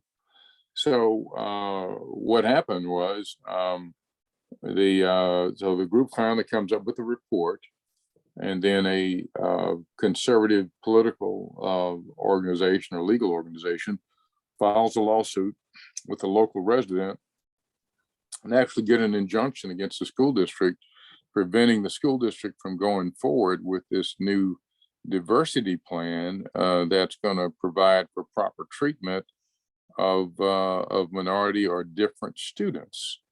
And so that was pretty outrageous. And then a number of school board positions were up for election. And it was enough to where if those who oppose diversity won, then they would have a majority on the school board. And so there was a huge anti-diversity campaign, and the anti-diversity people won and swept and took over the board. And so I think you understand that's just kind of a one area, one school district, but you can see that focus. And if you remember, right in the last year of President Trump's administration, he did outlaw diversity training, et cetera, for federal agencies. So, you know, it wasn't that this came out of the sky from nowhere. There was actually some belief or some thought that went into it. And so we look at this and we see where people who are out trying to do good and noble work are actually being treated as if they're lepers by members of the public, and they're allowed to intimidate them in many ways. And I think that when we look specifically at education, and we can look at what just occurred at the legislature in reference to critical race theory. I think many of the people who oppose critical race theory don't really even know what critical race theory is. And that's one of the sad things about it with critical race theory. Critical race theory is just, some people don't understand, it's allowing history to be taught from the other person's point of view, so that you have a balanced understanding. You know, it's one thing if you hear from Christopher Columbus, it's another thing if you might be able to look at recorded history from others who may not have supported what he did, for example. That's just one example. And obviously a slave owner would have a different view of history than a slave. But if you were there during the debates or with the legislature, it was clear, and people did not try to cloak it, that the issue was we didn't want to do anything that would make anyone feel bad or uncomfortable about what they might have done or ancestors might have done or what have you. So you see, when you inject that, how difficult your work becomes. It becomes exceptionally difficult if truth is not a concern, if the major motivating factor is whether a certain group or segment of people must feel good about what you're doing. And so in some ways they're saying that we need to tap dance to a certain tune in order to be accepted. And I think then, so that's the challenge is just beginning. I don't think we've seen it come to fruition and by any stretch of the imagination, you know, and so therein comes the value of organizations like your organization, because, you know, individuals can't really stand up against systems, right? When you become somewhat victimized, when you become targeted by a system, it's extremely important for you to have support. And sometimes an individual can't speak up themselves for one reason or another, or even if they do, somehow it's much more important for them to be able to have support. Because if any of you have ever had to fight those that have unlimited resources and that already exist in positions of power, you realize how difficult that is. And not that every individual would be willing or able to engage and endure such a battle. So that's why the collaboration, organizational participation is so important, and it's going to become more important because of where we are going in our nation with this whole Civil War idea that's been taken up. And you know, I mean, this is, you know, it's almost like there are some semblances of what occurred back during the McCarthy time and the things that might have been occurring on university campuses, because sometimes truth may be a threat to individuals who benefit from things that are not true and who are in positions of power. I think we look at the Nicole Hannah-Jones situation at the University of North Carolina, we see a great example of this. But, you know, not everyone can be a Nicole Hannah-Jones, you know, who won a Pulitzer Prize, was famously known internationally. And because of that, People like the Legal Defense Fund took up her cause. The New York Times and other major publications took up the cause. And this became, she became somewhat of a cause celebrity, not because of the 1619 Project, as she had been, but because of what was going on at the University of North Carolina and the effort to prevent her from actually getting tenure on the campus. And so after much rigmarole and a lot of harangue, and engaging letters from Cheryl and Eiffel and others, there was a begrudging offer of tenure to her that she proceeded to reject and announce that she was going to join the faculty at Howard University. But I think that shows that because of all the things that she had done, because of the connection, because of the fact that HBCUs aren't necessarily dictated to by others on the outside, and such types of issues, that was a good landing place for Nicole Hannah-Jones. But I think just that fight against someone who was more distinguished than the very people that were seeking to not allow her to sit, none of them, I don't believe, had sniffed a Pulitzer Prize or had engaged in such a noble and worthy project as the 1619 Project. But yet they were able to judge her and to prevent her from getting into a position. But it was those connections and things that she had and the ability to engage things in a higher way, in a public way, that allowed her to be somewhat successful. I would say really successful by getting the position of tenure, and the point was made. And I think that many professors at the University of North Carolina subsequently came out and showed support for her, and really criticized the university because of how they handled that situation. But I think that we all know that this can have import to all of you and the things that you do. You know, I've tried tenure cases and represented many African-American faculty in reference to those type of situations. So I understand some of the dynamics. And so, I mean, who's going to be at risk coming up in your kind of community, the collaborative? I think administrators who are appointed obviously are going to be an issue. I think that in some universities, from what I'm gathering, has been a purging of administrators trying to look at your politics and your philosophy in many ways. You know, some of the conservative universities have always done that and been able to weed people out through the tenure process or the screening interview process. And so I think that's one thing that's occurring, is that administrators who are appointed may be asked to do things that they don't feel comfortable in doing. I think that's occurring more and more. You know, professors who are up for promotion to tenure, as I mentioned, you know, what's occurred in so many instances is professors that may be teaching things that people are not used to, that in the eyes of some would be controversial, but the eyes of other maybe just simply putting truth out there for the first time.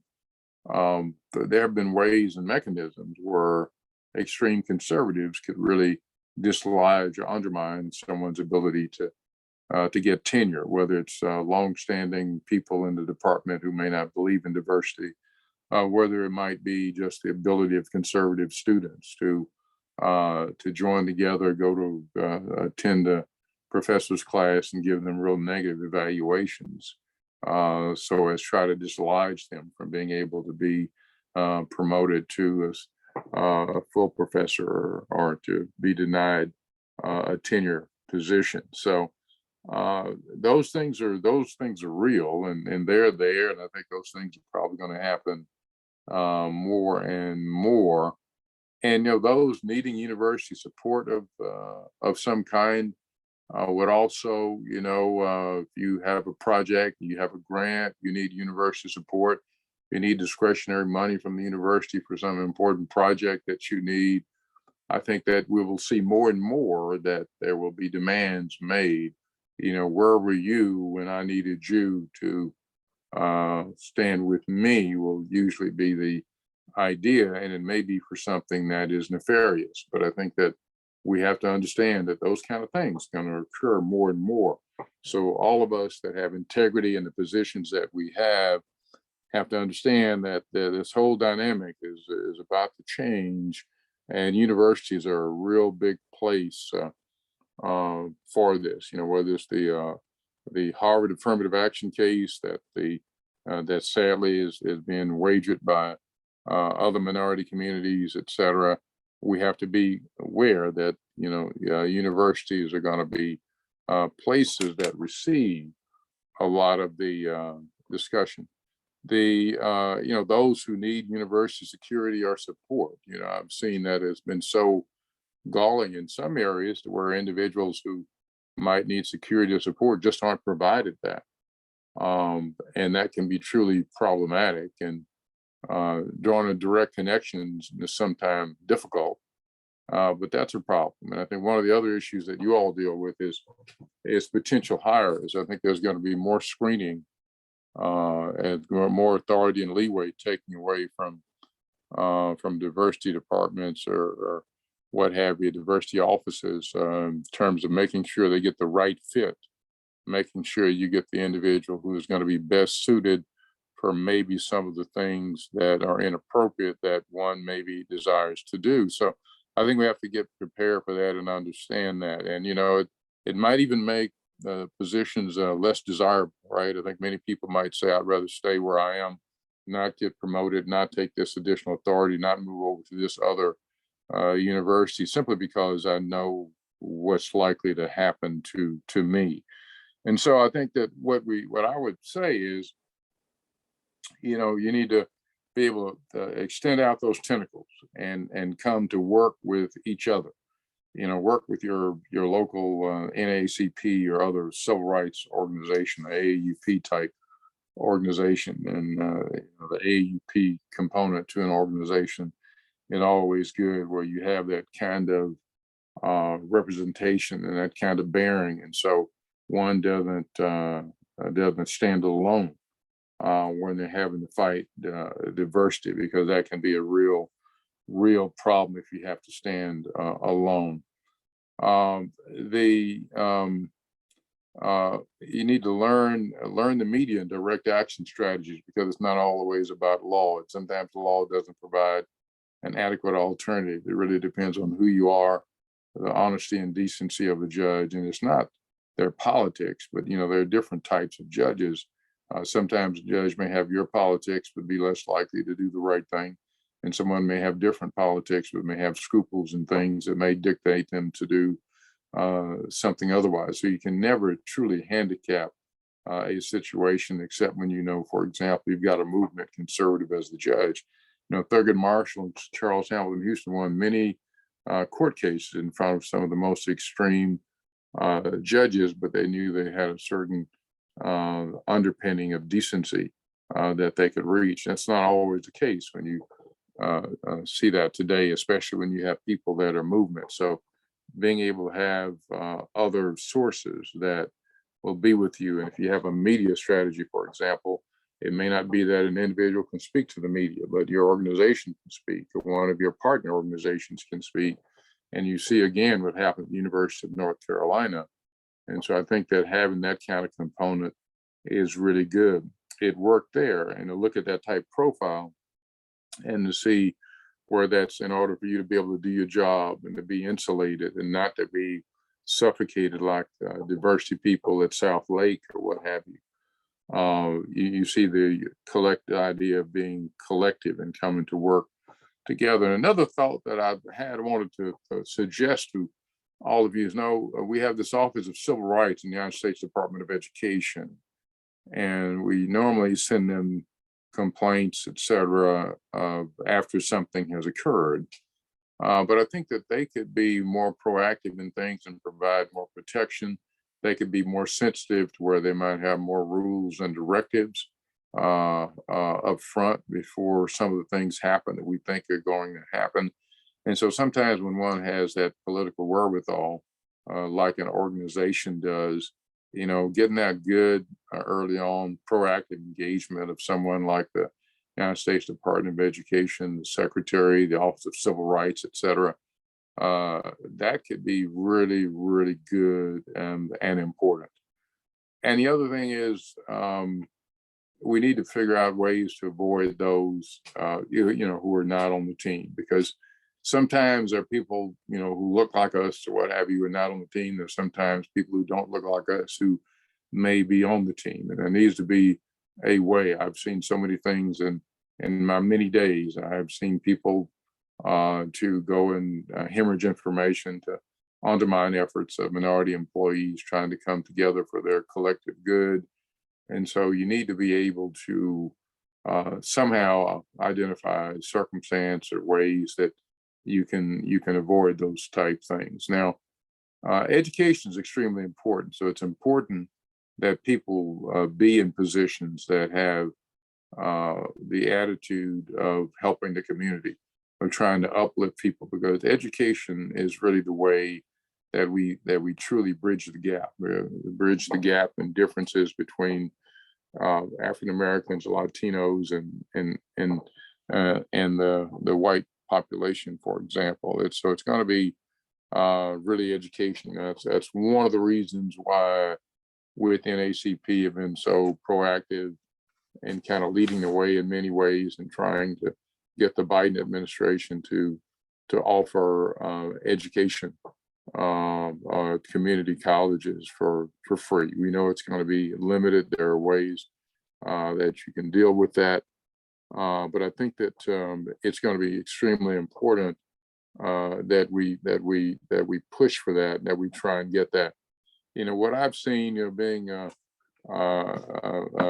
being a former dean at an HBCU and working at an HBCU today, I see issues with young people who come to college for the first time and they don't really have the infrastructure at home to afford it. And, young people are required to work when others don't really have to have that type of obligation, or maybe they don't have financial literacy. And so maybe they spend their money a little bit more quickly than they should, and people end up in difficult positions. And so therefore they don't finish their education. It may take them 10 years or 7 years or 8 years to finish a 4-year degree. So that's where, if you eliminate that issue, I think you will greatly enhance the ability of people that come from limited backgrounds to be able to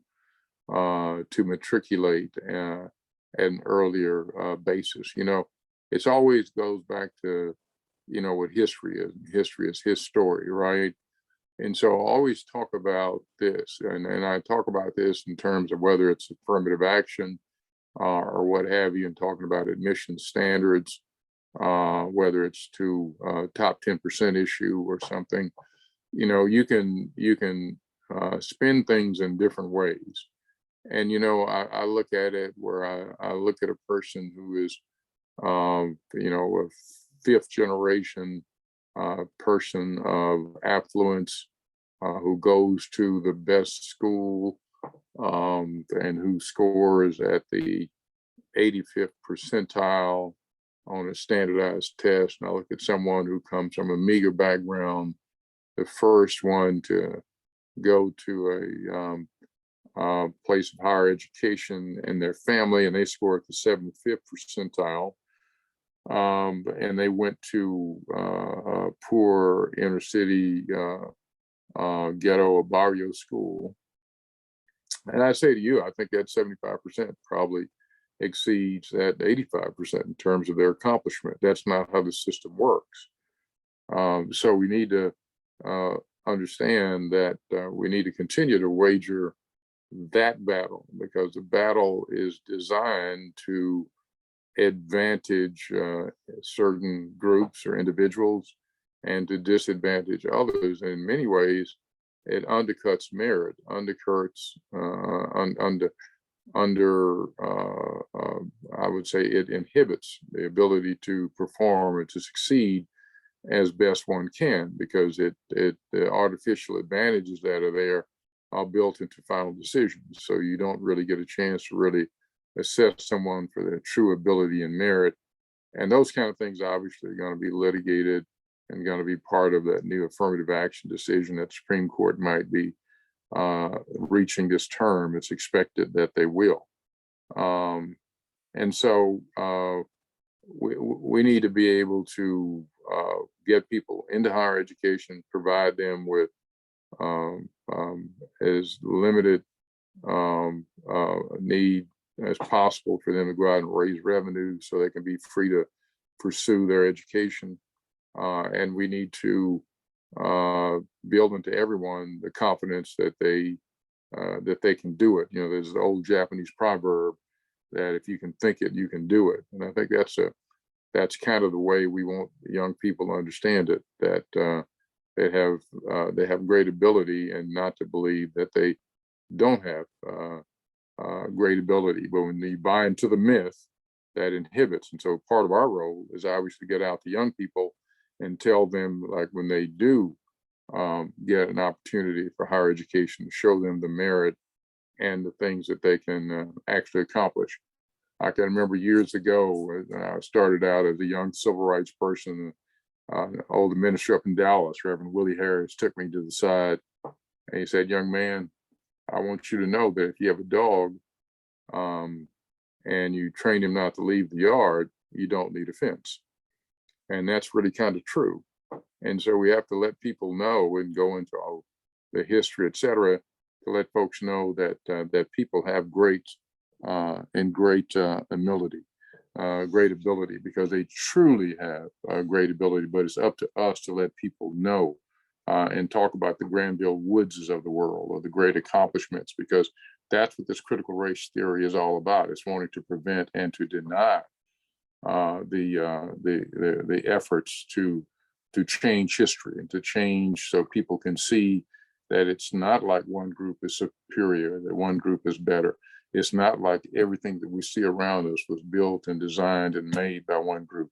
That is absolutely untrue. But when you go through a system of public education where that's designed for you not to know the truth, then it can lead very likely for you not to have that belief and your confidence. And so it's going to be up to us to speak that truth. And so this battle that is now confronting all of us, particularly all of you, on the critical race theory is extremely important, because they have just institutionalized, passed a law requiring people to lie in the classroom. Let me repeat that. We have just had a law passed, okay, has been signed by the governor, that mandates telling lies in the classroom, and lies that will demean and disparage or undermine people of color. If you just cut it to the chase, that's what this is about. And, you know, what's the old saying that Dr. King used? I forget the original philosopher that used it, but, you know, truth crushed the earth shall rise again.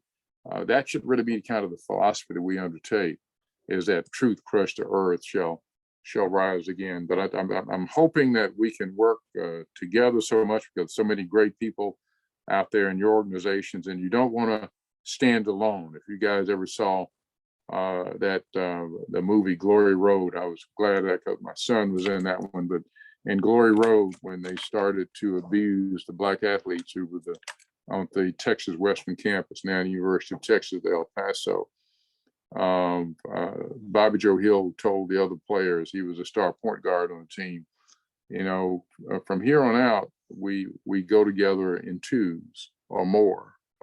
And when they come after one of us, they come after all of us. And do we understand that? That was the kind of the leadership that we kind of need, and the leadership that we see.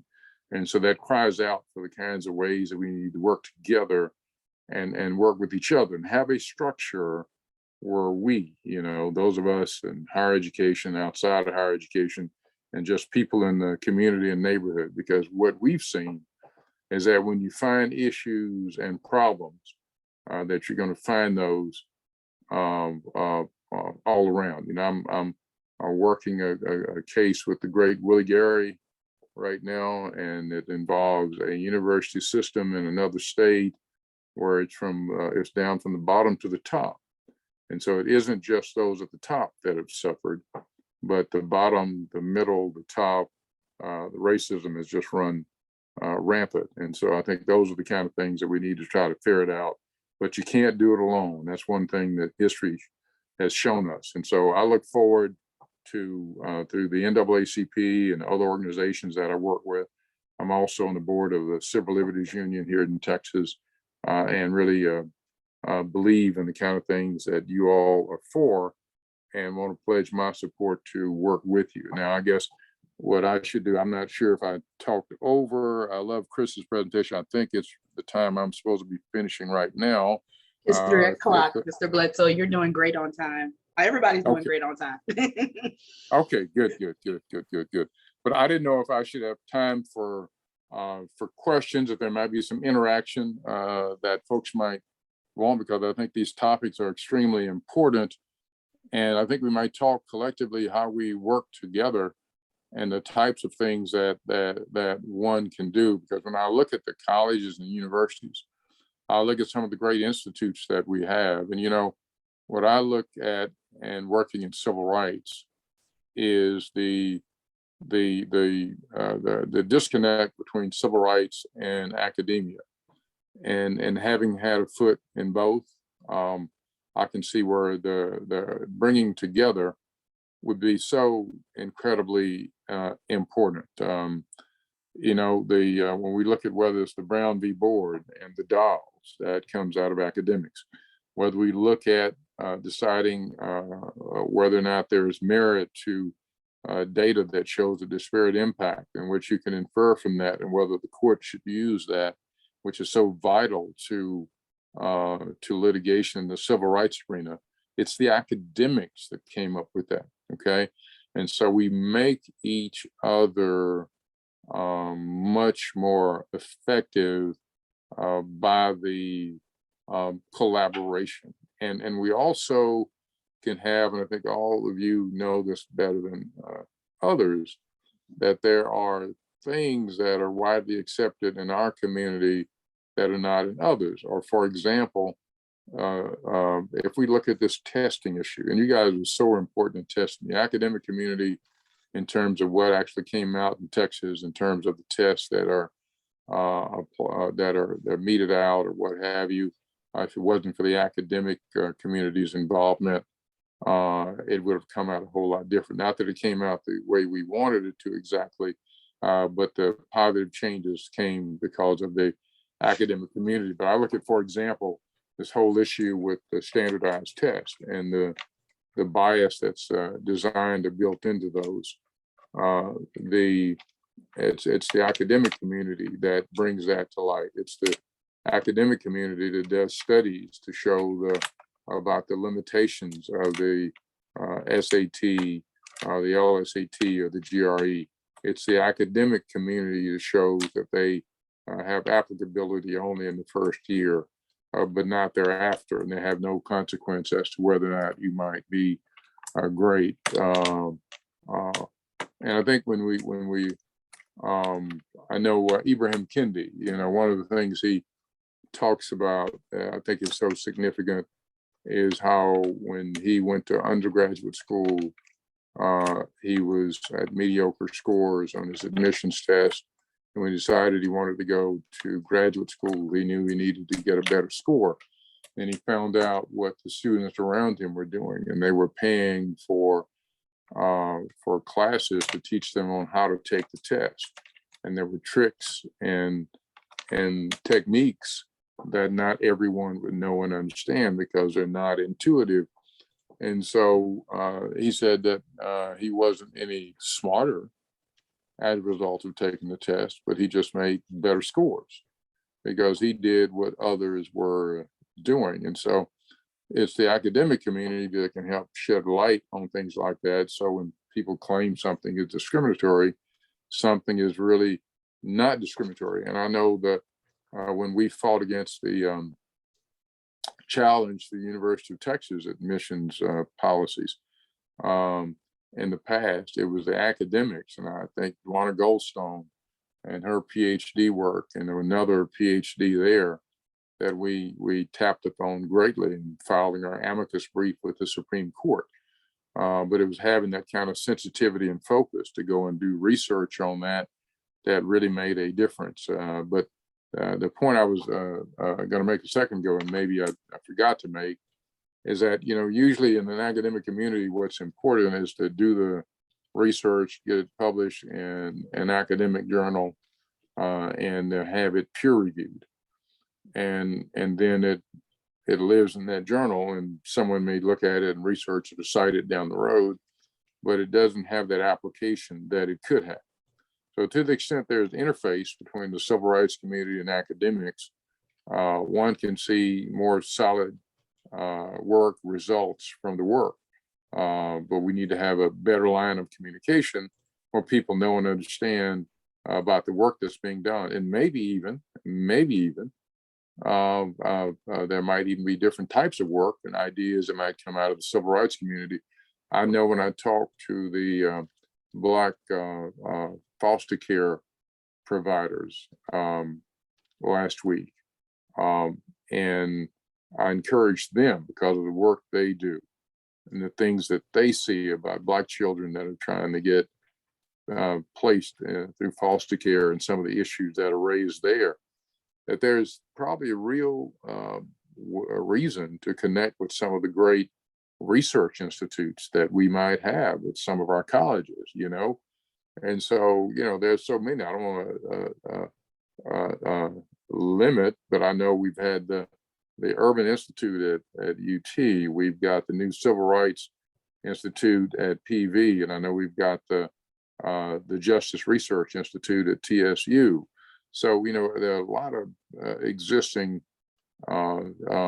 things like that where people are designed and they have a focus. I know some of the folks in the racist justice at A&M. I know some of the work that some of the folks at A&M have done, even with some of the conservatives taking over the campus.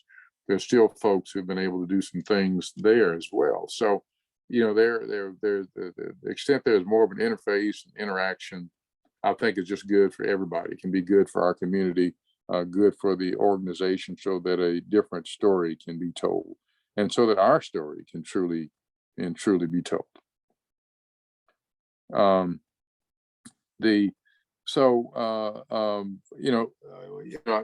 see that one of the questions is, how can universities partner more with civil rights organizations?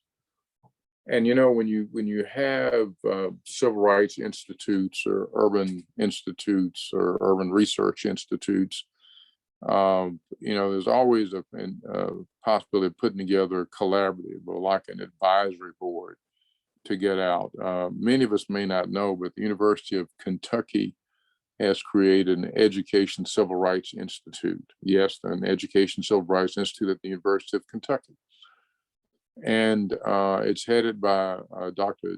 Julian Vasquez-Healy, who's he's not headed, it's headed by Greg Vinson, who used to be a vice president at UT, but it's appended to the Department of Education at the University of Kentucky, headed by Dr. Julian Vasquez-Healy, who we know from here, who was one of the folks over at the Urban Institute group at the University of Texas, and has done great work in Texas and California before he went to Kentucky.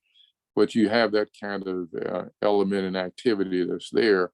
And there are people like me that sit on their advisory board, so we can track and find situations that they might be able to work on, and help be their eyes and ears to projects where they can make a difference in the educational arena, or what have. And you can do the same thing with the other universities, where we're talking about Texas Southern, where we're talking about Prairie View, whether we're talking about Texas A&M or the University of Texas.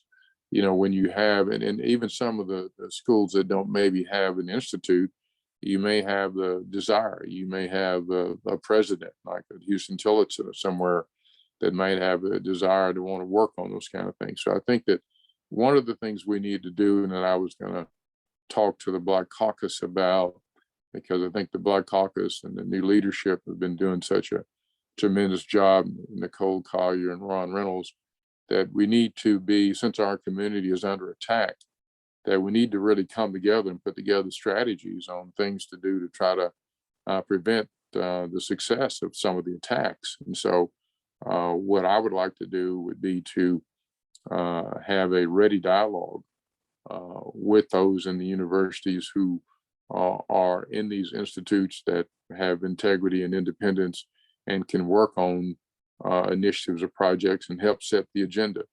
We need to be able to, just like the others are using the resources of the state, the resources of the government, et cetera, to advance their agenda, we should be able to do the same thing as well. And so we need to have organizational meetings. We need to have regular meetings, but it's got to be the university is helping lead the effort. But you got to have the Black Caucus, the Black ministers. You got to have the Divine Nine. You've got to have all the real social organizations, and it's not about egos, but it's also about coming up with different strategies, right? Because sometimes, you know, people look at strategies that maybe were employed in the past, and they just don't work in the same context, or maybe people don't fully understand them. And it's up to us to really explain that. And that's maybe how maybe even the academic community comes in more so.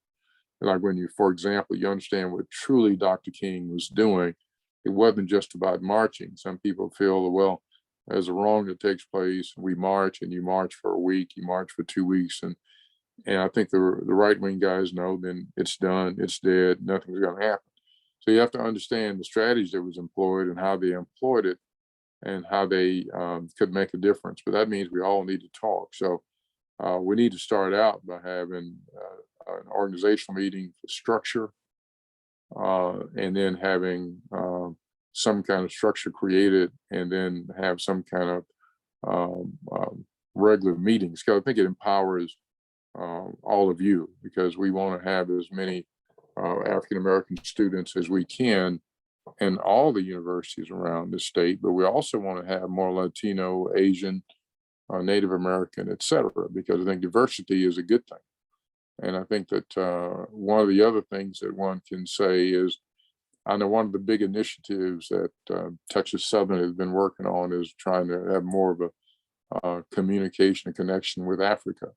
And I think there's a lot of folks like Aurikana Chimbori Kwayo that are working on diasporan connections and things like that that can empower people at the university level because of different things that can be brought there. And so I think that there's all kinds of dynamics. We just need to have structure, because I think one thing that those who oppose us understand is we kind of have a sprawling network. We're not together. We have to fight individually or alone, and it's just not the way to do it. And I think the other thing that Chris Howland said, we had him speak this week at an NAACP convention, and you know he's such a sharp young man, and he made this comment where he was kind of and I thought it was a comment of love. He said, NAACP, he said, we are the cavalry. And that was kind of interesting, you know, so we can't look to Washington to come solve your problem.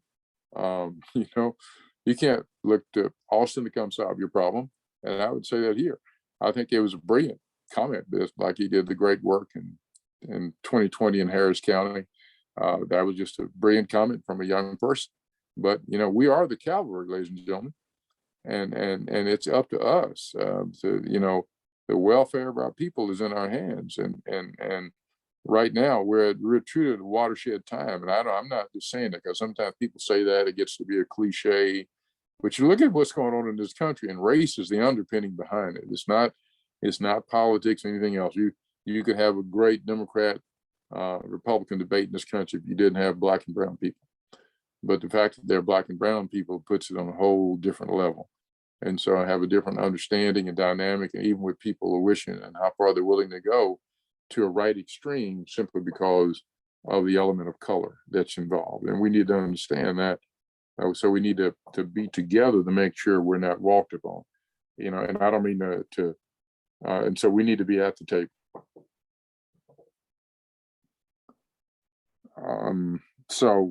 I saw the one question, and I don't know, are there any other questions? 301, so I probably talked too long, so I apologize for talking too long, guys. I appreciate it. Look forward to hoping to work with you, because I think there's so many things we need to work on, and just take a look at what's actually occurring, because there is right now a revolution in our country, and it's really, if you cut it to the chase, it's about race. You look at what the FBI says about the greatest threat from terror organizations is from internal groups that are here.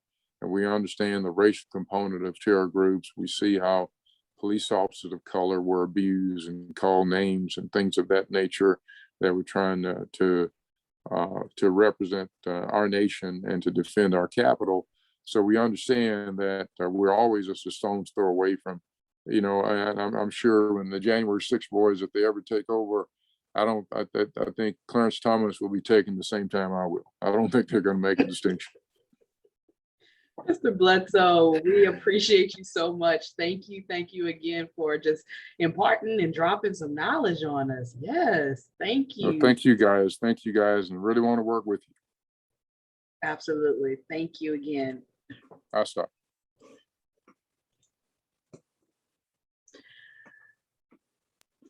Well, I know you all are ready for these next two speakers. Shout out to everybody that has been on this train since 9 a.m. I know I've been snapping fingers and writing notes down. And again, we hope that you are able to take something from this summit, to use it to fulfill you, to uplift you, to refill you, whatever you need. Make sure that you are getting it from these speakers. So we are going to be discussing Excavating Buried Histories, the Texas Freedom Colonies, and how it contributes to diversity in education. Just the title alone, y'all, the title alone. Our first speaker is Dr. Andrea Roberts. She's the Assistant Professor of Urban Planning at Texas A&M University.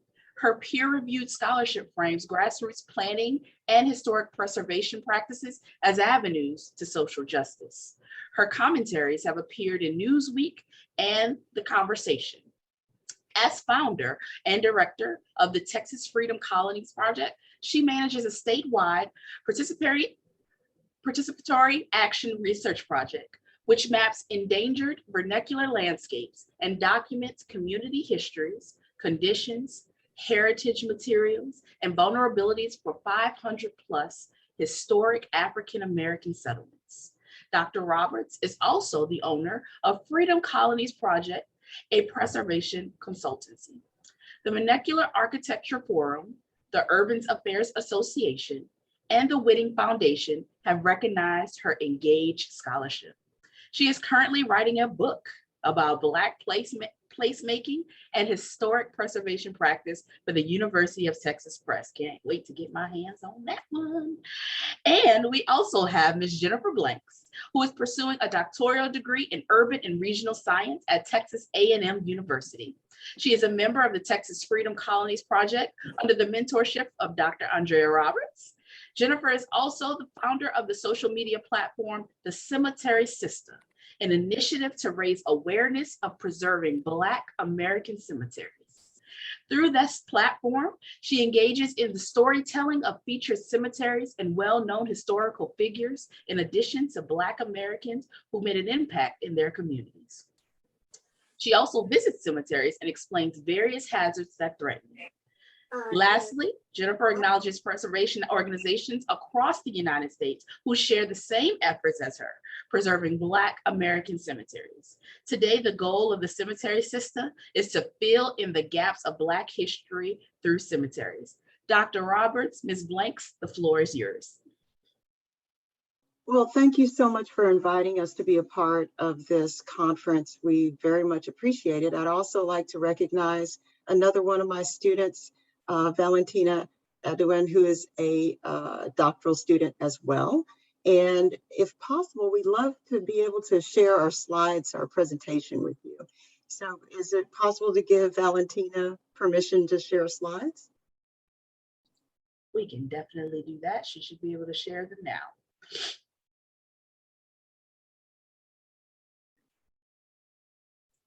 And welcome, Valentina. Okay, fantastic. All right, so we are today representing Texas A&M University as well as the Texas Freedom Colonies Project. And we're going to talk about putting freedom colonies on the map, on policy agendas, and at the center of Texas history. Can you advance? Next. So there are a few components of what we're talking about today about unearthing those buried histories and how we do that work.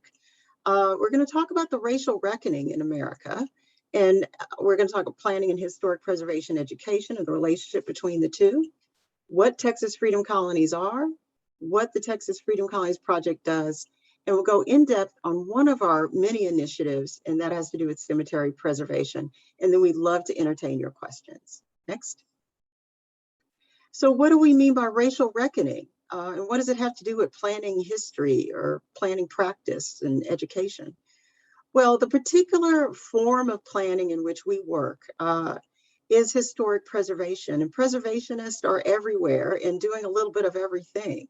Preservationists are teachers, they're government administrators, they're archaeologists, architects, curators, historians, landscape architects, volunteers. They work in land use, they work in zoning. They have a far-reaching influence, and some work for the private, some work for the public sector, and some are just people who do it out of the goodness of their heart. But it is a profession that has a tremendous impact on determining which parts of our past we want to preserve for our future. Next.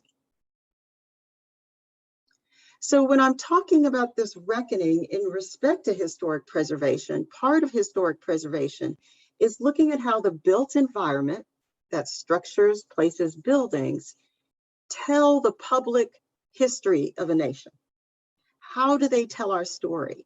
So when we're talking about the reckoning, we're talking about a continuation of the same kind of ideology informing the lost cause.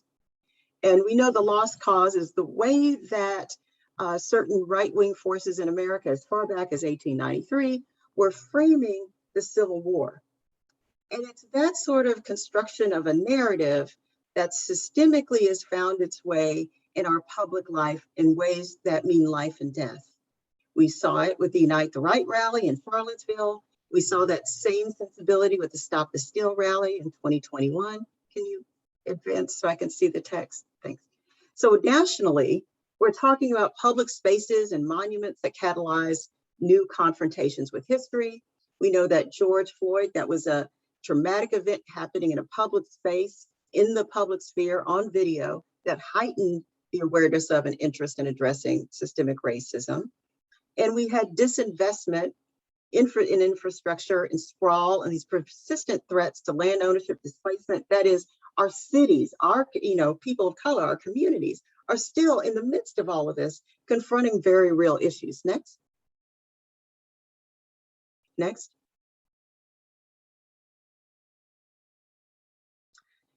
So in the midst of all that, we had disappearing free spaces, right? That is all the while, we have advancements, but we also have setbacks.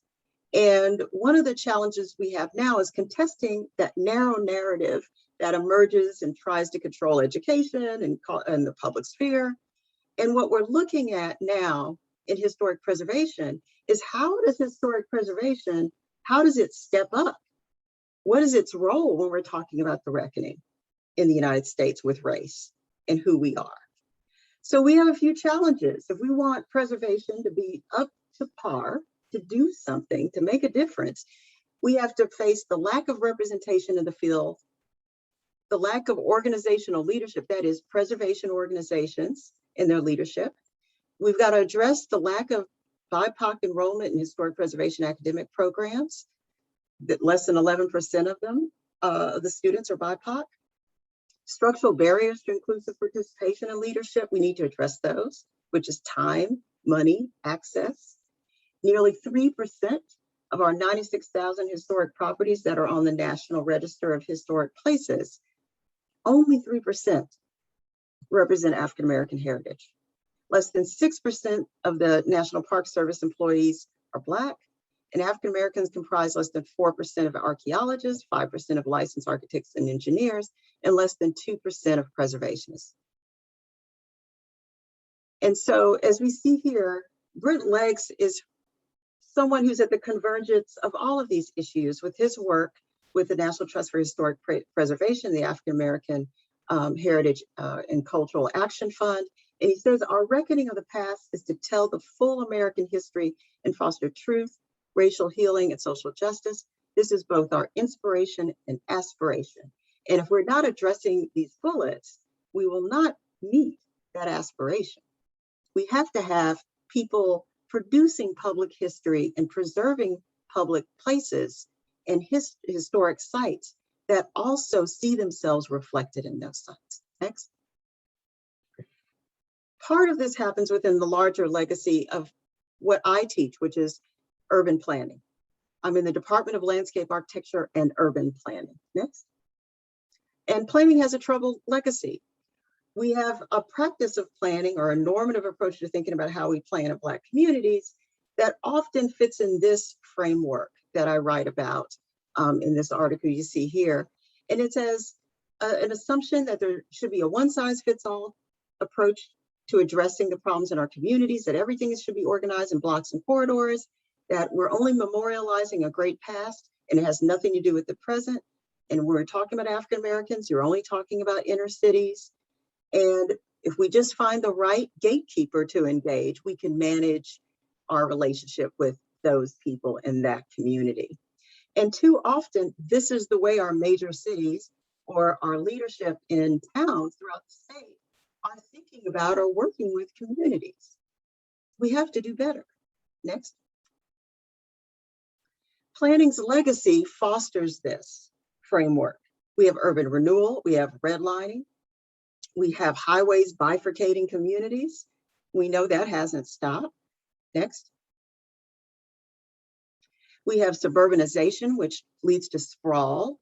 We have segregation, and we have urban rebellions in response to the disinvestment in communities. And so what is the role? We have to think very carefully then about how we want to produce planners that are not gonna reproduce these sensibilities, these assumptions, and are aware of the legacy that they are to be a part of changing and undoing. Next.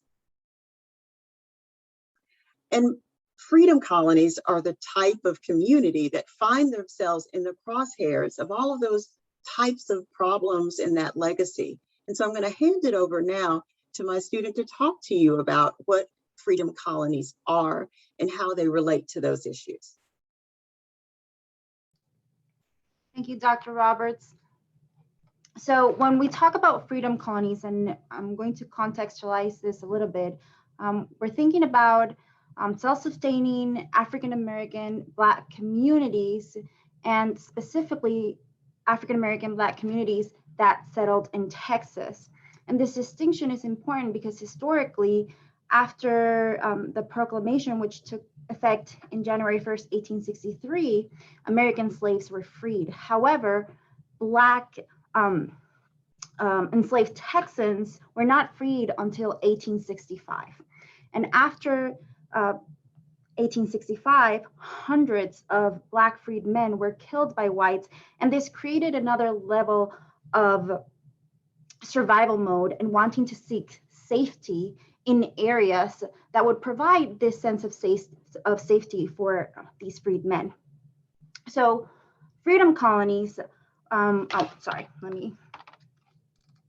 freedom colonies were founded between 1865 and 1930 in Texas, and are described as places that are usually unplanted, unincorporated, and individually unified by church, school, or residents' collective belief. And we have in bold and underlined residents' collective belief that a community existed there because as a project, and especially at the beginnings when Dr. Roberts started to look into freedom colonies, it was in this collective belief that a community existed there, where oftentimes now is all that is left to constitute these places. And if there's a place where the remaining features are not there, or there are no features, or the remaining features are in a condition of deterioration that you can't really identify what was there, or maybe all that's left is a church or a school, it's in those stories and in that collective memory where we can really start that process of placemaking that the project takes on. So to contextualize more, when we think of freedmen's towns around the country, we have different historic Black settlements, like these ones that you see posited in this PowerPoint: Fort Mose, Florida; Seneca Village, New York; New Philadelphia, Illinois; Nicodemus, Kansas; Edenville, Florida; Allensworth, California. What's common in most of these places is that they have documented and evidenced efforts of how the towns and cities were planned, were platted, and how their land was intentionally organized, as opposed to Texas freedom colonies, where even though we do have places that we do encompass some platted areas and some kind of organization, some places don't. And some places are not seen or recognized anywhere, either institutionally or formally, that you could find in archives. And so this creates another level of invisibility that, as a project, we seek to undertake. Now, even with more context, we situate freedom colonies within US Black placemaking history. And oftentimes we hear, well, where are all these freedom colonies? If there are all these people that settled in all these places, where are they? Why can't we see them? What's this problem that we can't really locate them? And we have issues from the Great Migration, which, contextualizing it, it wasn't just a seeking of economic development, of people leaving these areas to seek better opportunities, but a lot of Black farmers and a lot of landowners had to leave because of the racial violence, especially in the South, where they were being dispossessed of their land and they were ran out of their properties. Some were seeking asylum, especially folks who joined Black organizations that were militating for landowners and the civil rights. And then to sum up to that, we have infrastructure projects coming into these places where there are already people leaving, and infrastructure projects building roads in that with time not just displaced more population, but started to build over what was the normal transited places of Black folks. And these spatial knowledges of how they would transit in these places started to disappear because of these new infrastructures. Then there's people leaving, long time passes, and nobody's taking care of the buildings that are left in these communities. So the building integrity starts to deteriorate, and deferred maintenance is costly. Black landowners, because of all the things that we've talked about, can't have access to bank loans and resources for this costly maintenance.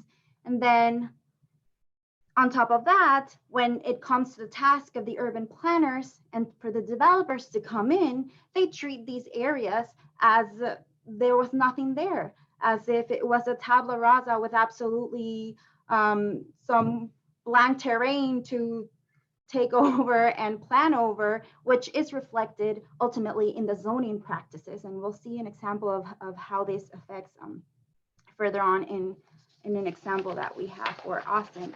Now, all these issues kind of are the backbone of our core objectives in the 3 dimensions that we tackle as a project. So freedom colonies are difficult to identify, document, and engage because of their invisibility, low population, declining built environments, invisible settlement patterns, professionals that are not trained to recognize places and dispersed people, issues of accessibility, access to expertise, to formal planning, to preservation's access to settlements and their stakeholders, difficult to target resources, and no central information resources. And then other vulnerabilities, cultures rooted in the ephemeral and the intangible, in those oral stories and traditions, that are passed by generation and that the elderly of the communities hold and keep, and as they grow old and pass away, this information is lost as well if it's not recorded. And then there's the susceptibility of the land loss, especially for heirs property and heirs property issues, which represents one of the biggest land issues for landowners, which when the land is passed from generation to generation, either by intestacy and if there's not a clear title for the land, then adverse possession from corporations, or if there's not paid taxes, somebody can buy the land and it can be lost. And that's another added issue to this problem. So as you can see, there are a lot of threats to freedom colony survivals that posit them in quite a challenging position of vulnerability, access, and visibility. Now, they're often in locations, for example, here we have a map of Austin. They are often in locations where there's high growth, and where there's high growth, there's new construction and there's demolition. And so what you see in this picture here, and this is a picture of Austin in which these communities are often destroyed. And you can see here the number of permits concentrated in the eastern half, which was traditionally where most African-American people lived in the city of Austin. And you can see in the map here, in this green map, I believe you see it to your left, you can see the darkest green is where there's highest concentration of freedom colonies in the by county.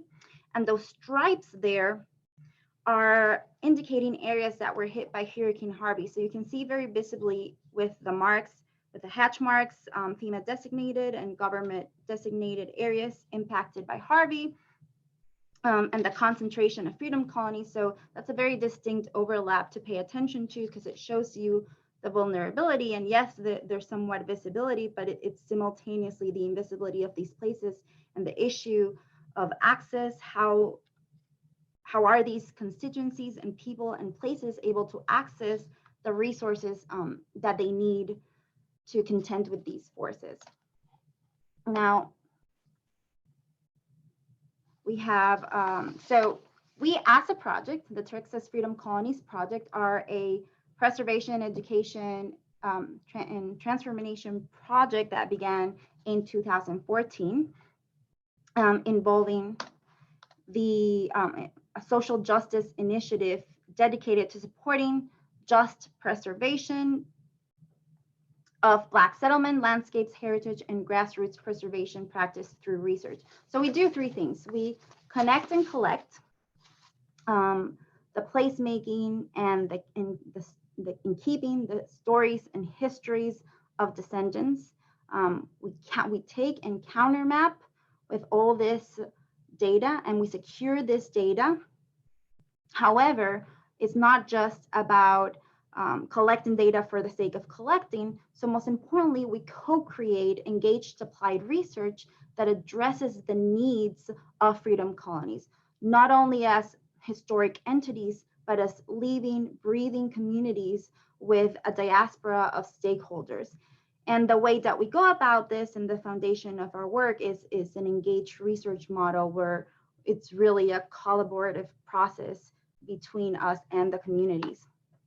Now, as a result of that, we have the Texas Freedom Colony Descendants Agenda, where they identified what they want to seek and get out of this relationship, like a centralized location for information communication among descendants, partnerships with institutions of higher learning, advocacy groups and agencies, developing learning community, annual meetings and a symposium, provide practical assistance, grants, training, legal education, preserve heritage, memorabilia associated with schools, churches, and all the anchor sites, be an economically sustainable organization, and have a public policy and legislative agenda, which when you see these and you see all the programs that you're going to see as we go in this presentation, they are all tied to the goals and things that our descendants want to get out of this project. And there are several methods that we use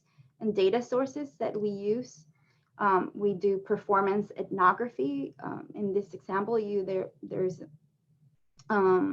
these are testimonies that are being documented and experienced. So it's observation and documentation of these stories and these narratives, oral histories and interviews. You can see Dr. Roberts interviewing a descendant, and public and private archives, the mining of archives, and also the education of how to mine through archives, grassroots archives, and also archives that are already available in the communities and in libraries, tours, and co-planning.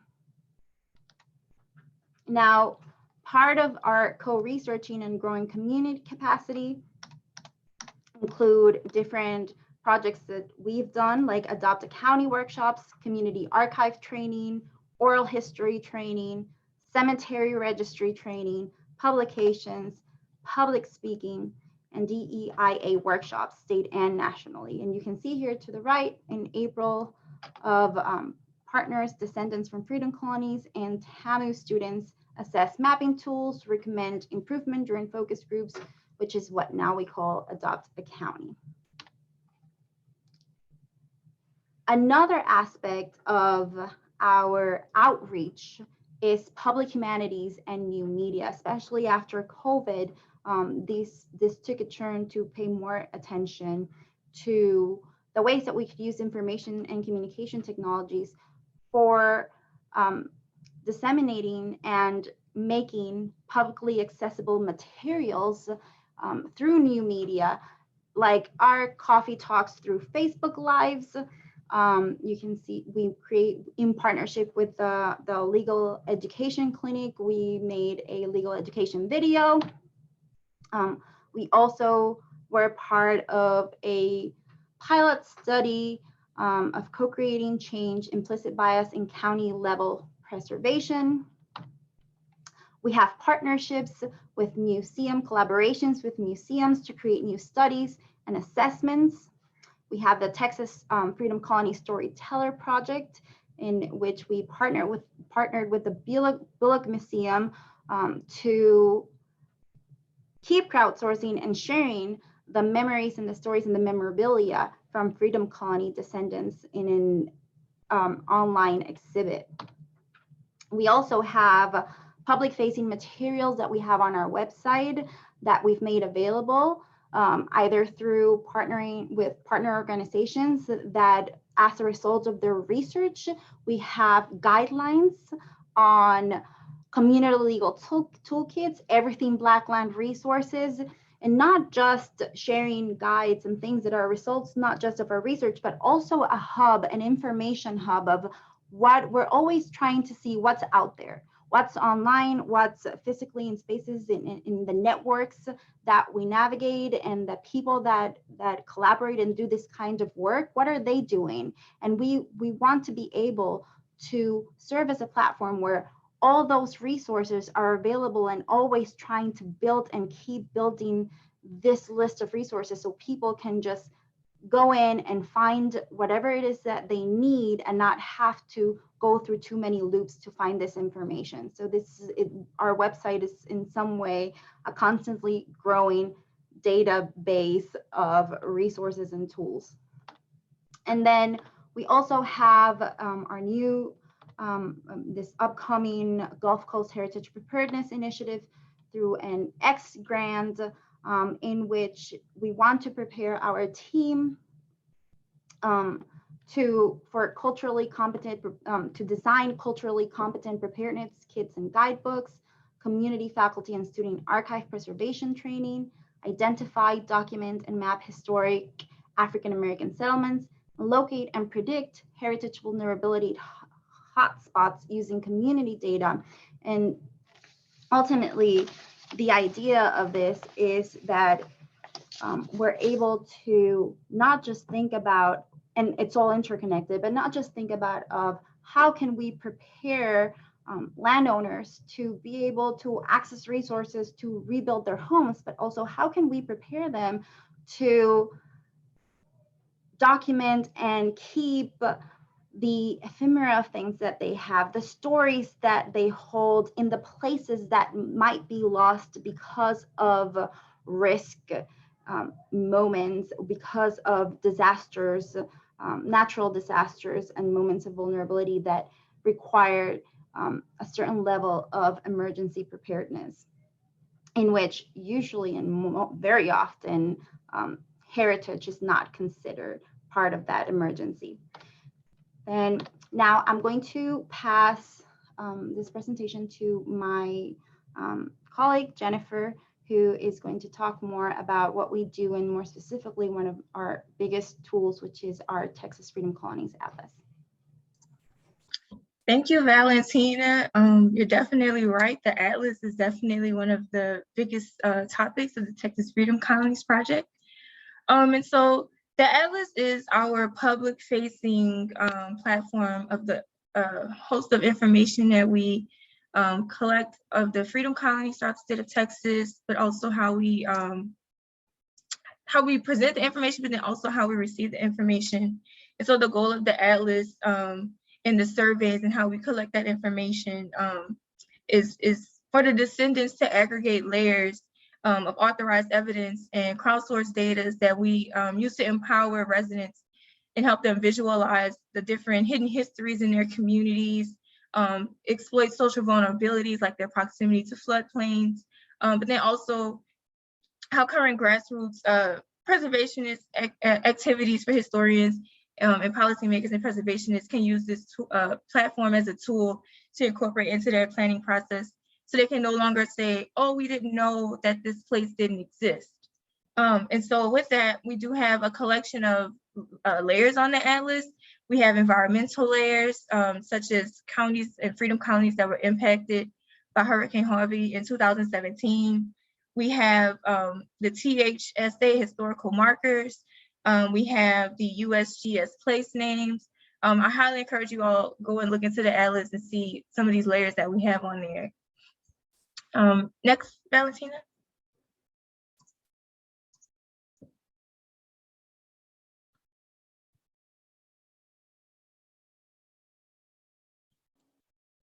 Next slide.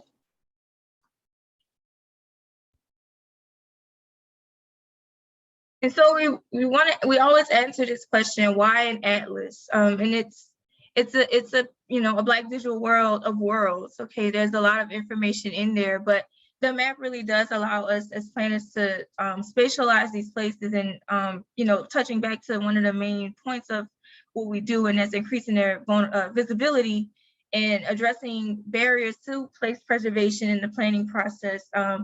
We're able to geotag and aggregate and also secure all types of data forms with this digital platform. We can shift away from these paper form and architectural properties and survey focusing, and like I said, increase the visibility of Freedom Colonies strategically.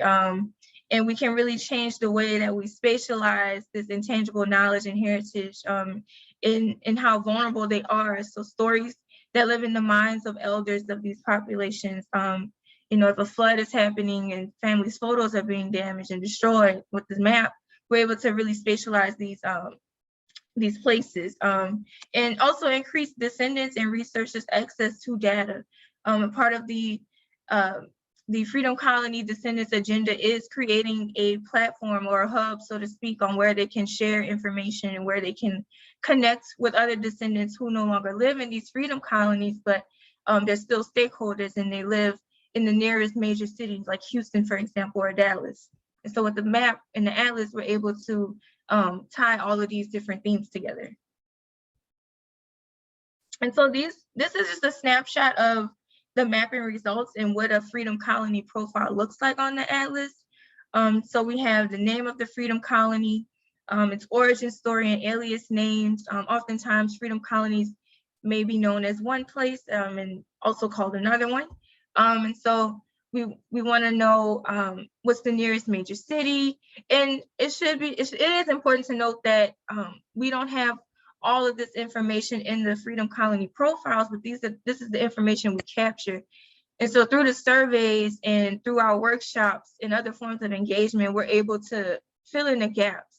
And what you see here are the Freedom Colonies, and the different colors symbolize where the information came from. So for example, the blue data points were those located by the Texas Freedom Colonies.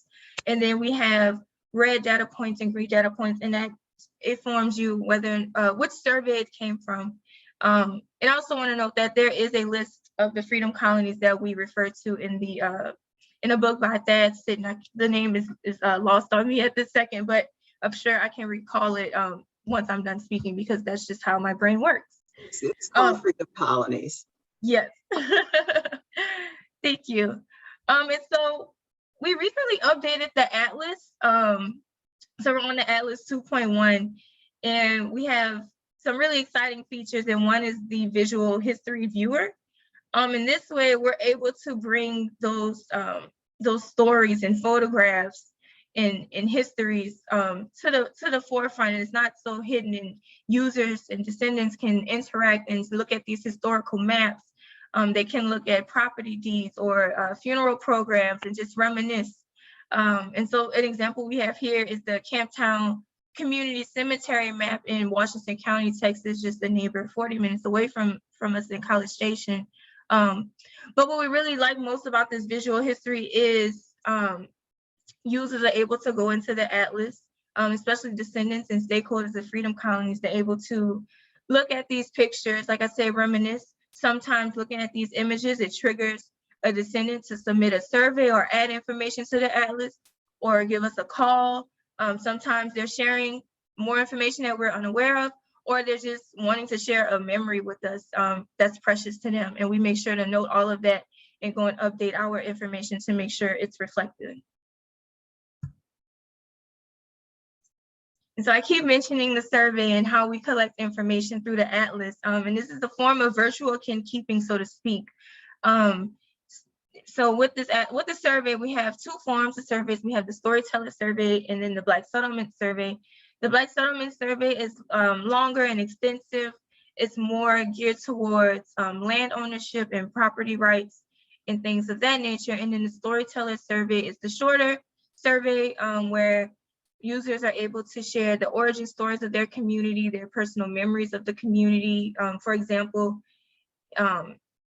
if a Freedom Colony has an annual homecoming celebration at their church, like we see in Shankleville Freedom Colony, we encourage users to share those memories, share those events that are still ongoing. Oftentimes, these places are seen as historic because they are, but with that is a negative connotation in that nobody is there. These places don't drive any traffic, there's no attraction, and that's just simply not true. These places are hubs. People want to return home and be buried in their cemetery that their grandparents and great-grandparents are interned in. And with the Storyteller survey, we're able to capture that information. We're able to collect your family's obituaries. We're able to capture your yearbook pictures, all of that in the survey. And we even offer a paper form survey. And so we get snail mail sometimes with all of this information, but we do, I think we do a pretty good job at capturing that. And another popular feature of the Atlas is visitors can also set the location on the map, so they can drop the actual location of their Freedom Colony, whether or not they see it. If the Freedom Colony is on the Atlas, that's great, but we still encourage folks to upload that information into the Atlas. And yeah, like I mentioned, we have different data sources that we use to help verify these place names. And so, like I said, we have the Texas Historical Commission, historical markers, the U.S. National Register, and then the USGS place names, the Texas Historical Commission cemeteries list.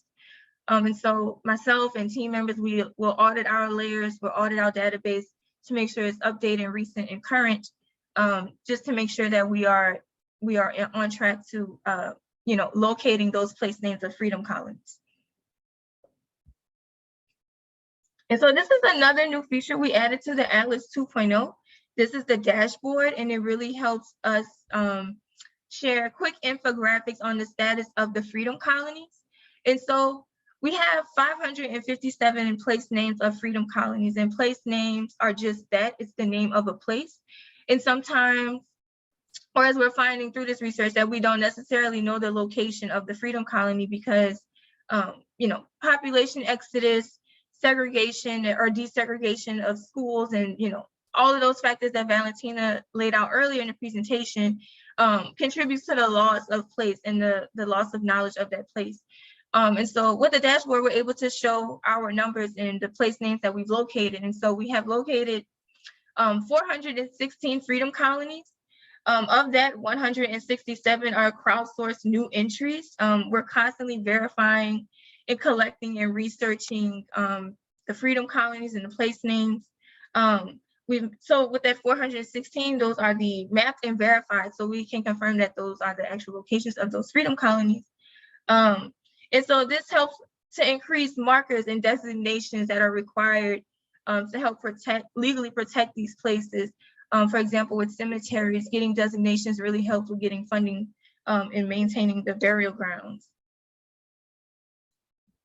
And so it's a good segue to get into my research and one of the initiatives with the cemeteries in freedom colonies. And so we received, in 2019, we received the African American Cultural Heritage Action Fund grant from the National Trust for Historic Preservation to create two items. So one was the Atlas Strategic Plan, and this is to retrofit our database to take it to the next level, a bigger picture, bigger and better. And then also create the Cemetery Registry, which is intended to be a cemetery assessment tool where descendants can use their cell phones. In the future, it'll be you can use iPads and things, and you go into the cemetery and you'll capture information about the burial ground, such as its accessibility, who is the owner, what kind of hazards are in the cemetery. And we were recently, Dr. Robinson and I were recently featured in The Guardian talking about this work in my dissertation. So I'm happy to share that in the link as well, in the chat as well. Next slide, please, Valentina. I want to make sure I'm mindful of time. But why cemeteries? And so with the Atlas, like I said, we're able to increase the visibility, but we have this conundrum of we have place names and we don't know the location for all of these settlements. Well, cemeteries are cultural resources in that they provide evidence that these communities existed. And oftentimes cemeteries are one of the remaining structures or evidence that a community once existed. Like I said, there's sites of celebrations and homegoings and gatherings. And they're anchors to these communities in that people want to return here because of cemeteries. We talk to descendants often who say, I was raised helping groom the cemetery in a small way with my granddad, and now I'm in charge of it, and I take ownership and pride in that. Not to mention the abundance of genealogical information that are found in cemeteries, and in some of the cases that we visited, the cemetery is actually like a family tree, so to speak. And so each row is a descendant of this person or that person. So it's very organized. Next slide, please, Valentina. And there are a lot of threats that impact freedom colony cemeteries. So there's this lack of perpetual care, not by choice. Sometimes it's lack of resources, whether that is manpower, whether that is money to maintain the conditions of the cemetery or improve it rather. Again, population exodus, abandonment, a host of environmental hazards. Like this one picture here is this ant mound that entirely consumed this headstone of a cemetery, of a burial. And I've seen quite a few of those just doing some field assessment, but also development and encroachment. So one of the papers Dr. Robinson and I published is the expansion of chemical plants in Louisiana and how that can impact cemeteries as well. And so all of these threats impact freedom colonies in addition to, the other planning issues that we discussed earlier in the presentation. And so with the cemetery assessment tool, we're really hoping to reimagine cemetery preservation and what that looks like. We found that it's not one person's job to maintain a burial ground. It's actually a community effort. So it's the stakeholder, it's the volunteers, it's the descendants who live in the area, it's visitors who come far and wide to visit the cemetery. And so these are just different snapshots of us piloting the tool with a wide range of descendants. So we have as young as 12 years old here in the center picture, and then we have elders in the community who maintain the burial grounds. We have descendants of legacy families and their preservation efforts in Shankleville. And so the Texas African American Cemetery Registry is live. Like I said, it allows cemetery stewards and visitors to upload information about the condition of their cemeteries. You can upload photos of the cemetery documents if you have historical maps of the cemetery or boundaries that you want. But then we also provide information and resources as well, such as cemetery preservation guidelines by the state of Texas and the Texas Historical Commission. The Chicora Foundation has a really nice booklet on how to prepare and mitigate your cemetery in the face of a disaster. So yeah, just reiterating with those cemetery preservation resources. And lastly, you're able to learn more about our efforts in hearing origin stories and promising preservation practices and the challenges that descendants face in the second half of our program. And this is for our, this is for our upcoming event on October 30th at the Bullock Museum in Travis County, Austin, Texas, where we'll be hosting a workshop. Like Valentina said earlier, it's an exhibit, and yeah, if you're interested in joining or wanting to visit, if you're in the Austin area, the date is October 30th. It'll be 12 p.m. to 2 p.m. You can meet myself, Dr. Roberts, Valentina, our other team members and volunteers. The program is free. Okay, you don't have to pay anything. And if anything, it's a good space to reminisce on your childhood if you're a Texan, if you want to connect with folks who aren't from Texas like myself. I'm sure we can find some common ground to share on. And we'll put the registration link on the chat so you can register for the event. That's what I was gonna ask. She's Yes. reading my thoughts. I already have people asking me for it. Awesome. Well, first off, amazing. I do have a question, and so I want to be, I want to watch people's time, but I do want to get some of the questions answered. How can we get trained in cemetery registry and oral history? Will these trainings be virtual? So we're constantly looking for more opportunities to partner with communities to test our tool. And when we say we have an assessment tool, it is a tool that we are refining, and we're constantly raising money to refine that tool. So it's a moving project, and it's very much associated with Jennifer Blanks here, her research, her doctoral research. And so use this email, first of all, mention that you attended this event, and request more information. We'll probably send you out a link for a more comprehensive form where you can look at all the different ways that you can get involved with us. And then you can say, oh, I'd like to attend a workshop. I'd like to join your Adopt a County program. And through the Adopt a County program is how we host events. And we take those events, record them, and then put them online so that the workshops are available to the public. We're an all volunteer, all student organization. So, and I don't do this full time. I wish this was my whole life, but I am a full-time tenure track professor. So we want you to email us and ask more questions and say, hey, I would like to attend a workshop. The October 30th event is a workshop.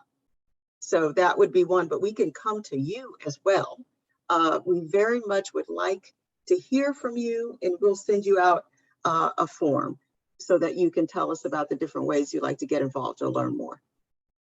freedomcoloniesproject@gmail.com. All right, there is one more question. One suggestion on what we can do, citizens, normal Yes. people that don't have the coolest jobs that y'all have to Hopefully. help with the preservation, the word out, Yeah. all that. And that's me because I'm fangirling right now. So yes, what can we Yeah. do to assist with just making this more known in the community? Yes, I mean, really, it's important to share our website and share go to our atlas. The atlas is the map, and the atlas is where you put the information in.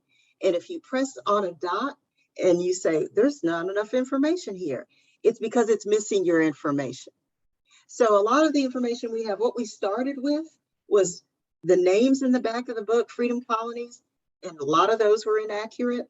And then we vetted those, and then we looked at publicly available sources, and then we crowdsourced, or we ask you, that's what that word means. We're sourcing from you, the descendants of the makers of these places, the creators of these places. So what we need you to do is to go to the website, go to the atlas.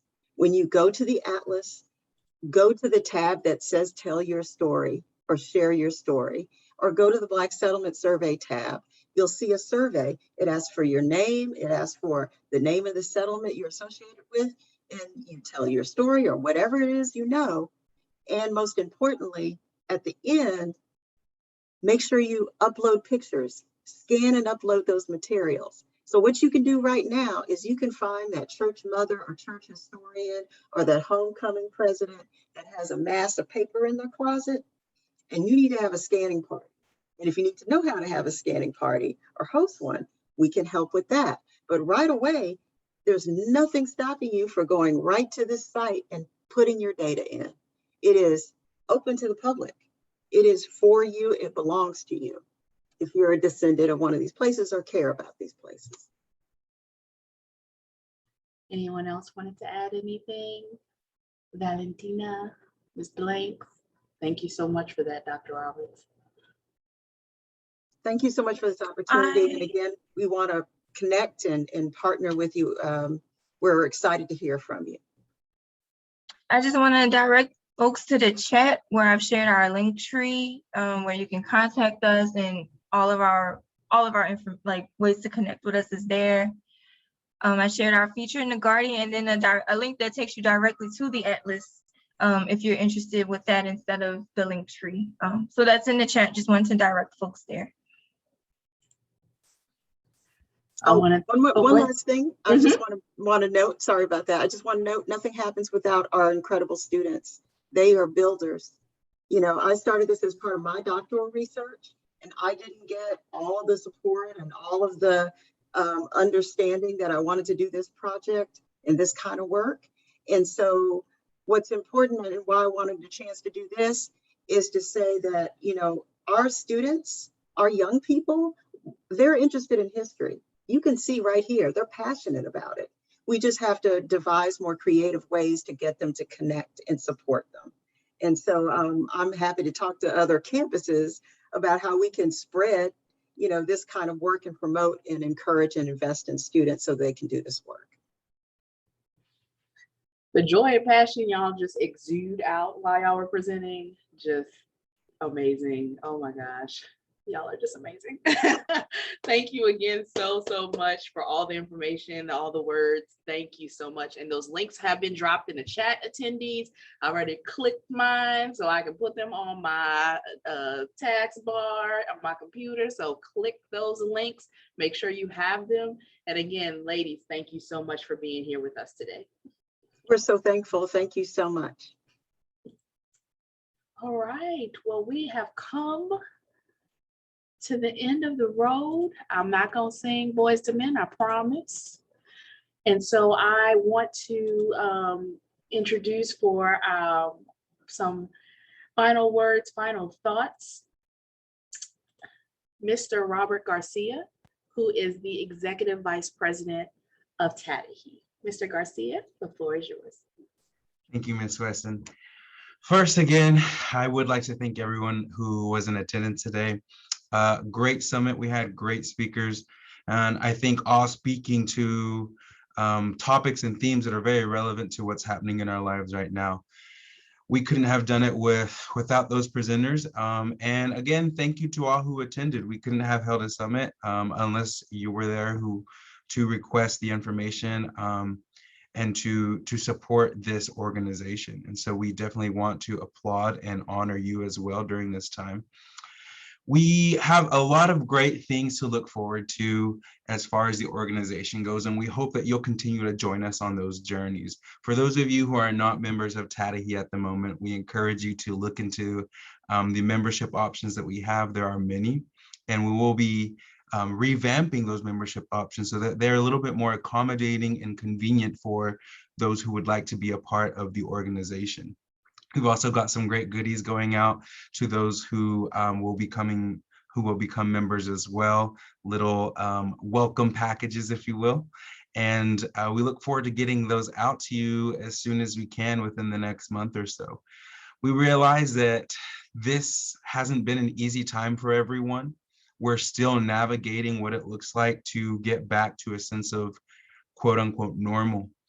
And our heart goes out to you because we've been in, the same boats as you. We have been walking that same path and trying to figure out and navigate what that looks like. What I do hope is that as an organization, we continue to uplift and provide support and resources for you. And again, we are always looking for that feedback and what that support might look like. And so please visit our website, www.tadohe.com. You're able to leave notes and messages there so that we can continue to grow and develop and be able to support you as best as we can. Again, we've got great events coming up for the spring semester. We hope to provide you just as fruitful of a summit in the spring semester as we did for the fall and the past couple of semesters as well. I don't want to prolong today. I do want to just give a special thanks to the TADOHE Executive Board for doing the amazing work that they've been doing. This is all volunteer work, and so I recognize and honor that they have been putting in time and effort aside from their paying jobs. And for that, I am very appreciative. And then lastly, again, for those of you who have joined us today, who will continue to join us and support the TADOHE organization, we want to honor and appreciate you as well. That is it for today's summit. We look forward to seeing you again soon, hopefully in person as we continue to get back to what we used to be before the pandemic. And we look forward to hopefully seeing your faces in person. So we want to thank you again, and we look forward to seeing you next time. Everyone have a great afternoon.